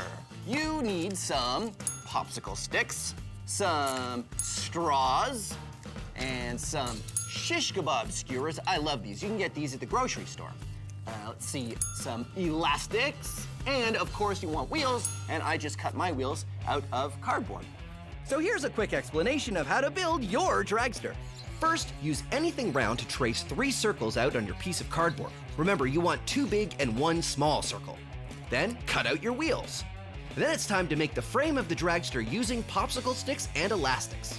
Just put 2 popsicle sticks together, then wrap the elastic band around them to keep them together. First you build one side, then the other side. Then, add some pieces across the middle to give it support. Remember not to put any popsicle sticks too near the ends because they'll get in the way of your wheels. Next, cut the straws into small pieces and use an elastic band to tie them to the ends of the popsicle sticks. Then it's just a matter of sticking the shish kebab skewer in a wheel, passing it through the straws, and sticking on the other wheel. Don't forget that the small wheel goes in the middle at the front. You can trim the skewers afterward by just breaking it off short. If you want step-by-step directions on exactly how to do this, you can go to our website. It's all right there. Now the last part is wrap some string around the back axle so you can pull and the wheels will spin. Let's check it out and see how it works. Didn't work that well, did it? That's because we haven't added the secret ingredient. Plasticine, the perfect secret ingredient for all of your dragster needs. And also sculpting, because that's what it's for. Remember how I said an object at rest tends to stay at rest, and an object in motion tends to stay in motion? Well, the heavier something is, the more force you need to change its direction, either get it moving or make it stop. That is called inertia. It's the tendency for an object to resist a change in motion, either getting it going or making it stop. So, the heavier we make the wheels of our dragster, the more they will resist a change in motion. So what I've done is I've stretched out my plasticine, and then you roll the wheels of the dragster around in the plasticine, and this will make each wheel way heavier than just the cardboard by itself. And it will make it much better in terms of keeping the dragster going, because if the wheel has more weight, it will have more inertia. Now, I have to wrap the string around the back axle, just like that, and there we go. All right, let's try it out. All right, let's give it a shot and see how it works. Pull on the string, get the wheels going real fast, and there it goes. Now, of course, this is Science Max Experiments at Large, and we are going to do it again, and we're going to do it much, much bigger. That's why I'm going to the Center for Skills Development and Training.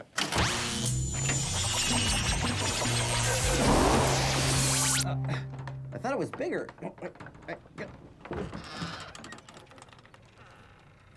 Oh, right. Hey, Chris. Hey, Phil.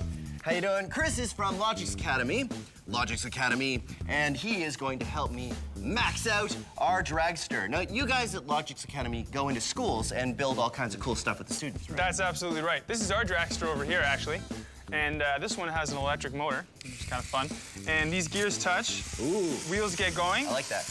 And... Oh, all right. See, our dragster works on good old human power. You pull the string, and there it goes.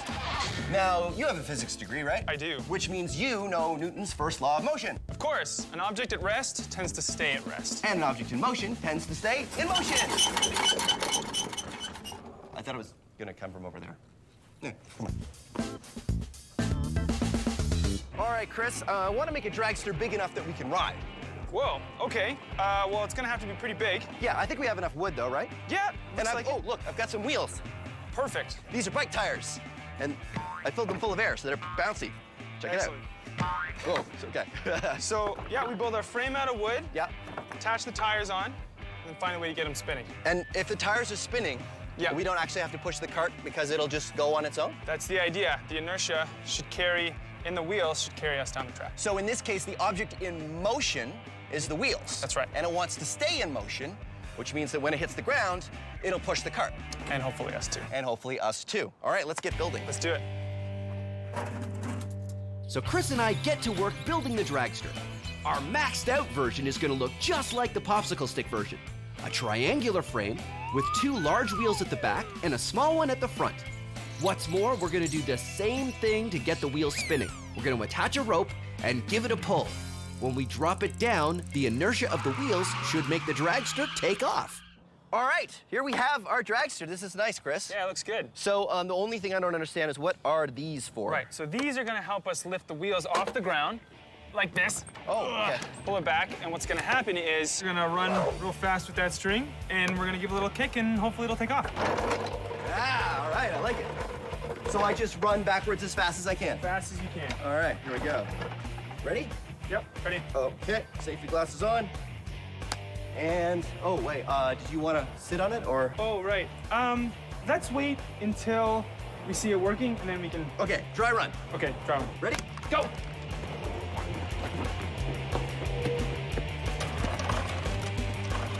Run, Phil. And go! Yeah! So here's what happened. Remember, the cart has no power of its own. It was able to drive away from a stop using the inertia it got from its spinning wheels, and a little bit from Chris's kick. That worked pretty well. That was awesome. Yeah. I think we can make it go even better. You think so? I just think we need a bit more speed. Yeah. All right, well, let's pull it back to the start. Okay. So what, the wheels weren't going fast enough? Yeah, I think so. I think that you running, was great, but maybe if we use something motorized. Well, I think using a motor feels like cheating. No, not on the wheels. Maybe, Oh, just to get the wheels spinning fast? Yes, that's right. But what I don't know how that would work. Well, I was thinking a power drill. A power drill? Yeah. I don't get it. Okay. How do we use a drill? Let me explain. So we'll take a drill. Right. And we'll attach it right under this axle here. And that'll get the wheel spinning a lot faster than we had it before. Oh, I see. So you put the drill right here at the end, and it'll spin the wheel. That's right. Huh. That's the idea anyway. And once we get it up to speed, hopefully a lot faster than before, give it a kick, it should go a lot farther. Okay, great. So that's way better than me running all the way back with the rope. I think so. All right. Now here's the real question. Should we just go for it and have someone ride it when we do it with the drill? Well, who gets to ride it? Oh, rock, paper, scissors. Okay. Let's go. 1, 2, 3. Oh, yes. All right. I will get a drill. Okay. What kind of bit do we need? Hex bit.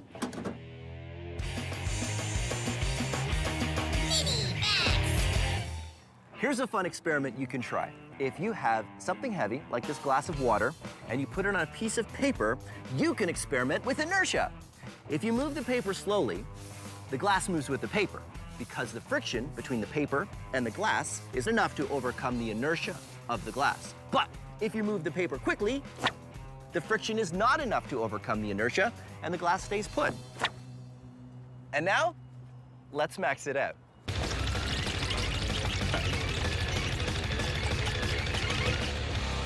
Okay, let's do it. All right, now you might be tempted to try this at home, and you can, but please, for me, promise that you'll let an adult know you're about to do this. And don't use breakable plates. Use plastic plates, because this will take a couple times of practicing before you get it right. Put something on the plastic plates, because the heavier they are, the better it will work. All right. Did I mention not to do this at home unless an adult knows you're doing it? I cannot stress that enough. Okay, deal? All right, deal. Here we go.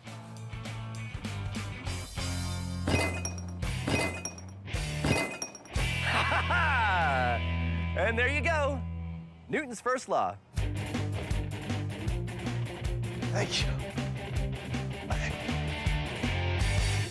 Our dragster worked pretty well, but now we're gonna try sitting on it and seeing if the inertia of the wheels is enough to accelerate the dragster and the human rider.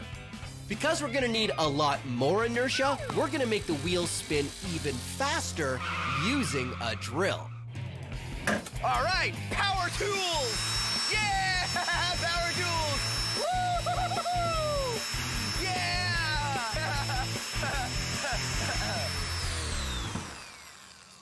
Sorry.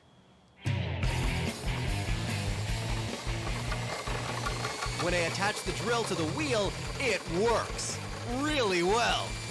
Yeah, that is really gonna work. All right, let's do it for real. So, what do you want? Helmet or blast shield? Blast shield. Blast shield. All right, there you go. You ready? Go. There you go. Whoa, man. Okay. Remember, the faster the wheels are spinning, the more inertia they will have. Ready? Ready. And...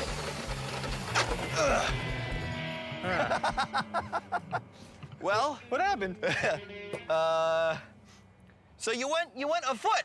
1 foot.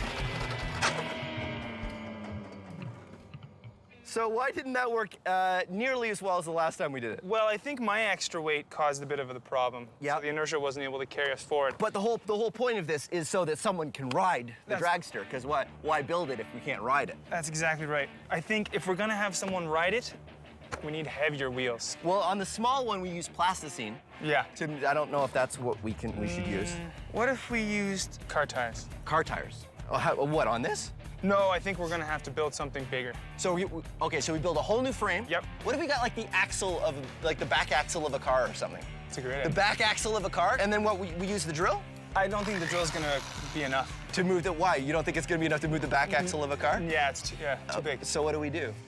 Well, what's good at moving the back axle of a car? Well, I mean a car, but we would have to take it off the car, so. We could use another car. We could use another, we could use another car. You could use another car.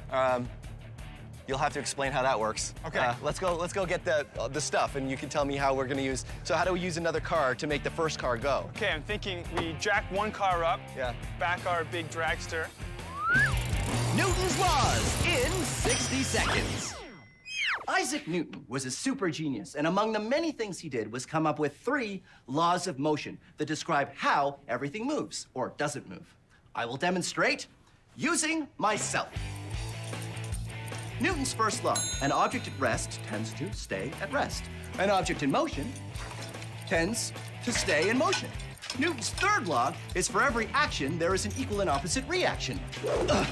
These sandbags weigh as much as I do. So when I push them forward, I go backward the same distance. Now, Newton's second law is F equals ma. Force equals mass times acceleration. How hard you push something is equal to its mass or its weight times its acceleration or how much you change its speed.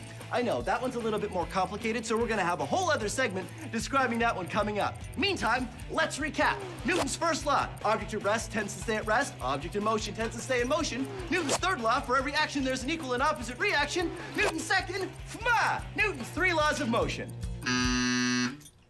Now how do I get down? How do I get, oh wait, I know. Oh no, that was not a good idea. That was... Now it's time for Science So Simple, a caveman could do it. This is a caveman. This is a door. It is a well-known scientific fact that cavemen do not know how to open doors.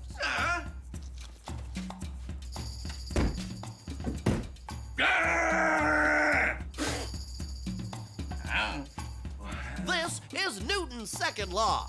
Force equals mass times acceleration.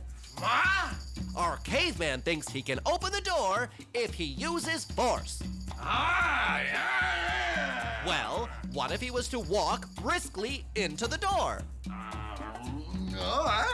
Then the force that he will hit the door with will be equal to his mass, or how much he weighs, times his acceleration, which will be walking speed to 0. It didn't work, did it? No. Looks like we need more force. If we want to increase the force, we need to increase the mass, increase the acceleration, or both. A rock! That's perfect. If the caveman holds the rock, he has a greater mass. Now we just need to increase the acceleration, which means going faster. Let's try running. Go on. A little further. That's good. Now the caveman is going to run at the door. To get more force, we've increased the mass to a caveman plus a rock. And we've increased the acceleration to go from running speed to 0.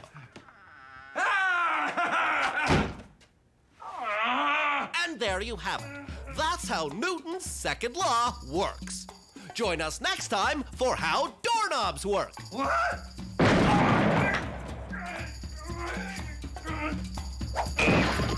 Our inertia-powered dragster just wasn't maxed out enough. So Chris and I built a second dragster, the Dragster Mark II. This one is a welded metal frame, and instead of bike tires, we're using car tires because they're much heavier than bike tires. And to get the tires spinning fast enough, we're going to use a car. That's right. We jack up an actual car and have the tires touch each other. Then we can get those heavy tires spinning fast enough to get enough inertia to get me going from nothing. The Science Max build team pulled out all the stops on this one. Just like the smaller version, the dragster has to be up on jacks so the wheels don't touch the ground as they get spun up. The wheels of the dragster touch the wheels of this working car, which is also jacked up. That's how we're gonna get them spinning fast enough. Chris is over there. He's got a rope, just like I'm gonna have a rope. And when we're ready, we're going to run forward and pull it off the jacks, and our dragster will go. We hope, right? That's the plan, right? Yep. All right. I think it's gonna work. I think we should do it. Ready, Chris? Ready. You ready, Paul? Ready. Fire it up. Go, go, go. Faster, faster, faster. Faster, faster. Keep going. All right, Chris. After 3, right? 1, 2, 3, go. Nice. It's pretty good. Yeah, that worked. All right, I think, are we ready for me to be in it? I think so. All right, we're gonna do it. The helmet's in the Max van. Do you have the keys for the Max van? Keys for the Max van.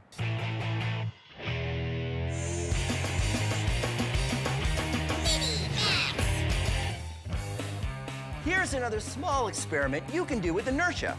Take a stack of checkers, or game pieces like I have here. Oh, or coins. Coins work really well. And a ruler, or something else that's flat. This is the kind of stick they give you at the hardware store to stir your paint with.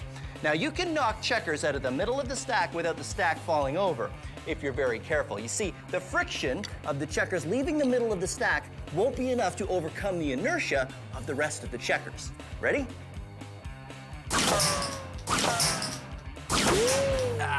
Now, let's max it out.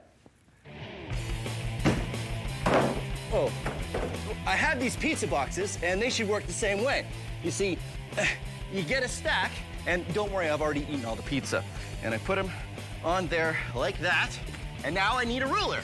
And what I've got is this cricket bat. You see, it's got a nice flat edge, just like the ruler. Now, if this works right, I can hit it hard enough to knock out just 1 or 2 pizza boxes, and the rest of the stack should stay. Here we go, ready? Science! Awesome. And there you have it. Newton's first law. An object at rest tends to stay at rest, and an object in motion tends to stay in motion. An object in motion tends to stay in motion. Usually there's a sign that kind of... Well, our inertia-powered dragster worked really well. And now it's time for the final step. Me, riding it to glory! Now, I know it probably doesn't need saying, but don't try this at home. Not that I think you really can try this at home because this is kind of involved, but I figured I should probably tell you guys just in case you were tempted to try it at home. We know what we're doing. We know what we're doing, right, Chris? Yes. Yes, yes, we know what we're doing. All right. Fire it up. Keep it going. Keep it going. All the way. Whoa. All the way. 3, 2, 1, go! Woo! Yeah! Yeah! Woo! How's that for inertia? Wow, look at that. That's amazing. Cool. High fives! Yeah! Let's recap. The weight of the tires, as well as how fast they were going, provided enough inertia to accelerate me and the weight of the dragster. The objects in motion, the wheels, wanted to stay in motion so much they moved the dragster all by themselves. Inertia, and Newton's first law of motion. Thank you for joining us on Science Max. Let's go again. Your turn? Yeah, my turn. Okay. Woo. Inertia! Whoa! Science! Whoa! Red, mark. Action!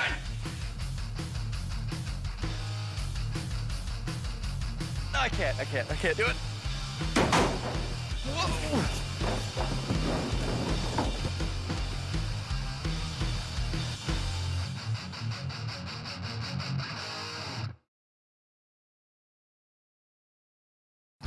Have you ever done a science experiment and wondered what it'd be like if you did it big? I have.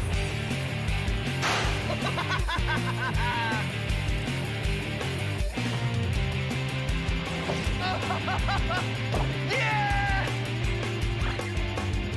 My name is Phil, and I take your everyday science experiments and do them big. This is Science Max, experiments at large. Science Max! 3, 2, 1. We're really under pressure during this episode of Science Max. Compressing a gas till it's pressurized is how we can do this, and this, and to a lesser degree, this. Help, I'm being crushed by all this pressure! Pressure, today on Science Max, experiments at large. Phil to mission control. Come in, mission control. This is mission control, Phil. We read you loud and clear. I would... Oh. Greetings, Science! Greetings, Science Maximites! Welcome to Science Max Experiments at Large. My name is Phil McCordick, and today we're gonna be building an air-powered rocket. Too difficult, you say? Nonsense, it's easy. It's not like it's rocket science. Hey, it is rocket science. Cool! Here's what you need. You need a bottle and a cork. Make sure that the cork fits nicely into the bottle, and then you need an air pump, because you can't have an air-powered rocket without air. And on this air pump, you need a pin, the special kind that you use to inflate basketballs or volleyballs or stuff like that. Now, what you want to do is push the pin through the cork. You might want an adult's help for this. Push it through until it goes through on the other side, and then make sure you get a good seal with the bottle. Now you're ready to launch your rocket with air pressure. But first, let's do a few other things. Take your cork and put it in a tripod launcher. You can make this out of pencils or anything you want, as long as it stands up nice and solidly. And then, of course, you want to decorate your bottle so it looks like a rocket. This is my rocket. Pretty good, right? So stick the bottle on the cork like before, like that. And then you stick the pin in the bottom. And what we're gonna do is we're gonna inflate the bottle with air pressure, and then it's gonna launch. Okay, here we go. You know, rocketry really isn't something you should do indoors. Come on.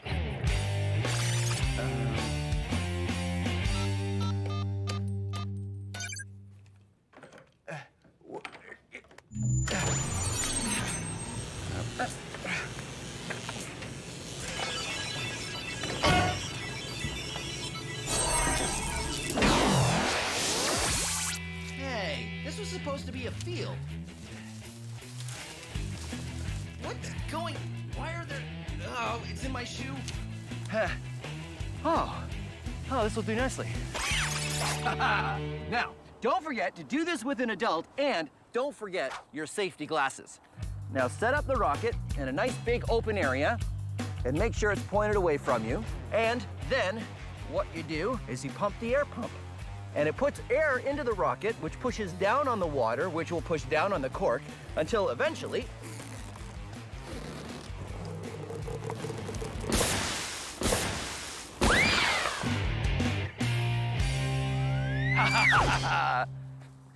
So, be Science Maximites and come up with your own rocket design. Try different amounts of water, different fins, even a different sized bottle. Try it for yourself and see if you can get one that goes higher than mine just did. How did I get in? I think it was this way.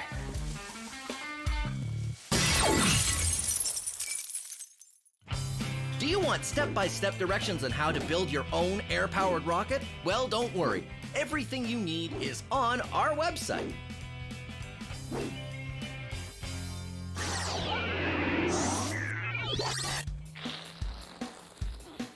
All right, now it is time to max out our air-powered rocket. I've got Adam here. Hey, Adam. Hey, Phil. How you doing? Good, how are you? Good. Adam's from Logix Academy, and you guys go into schools and talk about science. We do. Fantastic. Do you guys do a air-powered rocket? Yes, exactly. Does it look like this one? Looks exactly like that. Oh, that's great. So how do we max this out? So we want to add more pressure to this bottle to try to get it to launch a little bit higher. More air. More air. Great, so what do we do? So we're going to use one of these. Ooh. It's an air compressor. Right, which works a lot like the bike pump, right? Yeah, exactly. Cool. So we're going to have compressed air coming from here through this tube into underneath here. Yeah. And out that nozzle there, and you're going to put your bottle on top. And out the nozzle Just like into that. the bottle, like that. Yep, and now we want to be able to hold it in place. So we're going to have these little fingers here that are actually going to work to hold it until we want to let it go. So we're going to lock it in place. Oh yeah, look at that. Totally locked. Exactly. And then what? How do we launch Now, it? you're going to take this cord and go a safe distance away, and we are going to pull it. And then we would pull it. Which one do you want to start with? I think we should use this one here. Okay, great. Now we put water in it, right? Yep, you're going to put water in there. Why do we use water? So the water is going to act to push the rocket up into the air.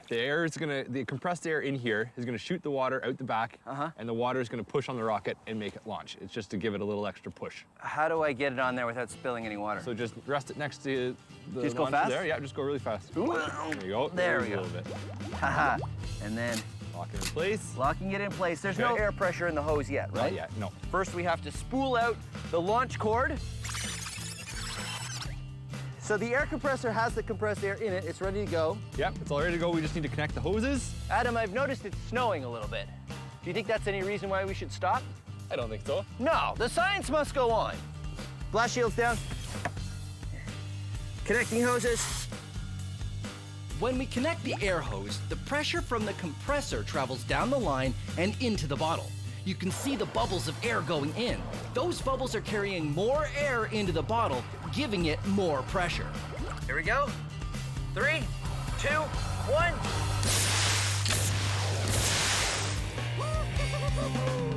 All right, another rocket. Let's do it again. Launching in 3, 2, 1. Woo! Nice. Success. Success. Nice. So, small bottle, worked really well. How do we make it bigger? I know, bigger nose cone? I think a bigger bottle. Oh, bigger bottle, yeah, of course, that's easy. How about this empty water bottle that we have now? That might work, except that the top here is too big, and I don't think it'll fit on our launcher. Oh, yeah. So what should we use? A 2-liter pop bottle might work a bit better, because it'll be about the same size. Oh, that's right, 2-liter pop bottles have the same opening as these small water bottles. Exactly. That's great. All right, let's make a couple rockets out of 2-liter pop bottles. Awesome.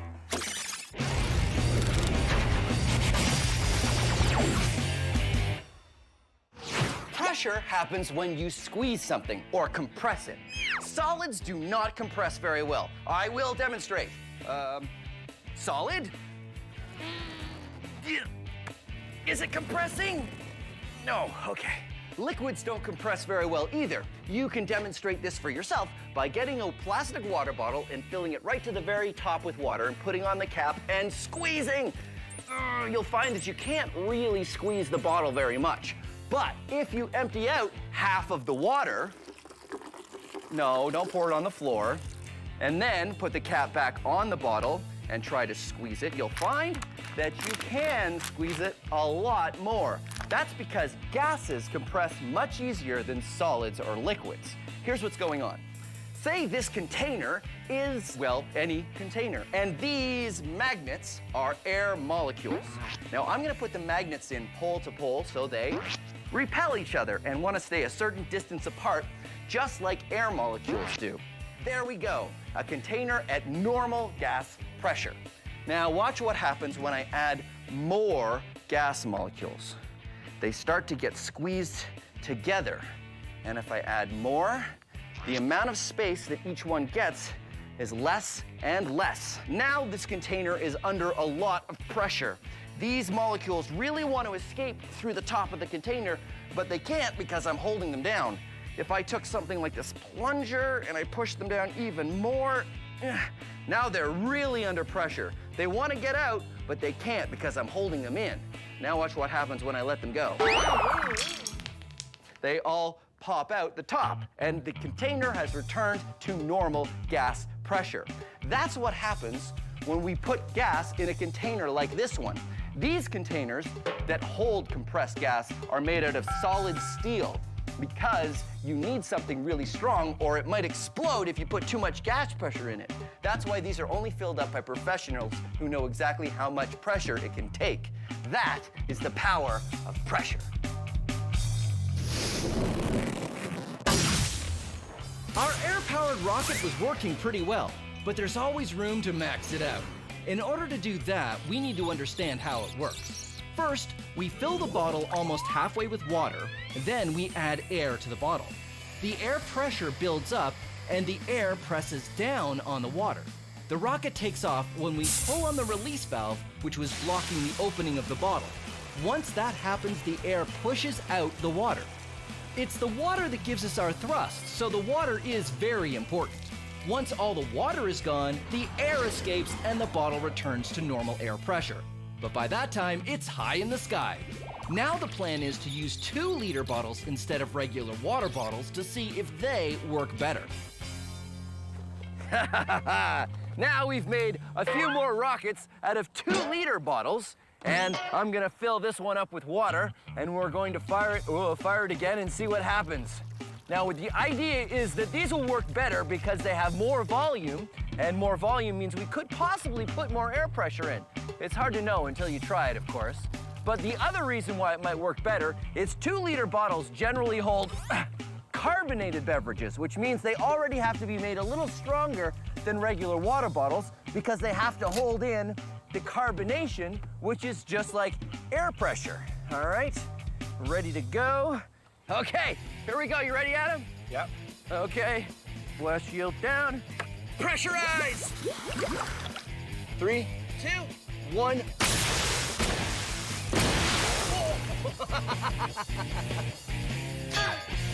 Let's do another one. And 3, 2, 1. Whoa! Wow! This is the superhero design rocket, which I'm very excited about. All right, Adam, it's going really well, but before we fire this next one, how can we make it bigger, better, and more awesome? Get more pressure. More pressure. How do we do that? Well, we're firing at about 90 PSI right now. PSI, pounds per square inch of pressure, right? Yep. So we could increase it. We could increase it. So how, we're at 90 now, how high does the tank go? Go to about 120. 120 PSI. Let's see what happens. All right, let's do it. Here we go.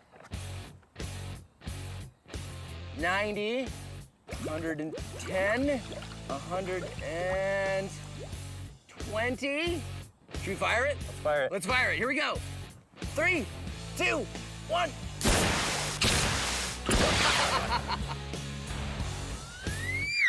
All right. Hey, actually, it worked okay. There's just a piece missing here, but I think the bottle is still okay. Yeah. So, 2-liter bottle, full pressure. I think we can still make something even better, even more maxed out. What if we used an even bigger bottle? You know the 5-liter ones that you see on a water cooler? Yeah. You think we can use one of those? Definitely. I think we could use that. We need to change the mouthpiece size yes. to fit our launchers. Well, let's do it. Do it.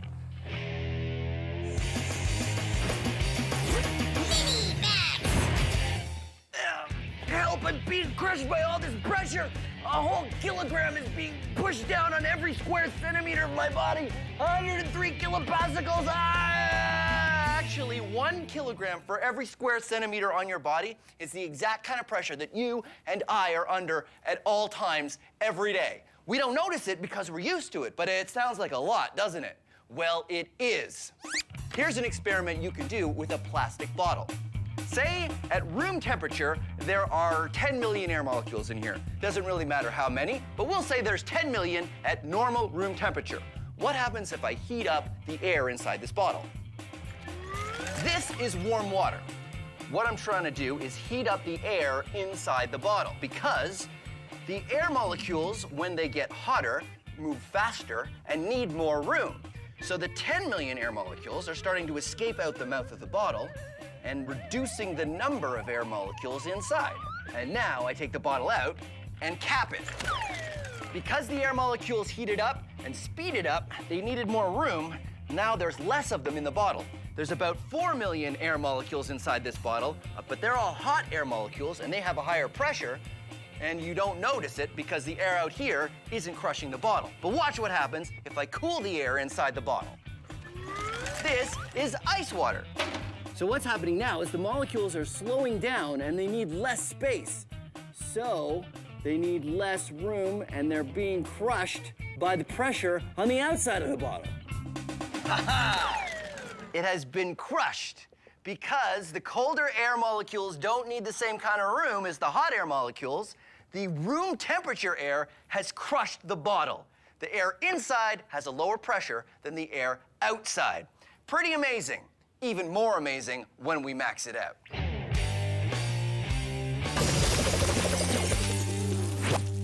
This is a steel drum. What we've done is we put some water in it and we're heating it up to boiling so there's nothing but hot air inside the drum. This is an airtight cap, which we use to seal the drum. And now we cool the drum off. Hey, Trevor, give me a hand. Ready? 1, 2, 3, you lift!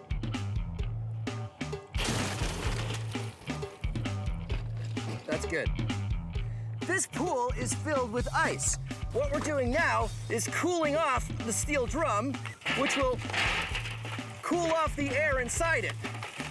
Which means, eventually, the air inside the steel drum will be a much lower pressure than the air outside the steel drum. Because this steel drum has a lot more volume than a 2-liter pop bottle, it takes a lot longer for the air to cool down. The other thing to think about is that it's a steel drum. I could stand on it and it wouldn't even dent. But sure enough, after a few minutes... Whoa! Check it out! The barrel has totally crushed. The low pressure air inside the barrel wasn't enough to withstand the force of the regular air pressure that you and I walk through every day. The air pressure all around us is enough to crush a steel drum. How cool is that? Our air-powered rockets have been working really well, but we still want to go further. Since the 2-liter bottle worked better than the water bottle, we think increasing the size again might make it more awesome. So now the plan is to switch our 2-liter bottle with a 20-liter water cooler jug and make a rocket out of that. Because the launcher nozzle, which holds the bottle in place till we're ready to launch it, isn't going to fit the opening of this bigger jug, we've decided to use the cap that came with the jug. If we screw the cap on, it'll work sort of like the cork. The air pressure will press down on the water and keep pushing against the cap until the cap has a catastrophic failure, which is a very cool way of saying that eventually the cap will break and the bottle will shoot into the sky. 20-liter water cooler jug filled with some water. This is the cap that'll work sort of like the cork. We put the air pressure in there, the cap can't take it anymore, pops off, and the thing flies, hopefully. Let's find out. Okay, that looks good. There. Let's do this. Go for pressure! Uh-oh. Uh-oh.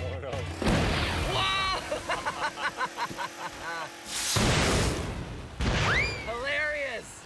That worked pretty well. It sort of does that. I wonder if it's aerodynamic. No.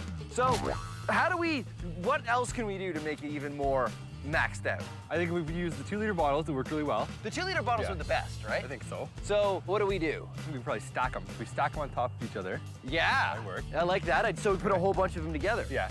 Tell you what, I'll do you one better. Why don't we use 3 stacks? Awesome. We'll use 3 stacks, 3 launchers, 3 times the thrust, and we'll make a giant rocket out of 2-liter bottle. Yeah, great idea. High fives. Here we go. Gas molecules get further apart when you warm them up and closer together when you cool them down. So what happens if you keep cooling them down? Well, they turn into this. This is liquid nitrogen. Nitrogen makes up 78% of the air we breathe, but when you cool it down to minus 196 degrees Celsius, it turns into a liquid. It's boiling right now because at room temperature, nitrogen wants to be a gas. So the liquid nitrogen is turning into gaseous nitrogen, and all of the extra molecules are escaping through the top of the bottle. So what happens if I put a cap on the bottle? Right now, the liquid nitrogen is turning back into a gas, but because there's a cap on the bottle, the gas has nowhere to go. So the pressure is just gonna keep building and building until the plastic bottle can't contain it anymore, and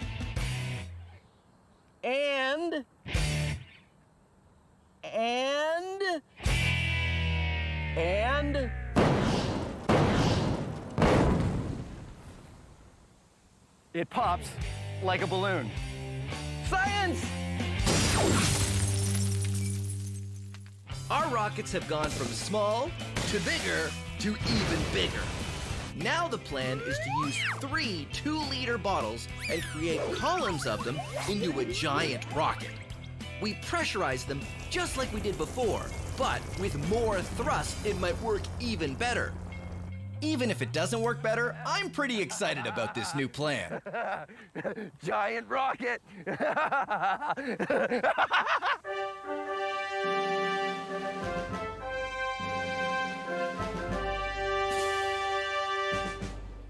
Giant rocket! You ready? I'm ready. Okay, blast shields down. Connecting hose. Dialing up pressure. Pressure is rising. It's bubbling. Bubbling. 100 psi. Okay, stand by to fire. 3, 2, 1. Whoa!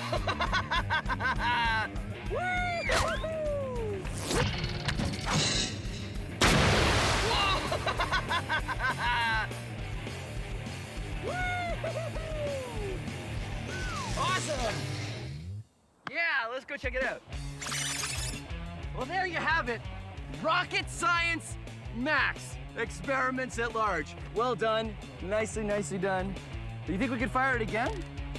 Yeah, it looks like it needs some repairs, though. One.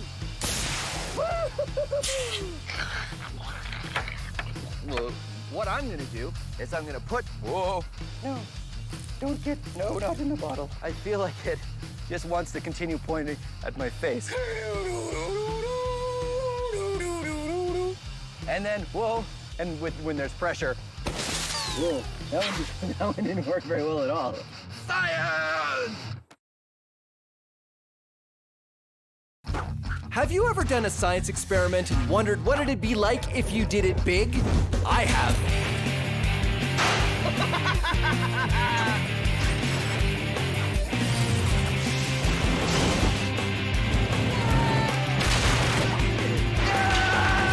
My name is Phil, and I take your everyday science experiments and do them big. This is Science Max, experiments at large. Science Max! Today, we're moving air. We're moving it through a tube to make a stomp rocket, vacuuming it out, turning it into a vortex, and taking it with us underwater. All on this episode of Science Max Experiments at Large. That was amazing. Greetings, Science Maximites. My name is Phil, and it's moving day today on Science Max Experiments at Large. Let's see, where do I put this? This is probably a good spot. Today, we are moving air. You probably don't think that moving air will have a huge effect, but you'd be surprised what you can do by just moving air. But don't worry, we're not just gonna move the air around in boxes. We are going to build a rocket! And this rocket uses the science of stomping on something with your foot. This is a stomp rocket, and it works by stomping on this plastic bottle, and air shoots through this tube and pushes the rocket up into the sky. And here is how you can build one of your very own. And remember, if I go too fast, don't worry, all of the steps are on the website, so you can follow along at your own speed. All you need is a 2-liter plastic bottle, 3 kinds of tape. electrical tape, duct tape, and science tape. Science tape is just the same as invisible tape, but I use this kind of tape for science. Then you want some plumber's tubing and some construction paper to make your actual rocket. First, you want to take your plumber's tubing and cut it into 3 lengths. And when I say you, I mean an adult, because you need to use a saw. So you saw it up into a long piece, a short piece, and an elbow piece. We want to make a long tube at the top, and then we also want to make a tube at the bottom so we can attach our 2-liter bottle to. And there we go. Ta-da! Ready to go. But of course, it doesn't stay up, so we have to attach it to a base. And it will look like this. And you see, it's been attached with duct tape here, and I've used electrical tape, and I've wrapped that part around there. Now, building the rocket. Wrap the paper around the tube and tape it with your science tape. Tape the top closed so no air escapes. Then cut a semicircle to make the nose cone and 3 hoops for thrusters and tape them to the bottom. There you go. The rocket fits on the tube just like that. And when you stomp on this bottle, it launches. But here's the most important part. The one most important rule of launching rockets. You shoot rockets outside. Come on. Once you get outside to a nice open area, and you bring your safety glasses with you, all you need to do to make the stomp rocket work is, of course, stomp on it. You ready? Here we go. 3, 2, 1. Whoa! You see that? That was amazing. Okay, so this is where we're gonna start with the stomp rocket. I'm gonna meet Chris from Logix Academy, and he's gonna help me max it out. In fact, he's probably at Science Max headquarters already. I should get over there. Okay, where's the... Oh, there it is.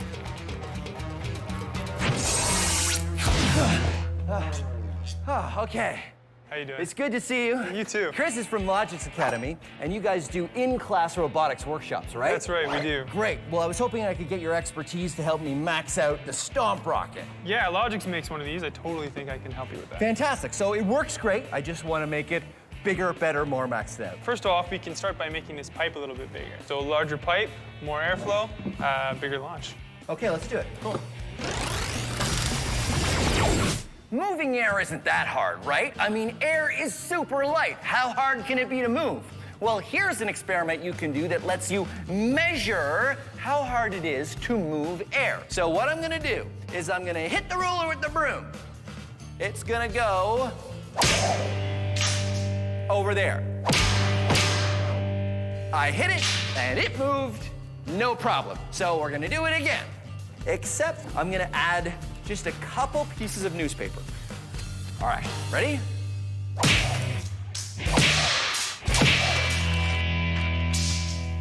Aha, the ruler broke, because this time I wasn't just moving the ruler, I wasn't just moving the ruler and the newspaper, I had to move the ruler, the newspaper, and all of the air that was on top of the newspaper. And that resistance was enough to break the ruler. Pretty good experiment, right? Let's max it out. I've got more table space, I've got a piece of lumber, and instead of a newspaper, I have a tarp. Now the tarp is very light. It is not the weight of the tarp that is going to be the difference. It is how much air I need to move when I hit this piece of lumber. And I've got a Science Max hammer. So first of all, you're not gonna try this at home, right? Deal? Okay, deal. No trying this at home. Okay, here we go. Moving air, test 2.0. It broke, and it didn't even move. Did you see that? I wonder if we can max this out even more.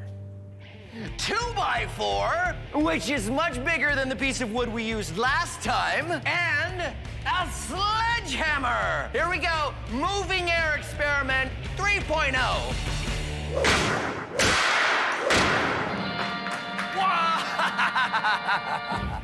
Yeah, science. Whoa. So I've joined Chris from Logix Academy, and we are maxing out our stomp rocket. To do that, we're gonna use larger pipe, More airflow, bigger launch. The theory is that moving a larger volume of air through wider pipes will make our rocket work even better. So we get to work. This version is built exactly the same. We cut and attach the pipes, a long piece, an elbow, and a short piece, then secure them all down. We attach the plastic water bottle and tape it so it's airtight. And then the only thing to do is make a new rocket that fits over the larger pipe. Ready to try it? I'm ready to try it. All right, let's do it. Let's go. 1, 2, 3, go!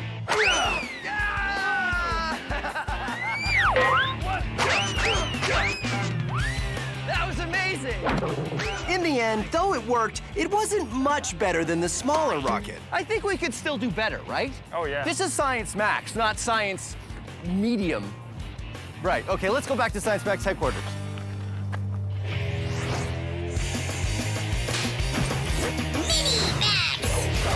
Vacuum sealing. That's what you call it when you take all of the air out of something, often a bag, to seal in the freshness of food. I will demonstrate using this Science Max banana. 100% banana, but with added science. Not all bananas contain science. Here's how you can do it at home. Put your food in a bag, seal it most of the way, because we have to take out the air from the bag. And we will do that with a straw. Put a straw inside the bag, and then suck the air out of the bag, and then seal it at the very last second.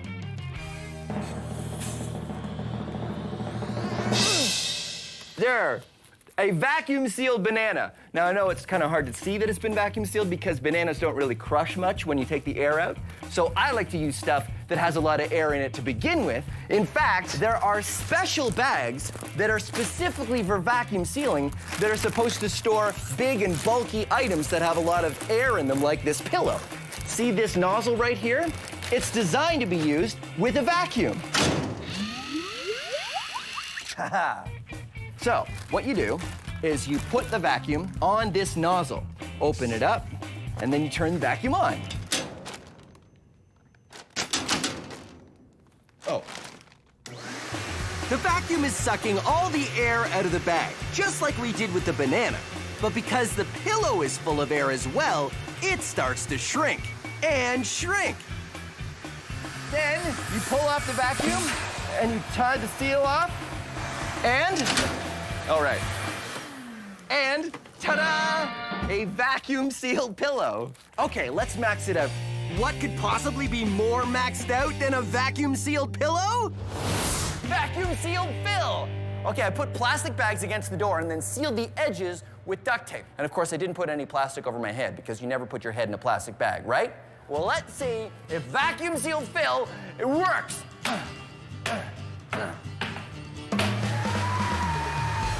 Whoa. Hey, it's working! Ha-ha!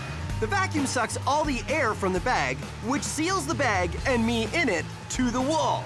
That means I should be able to knock this milk crate out from under me. Air pressure, or the lack of air pressure, is keeping me sealed to the door. I'm completely suspended! Uh-oh. I shouldn't have done that.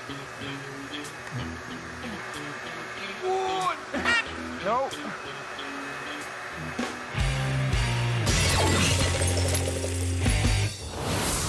So our larger version of the Stomp rocket worked, but it didn't go as high as the first version. Chris and I see how we can improve the design. The larger pipe and the larger rocket works really well. It does work really well. I am afraid, though, that the larger pipe means that the same amount of air is flowing slower out the nozzle than it did before. Oh, so because we're moving only this much air, it's not going to go as fast because this is a bigger tube. We need a bigger volume over here to match our larger So a nozzle. bigger bottle. That's right. I got a bigger bottle right here. Ha-ha! Bigger bottle! So hold that, and then all we have to do is tape the bigger bottle I'm not sure on. if that's gonna... Yeah, like this. Still, though, I'm afraid... Yeah, so then all I need to do is tape it on. Chris and I attach a larger bottle to our tube. We just need some risers to adjust the height, then we tape it on and we're good to go. Everything else, including the rocket, stays the same. I still don't understand how you're gonna step on this one. It's just too stiff. I have a plan. Ha ha ha ha! Sledgehammer! You ready? Yeah, I'm ready. Okay. 1, 2, 2, 3. It blew the top off the rocket. Right off it the also top. blew the bottom. Looks like it's a bit rigid to change its volume so quickly. So it's kind of a one-time use thing, huh? I think so. So why don't we try increasing the volume? Even bigger tube, Yeah. even bigger container. What's bigger than a... That's the biggest bottle they make. What else holds air? What about an air mattress? Do you think we could use an air mattress? I think we could, yeah. A really big air mattress. Oh, totally. High five. I love that idea.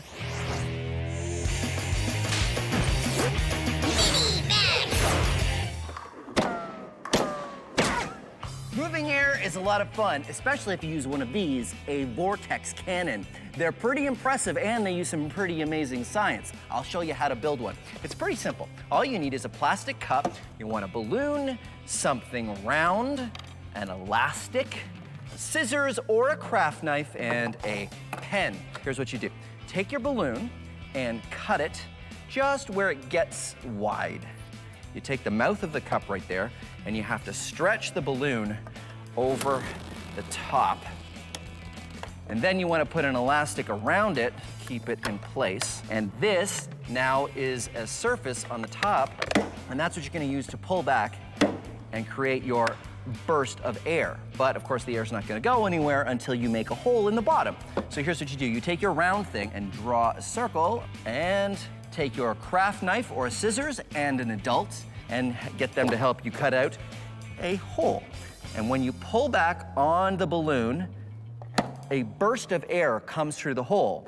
But the air has an interesting shape. Now, I know what you're thinking. You're thinking, Phil, air is invisible.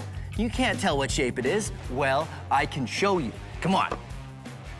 This is my maxed out vortex cannon. It's made out of a garbage can. I've got a hole in here, and this is a shower curtain with a ball that I can get a grip on and pull. And then it shoots forward like this. Now it makes a big puff of air, but again, the air is invisible, so we don't know what shape it is, but I can help with that because I've got this, a fog machine. I fill the inside of the garbage can so we can see what the air is doing when I fire the vortex cannon. Okay, come on over here. Ready? Whoa! Okay, ready? Check it out. The vortex cannon shapes the air into a ring called a vortex. It makes a ring, well, actually sort of a donut. Because of its shape, the air in a vortex can move much farther than air that doesn't have a shape.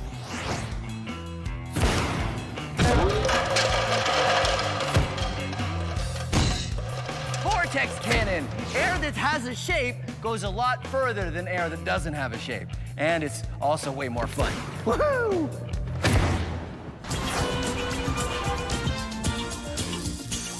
Little to the left. Little to the left, Ramona. Okay, now that's too far left. I don't know what you think. Oh, hey, I don't suppose you're going on vacation anytime soon. Well, if you haven't decided where, may I suggest underwater. But don't forget to pack the most important thing when you go. Hat? Nah. Ukulele? Nah, forget about it. Oh, chicken? No. Sunscreen? Forget about it. Teddy? No, if you're going underwater, the most important thing you gotta pack is air. You see, human beings have been coming up with ways to go underwater for a long time, but the thing is, you gotta bring air with you because, you know, breathing is good.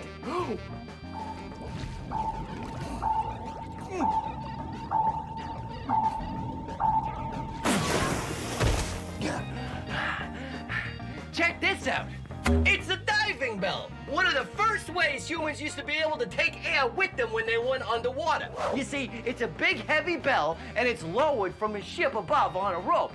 And when it gets lowered into the water, it traps a bubble of air underneath. So you can swim around underwater, but then when you need to breathe again, you don't have to go all the way back up. You just pop under the bell and take another breath. Bells like this were actually much bigger when they used to use them for diving to hold more air. Huh? Ring-a-ding-ding. What do you think? You want this? No? It's okay. I got something else. Hold on. Check this out. It's an old-timey diving suit. Air is pumped in through these hoses here, which means the diver has a constant supply of air, which means he can stay underwater longer. What do you think? Yeah, no? Okay, hold on, I got something else. Yeah. This is it, the ultimate in bringing air with you. The scuba suit, this tank holds compressed air, which means it can carry a lot of air with you, which means you can stay underwater for longer. So I'll tell you what, I'll wrap up all three things. What do you say? Yeah? You'll take them? Okay, great. Let me just wrap them up for you. Come on, Teddy, let's go find the bag. So our large stop rocket hasn't worked perfectly. A small bottle didn't move enough air, but our larger bottle was too rigid to stomp. And when I used a sledgehammer, it was so sudden the bottle broke and also blew apart the rocket. Chris and I need a large container of air that is soft enough to change its shape easily. So here's the current plan. An even larger pipe, an even larger rocket, and we use an air mattress. We make 2 holes in the air mattress, one to fill it up with a leaf blower, and the other hole to go out the tube to the rocket.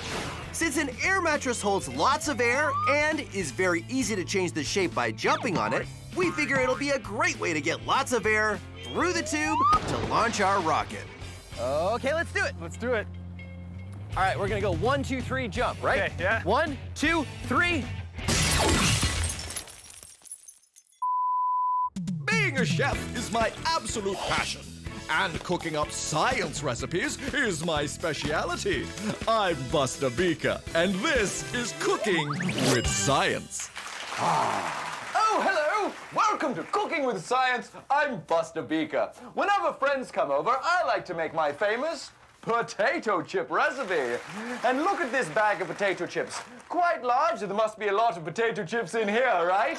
Well, let's open it. What? This potato chip bag is mostly air. Why do potato chip bags have so much air? Well, to tell you the answer to that, I have to tell you the story of 2 bags of potato chips. Here they are. This one full of air, and this bag of potato chips, there's not much air in it at all. Why don't they make them like this? Well, let's find out. First thing that happens is the potato chip bags come off the conveyor belt at the potato chip factory where they get packed into a crate. Here's a crate here. So let's really stuff them in. And then the crate gets boxed up and shipped off to the store. Oh, it's a bumpy ride to the store today. Now we're at the store, and then you come along. Bags of potato chips. What else should I buy today? Oh, I know. How about a cantaloupe? Very nice. Some apples, yes? And take it home, walk along, and you get to the kitchen, you have a choice. This bag of potato chips, where all the potato chips are light and fluffy, or this bag of potato chips, which is not exciting at all. And that's why potato chip bags have so much air, to protect the potato chips from getting crushed. Speaking of potato chips, time to get back to my recipe. What is it? It's potato chip soup. Well, I'm Buster Beaker, and thanks for joining me on Cooking with Science. Perhaps a little bit more cooking. Okay, so where were we? Oh, right, our maxed out rocket. A much larger pipe, a large air mattress, and the largest rocket yet. Let's see how it goes. 1, 2, 3, jump. 1, 2, 3. Yeah! There you go. All right, let's do it again. Okay. 1, 2, 3. It works amazingly well. The large volume of air Chris and I can move by both jumping on the air mattress gets transferred through the large pipe, and even though it's a giant rocket, it sails higher than any other version. That was great. That was amazing. All right. There you go. Science Max, experiments at large, moving a lot of air. That has to be the biggest stomp rocket ever. Biggest stomp rocket ever. Let's do it again. Okay. Okay.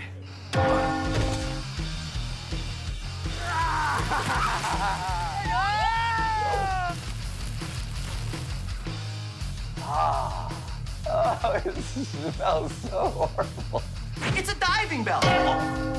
And that didn't work at all. That's acting, my friends.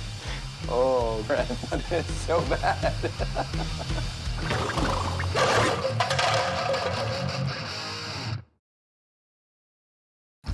Have you ever done a science experiment and wondered what it'd be like if you did it big? I have.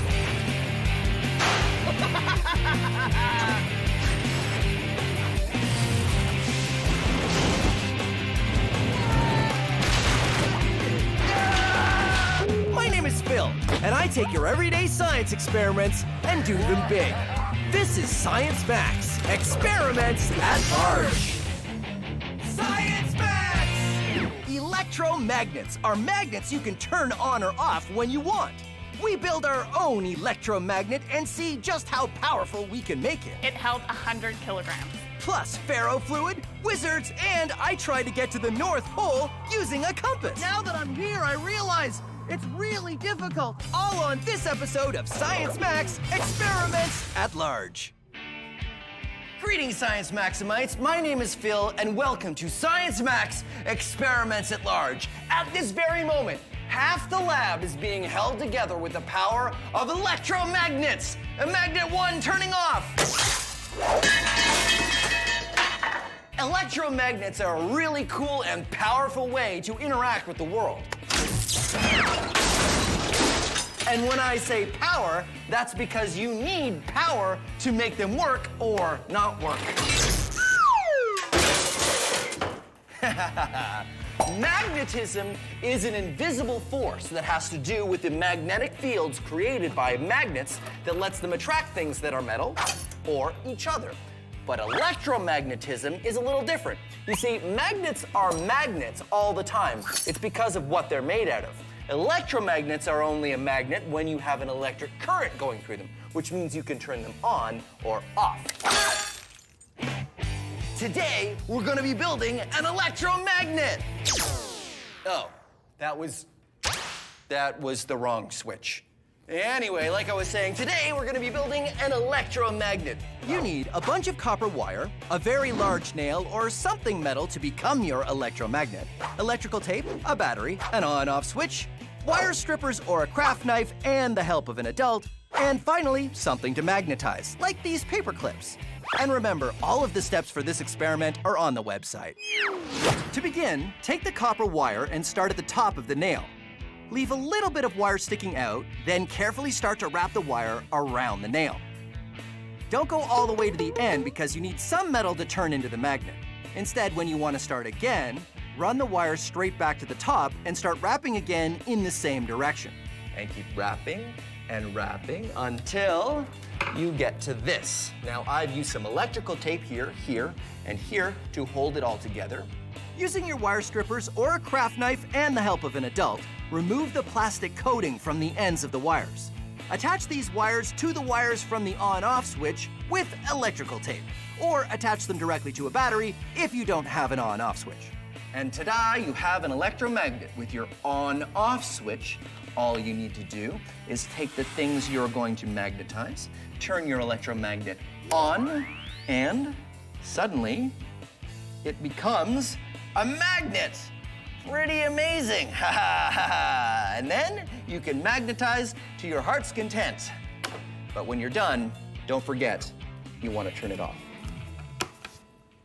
So that's what we're gonna do today on Science Max, Experiments at Large. We're gonna max out the electromagnet. So, where's my lab coat? Oh, there it is. We're gonna see how big we can make an electromagnet. And when I say we, I mean me and an expert. Let's see. Oh, Heather from the Ontario Science Center. She knows her way around magnets. So let's see. Yeah. I wonder if she's busy. Well, let's find out. And after we're done, I'll need to come back and clean up the giant mess I made in the lab.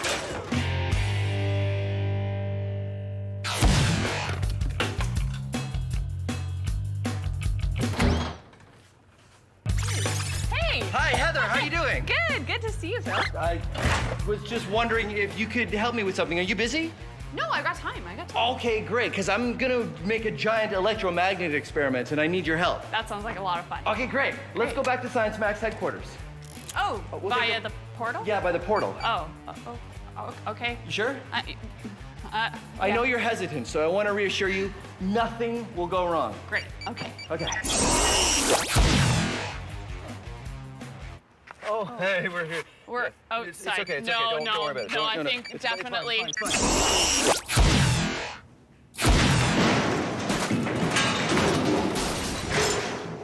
You all right? Yeah, I was supposed to come in over there, but I came in over here. Oh well.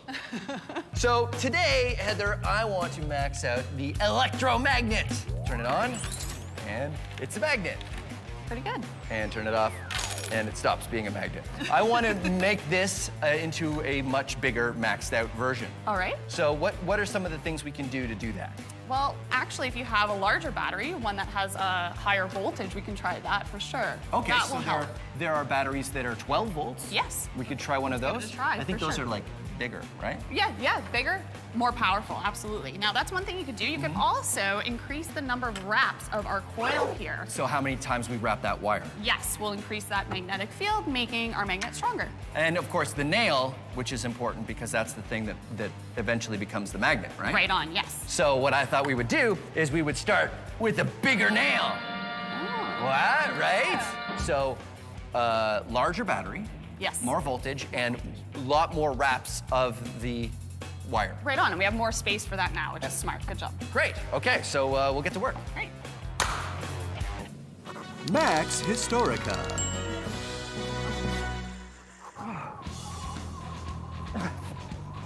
If you've ever seen a compass, you know that the needle points north.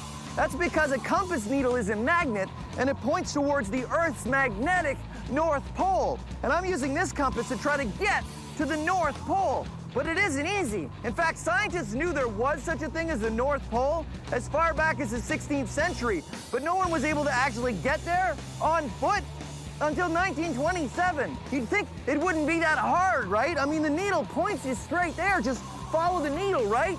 But now that I'm here, I realize it's really difficult. I mean, the wind is incredible and the snow is intense and it's so cold. My hands,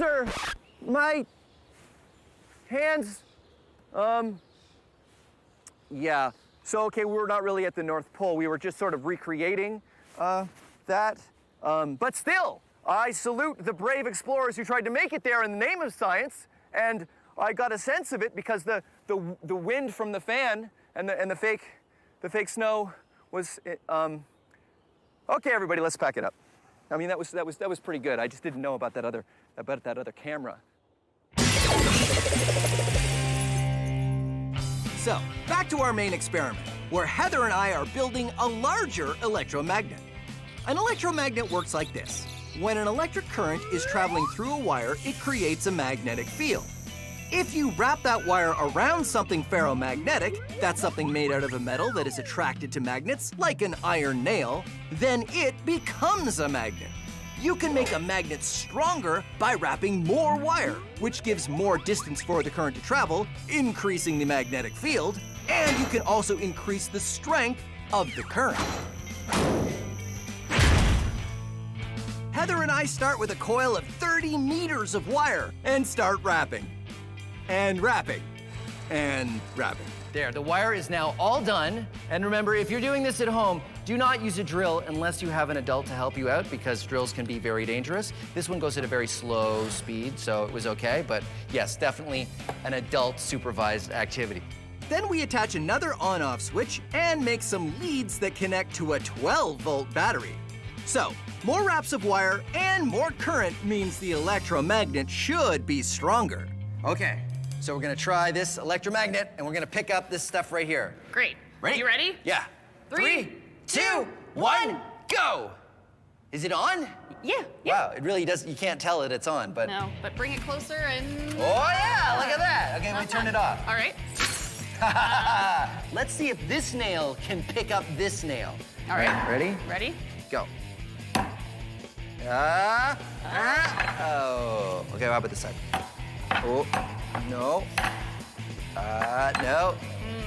I don't think we're strong enough. It's not strong enough. I think that we need to max this out even more. Even more? Right. So I'm thinking there are a lot of appliances that use electromagnets, meaning it's already set up, it already has tightly wound coils and high voltage. So we're in a lab here. Maybe do you have old appliances around? I have parts bins with a whole bunch of stuff. Maybe we could find some electromagnets in those. Let's do it. Okay, great. Let's go.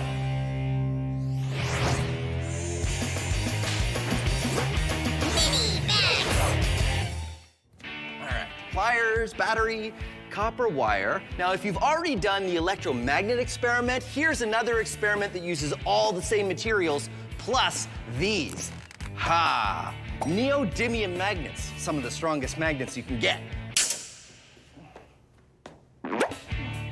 So, here's what you need. A battery, some neodymium magnets the same diameter as your battery, copper wire, and some pliers. So here's what you do. First thing is you put the batteries and the magnets together, like that. Then what you want to do is bend the wire so it's touching the top of the battery and goes around the battery and then touches the magnets at the bottom. Here's what that might look like. I say might because you can do any shape you want. I've made a coil here, and if you put it over the battery, you'll see it only touches the very top of the battery and the magnets at the bottom. And if I let it go, it spins. It's a homopolar motor.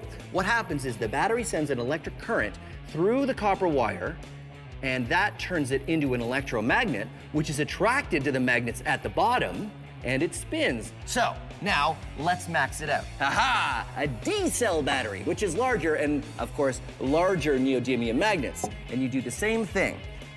Make a coil that only touches the battery at the top and at the magnet, and ha-ha! It spins! Maxed out homopolar motor. But don't worry, this is not the biggest size we're gonna do. Come on.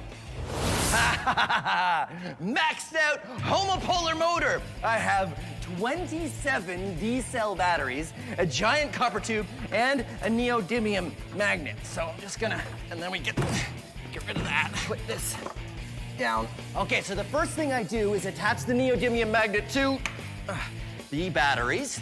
And I've got all the batteries taped together here so they'll sort of stand up like this. Huh? Giant stack of D-cell batteries. Okay, now what I do is I take the copper coil. I take the copper coil. I need to get. Okay, hold on. I got this. I just need to get the copper coil there. I did it. Okay, so I take the copper and I put it on top of the D-cell batteries like this, and then I let it go. Let it go. Nope, whoa. Homopolar motor. Okay, so that didn't work. But that's okay. I like it when it doesn't work, because that's science. It's not science if it works perfectly every time. I mean, you gotta have some room for improvement. Heather and I built a larger electromagnet, but it still wasn't as powerful as we hoped. So now we're searching for parts that came out of an appliance that are pre-built electromagnets. What about this? I think that'll do the trick. Do you think that does look like an electromagnet, huh? It does, yeah. And there's a whole big bunch of copper wires coiled on that. Around. So you think we can use this? Yeah, let's try it. Okay, great. We built the next version of the electromagnet. This one already has the copper coils, so it's just a matter of attaching wires and an on-off switch, and attaching all of it to a 12-volt battery. Do you think 12 volts will be enough? Let's find out. I think so. Try that. Once we do, it works much better. Oh, no problem at all. Ready? Yep, turn it on. On. Whoa, pretty good. Okay, off. Off. Neat. In case it was really strong, I have the next step. Horseshoe. Okay, ready? Oh, whoa, that's... Here. I can't pull that off. Okay, wait, grab this. Okay. Work together. Yep. Wow. So that's passed all of our tests. Yeah. This is really strong. Is there What a do way we... to test it further? In order to test how strong our magnet is, it's as easy as seeing how much weight it'll lift. Heather and I find a metal table. All right, Phil, so I brought the electromagnet. Okay. Just put it right here. Yep. We add some sandbags for more weight and then attach a scale so we can measure how much weight we're lifting. We use a chain hoist, a simple machine made for lifting heavy things. This one can hold up to 454 kilograms. Want to turn it on? We're ready? Yep. Here we go.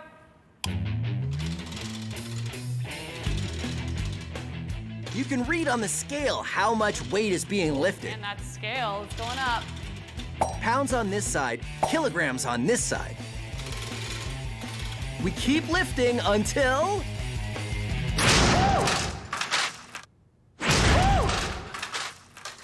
Oh! Okay, so how much did it hold? It held 100 kilograms. Oh, that's more than I weigh, which gives me an idea.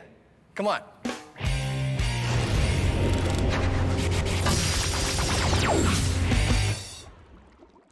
This is ferrofluid. It is ferromagnetic, which means it's attracted to magnets. And I know what you're thinking. You're thinking, it's not that interesting. Well, watch as I put it next to this magnet.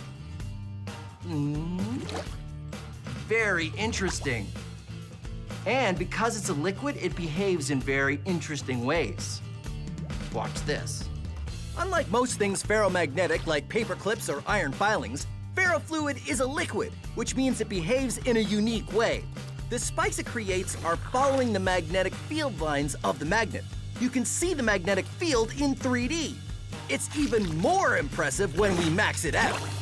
This is ferrofluid outside of a glass jar. Now, it's sitting in a pool around this electromagnet. And this is a dial which I can use to change the voltage of the electromagnet, making the magnet stronger. Watch this. Changing the current going to the spiral in the middle turns it into a magnet. The more current I put in, the stronger that magnet becomes, allowing the ferrofluid to climb the spiral to the top. And remember, even though it looks all spiky, it's still a liquid. I will demonstrate with my plastic spoon.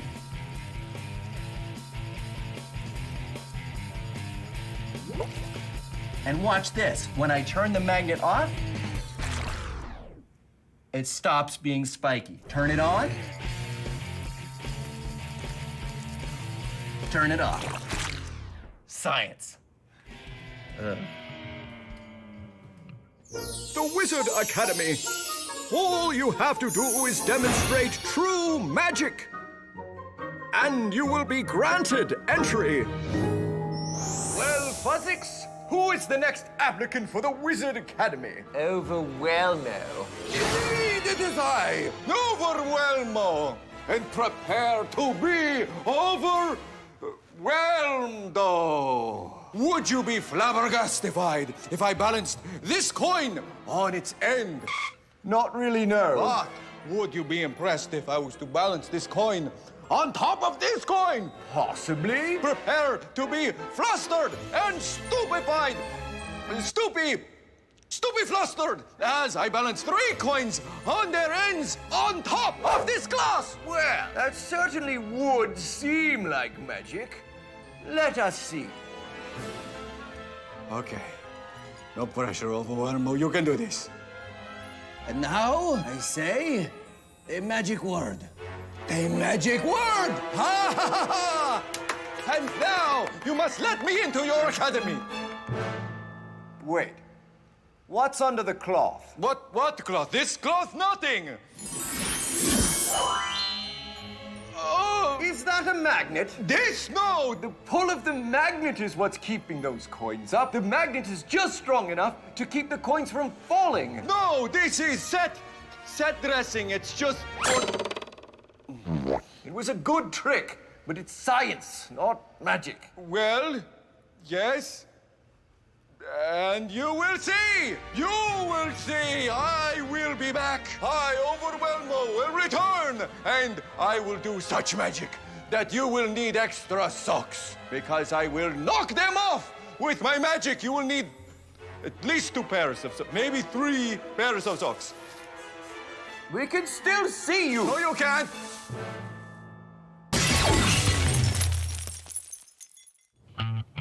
So back to our main experiment. Heather and I have created a very strong electromagnet that can hold a lot of weight. It held 100 kilograms. Oh. Which gave me an idea.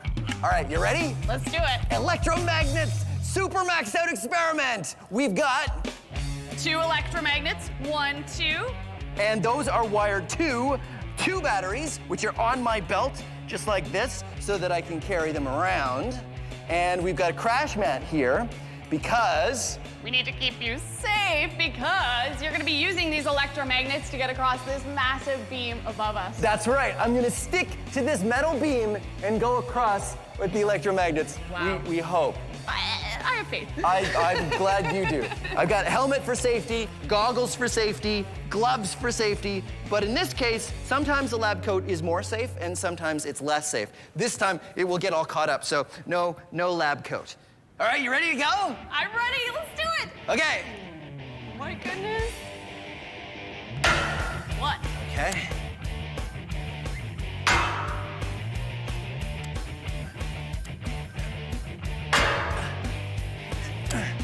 Because each of our electromagnets can hold more than my whole body weight, I can use them to cross the beam.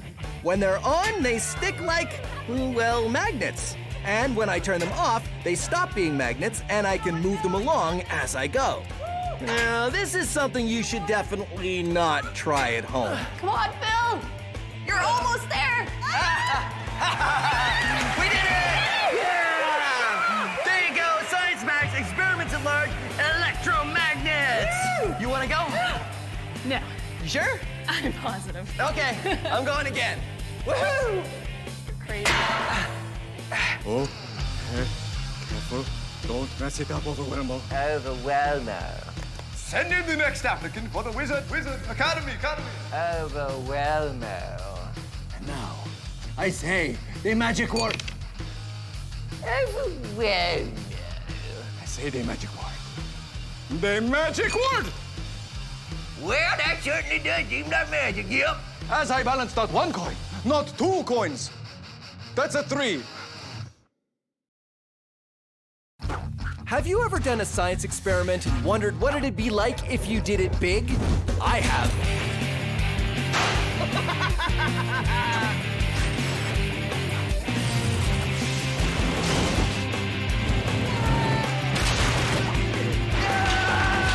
My name is Phil, and I take your everyday science experiments and do them big. This is Science Max, experiments at large. Science Max! Today, Science Max is all about sound. We bend the power of sound to our will by making the loudest sound we can. Wait a minute, a subwoofer. Make cornstarch mud dance, glasses break, and things vibrate. It's the sounds of science. Today on Science Max, experiments at large. Greetings, Science Maximites, and welcome to... Can you hear me? Greetings, Science Max! You can't... hold on a second. Greetings, Science... Yeah, that's much better. Greetings, Science Maximites, and welcome to Science Max, experiments at large. Today, we're going to be talking about sound. Sound is all around us. We use it every day, but what is it really? Sound is energy. Let's say that this is the... No, stay. Stay. Okay. That